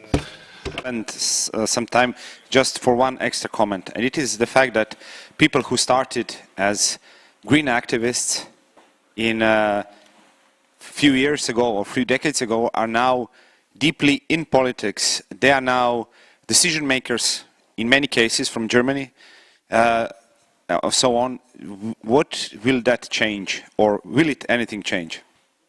So I'm going to end on an optimistic note, because when I started climate activism about 20 years ago, nobody really cared. It was very hard to get attention. We did some really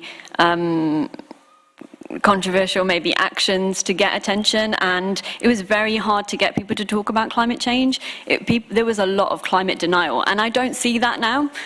In Britain now, the polls show that even during the pandemic, people's concern for the environment is really high. It's one of their most biggest concerns, even during coronavirus. So that kind of push that came from groups like Extinction Rebellion, which I was a spokesperson for, that's really helped with getting climate change on the agenda, and more people care than ever before. And it's brilliant that we have panels like this now where we're discussing solutions and the nuances around that and how quickly can we do it, because I promise you 10 years ago when I attended panels, I was still told that climate change isn't real, it's just the sun in some kind of phase. There was a lot of misinformation. So I'm really optimistic that we are now talking about this push for clean energy.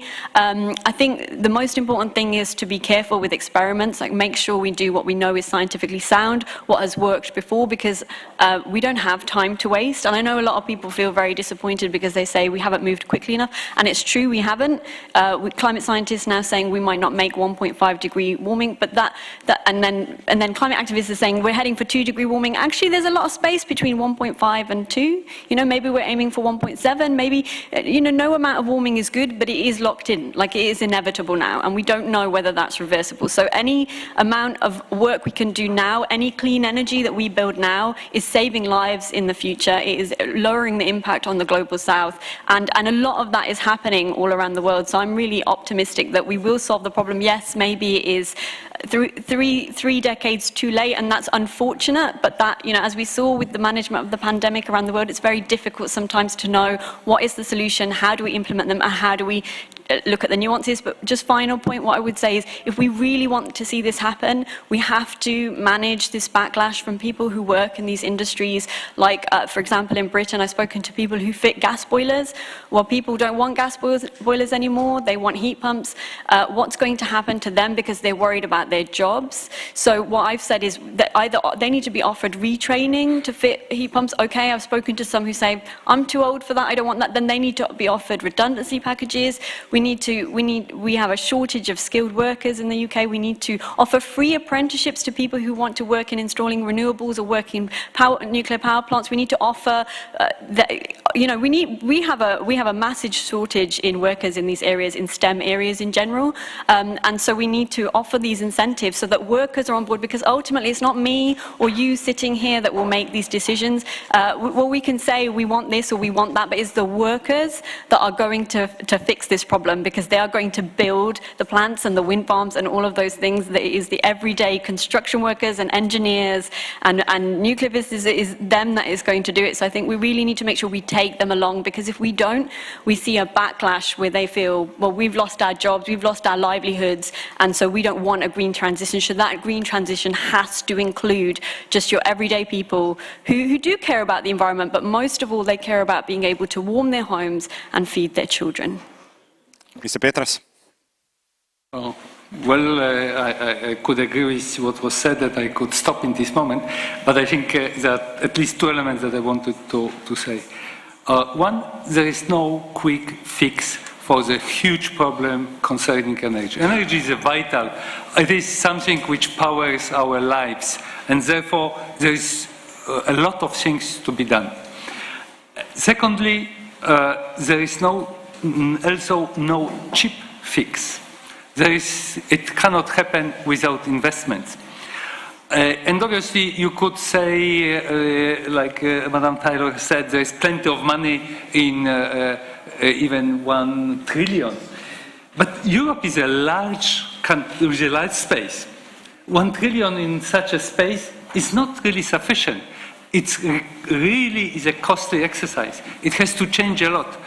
The major problem is that on the transition, we will have some people that will lose, and we have to take care, because there are people that are going to lose in this process. There has been investment done, and they will be obsolete. You will have power stations that would be, if you go out from the gas, there are gas power stations, and what you have to do, it's still technologically is good, but you have to remove it. Or power station, coal power station. So there is plenty of things that has to be done, which will be expensive and will hurt something. So you have to have a holistic view. And holistic view, it means that you don't need to think only about energy. You have to think about other things. I'm very much, when discussing, for example, biofuels, there's a question to which extent the biofuels are not using water or other resources, or how they are affecting other things. You have to have an approach which is holistic. I have been accompanying council for many years, and I could see that those who are responsible for the national policies, they have to take into account not only one issue that they deal with, but they have to take into account all the responsibilities of the government. This holistic view is something that you have to take when talking about energy transition. Do not forget, everybody, you have to take with yourself on this road. I think it is a message for everybody. Thank you very much. Please give one warm applause to our panelists. And I will now ask Vice President of EESC to wrap up this event. Please welcome Mr. Kilian Lohan. One applause for him also, please. I promise I won't pretend to be Oliver. So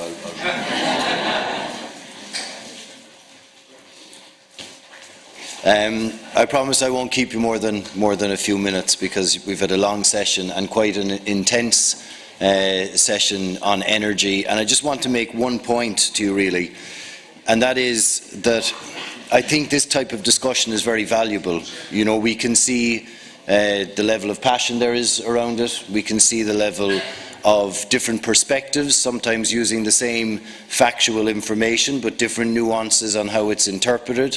And it's difficult to get to the real truth. And I think it's important to have those conversations in order to be able to identify what is the best option for moving forward. And that's why we link it to the first panel we had today on misinformation and trying to interpret information so we make these best decisions. But really, it's about looking at risks. And I was really pleased to hear how the conversation went with trying to identify different risks. And some of the panelists said, you know, there's no easy solution. We're in a mess.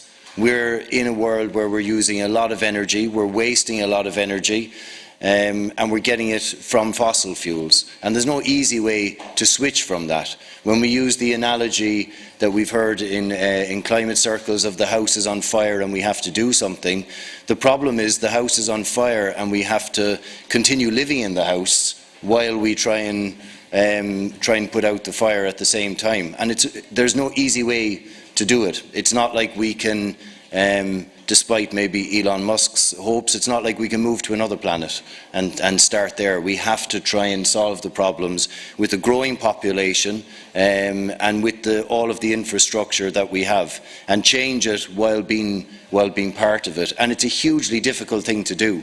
And that's why it's important for us to have these type of conversations, to look at those risks and to consider the geopolitical turmoil element of it, because I think we talked about high prices for fossil fuels are here to stay, but geopolitical turmoil is also here to stay.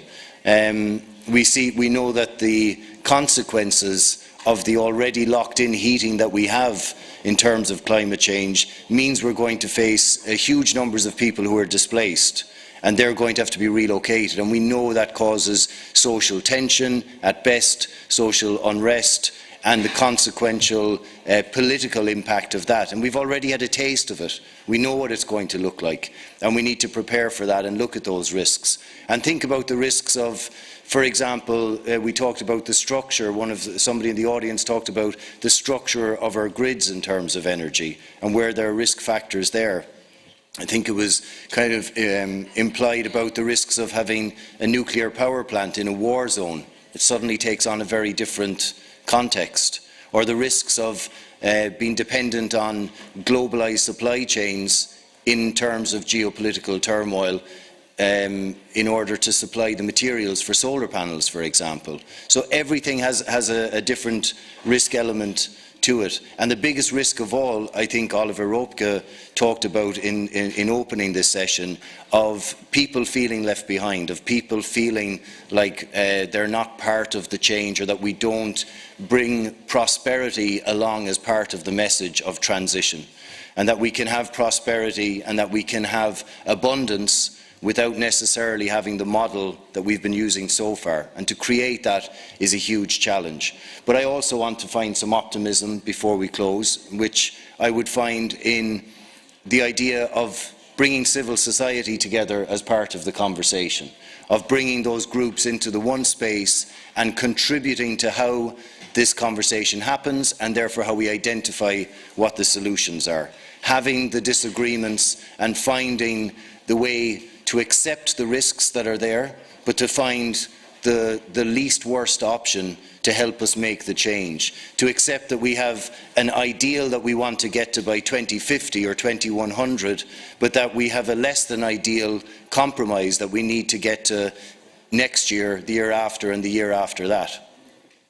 And in the absence of finding those compromises and finding those ways to take the first little steps, then we end up staying with business as usual. And we can all agree that that is not going to solve the problems and the challenges that we're facing. So this is the difficult space to work in. This is where the accusations of selling out on what you believe in come from. This is where letting down constituencies you represent come from. This is why it's so difficult for politicians to be able to step up and make some of these hard decisions, because they then have to face an electorate that maybe don't want to accept those nuances. And so I again repeat, the space for civil society to be part of the conversation and to come up with considered, nuanced solutions is such a valuable space to have. And I'm very proud that within the architecture of the European Union, we have the EESC as a space to not only do that as members, but also to facilitate others to do that and to give the space so we can achieve that. And the last few days has been very much about that. And I think of the work we've done on circular economy and the opportunities that are there in reducing waste, in creating secondary raw materials, markets where we reduce dependencies on global supply chains and where we create more resilience. There are other areas, like somebody mentioned about how finance has changed recently. and the fact that we have green taxonomy and sustainable financial reporting and how that's shifting where investment is going. So there's a lot of hope there, and there's a lot of structures there that we can use. And I want to thank you for your participation over the last 2 days, for staying for so long, especially on the second day when I know people have flights booked and you want to catch them and move on, and for staying engaged with such excellent speakers and an excellent moderator to help us navigate our way through that conversation. And I want to thank as well Susanna and Sasha, who've been taking care of the video, and Antonio, who's been taking the photographs, to the technicians and the interpreters who've done a great job in allowing us to be able to speak in different languages and understand each other and reach across the divide. Your role is so essential for us to be able to be effective in communicating with each other. And our tour guides last night, for those of you who went on the guided tour, Mela and Petra, and of course the hotel staff here in the Dubrovnik Hotel, who have been giving us great facilities for the last 2 days. But of course I have to give very special thanks to the team, and I invite Eva to come on stage. These are the press team from the ESC who have done so much work in organising everything. Katerina, please, Daniela, Katerina, Chantal, please come up also. Mathilde, who has been handing around the microphone and facilitating. And most especially, I want to thank Laura. I was leaving you till last because I know you've done so much work here.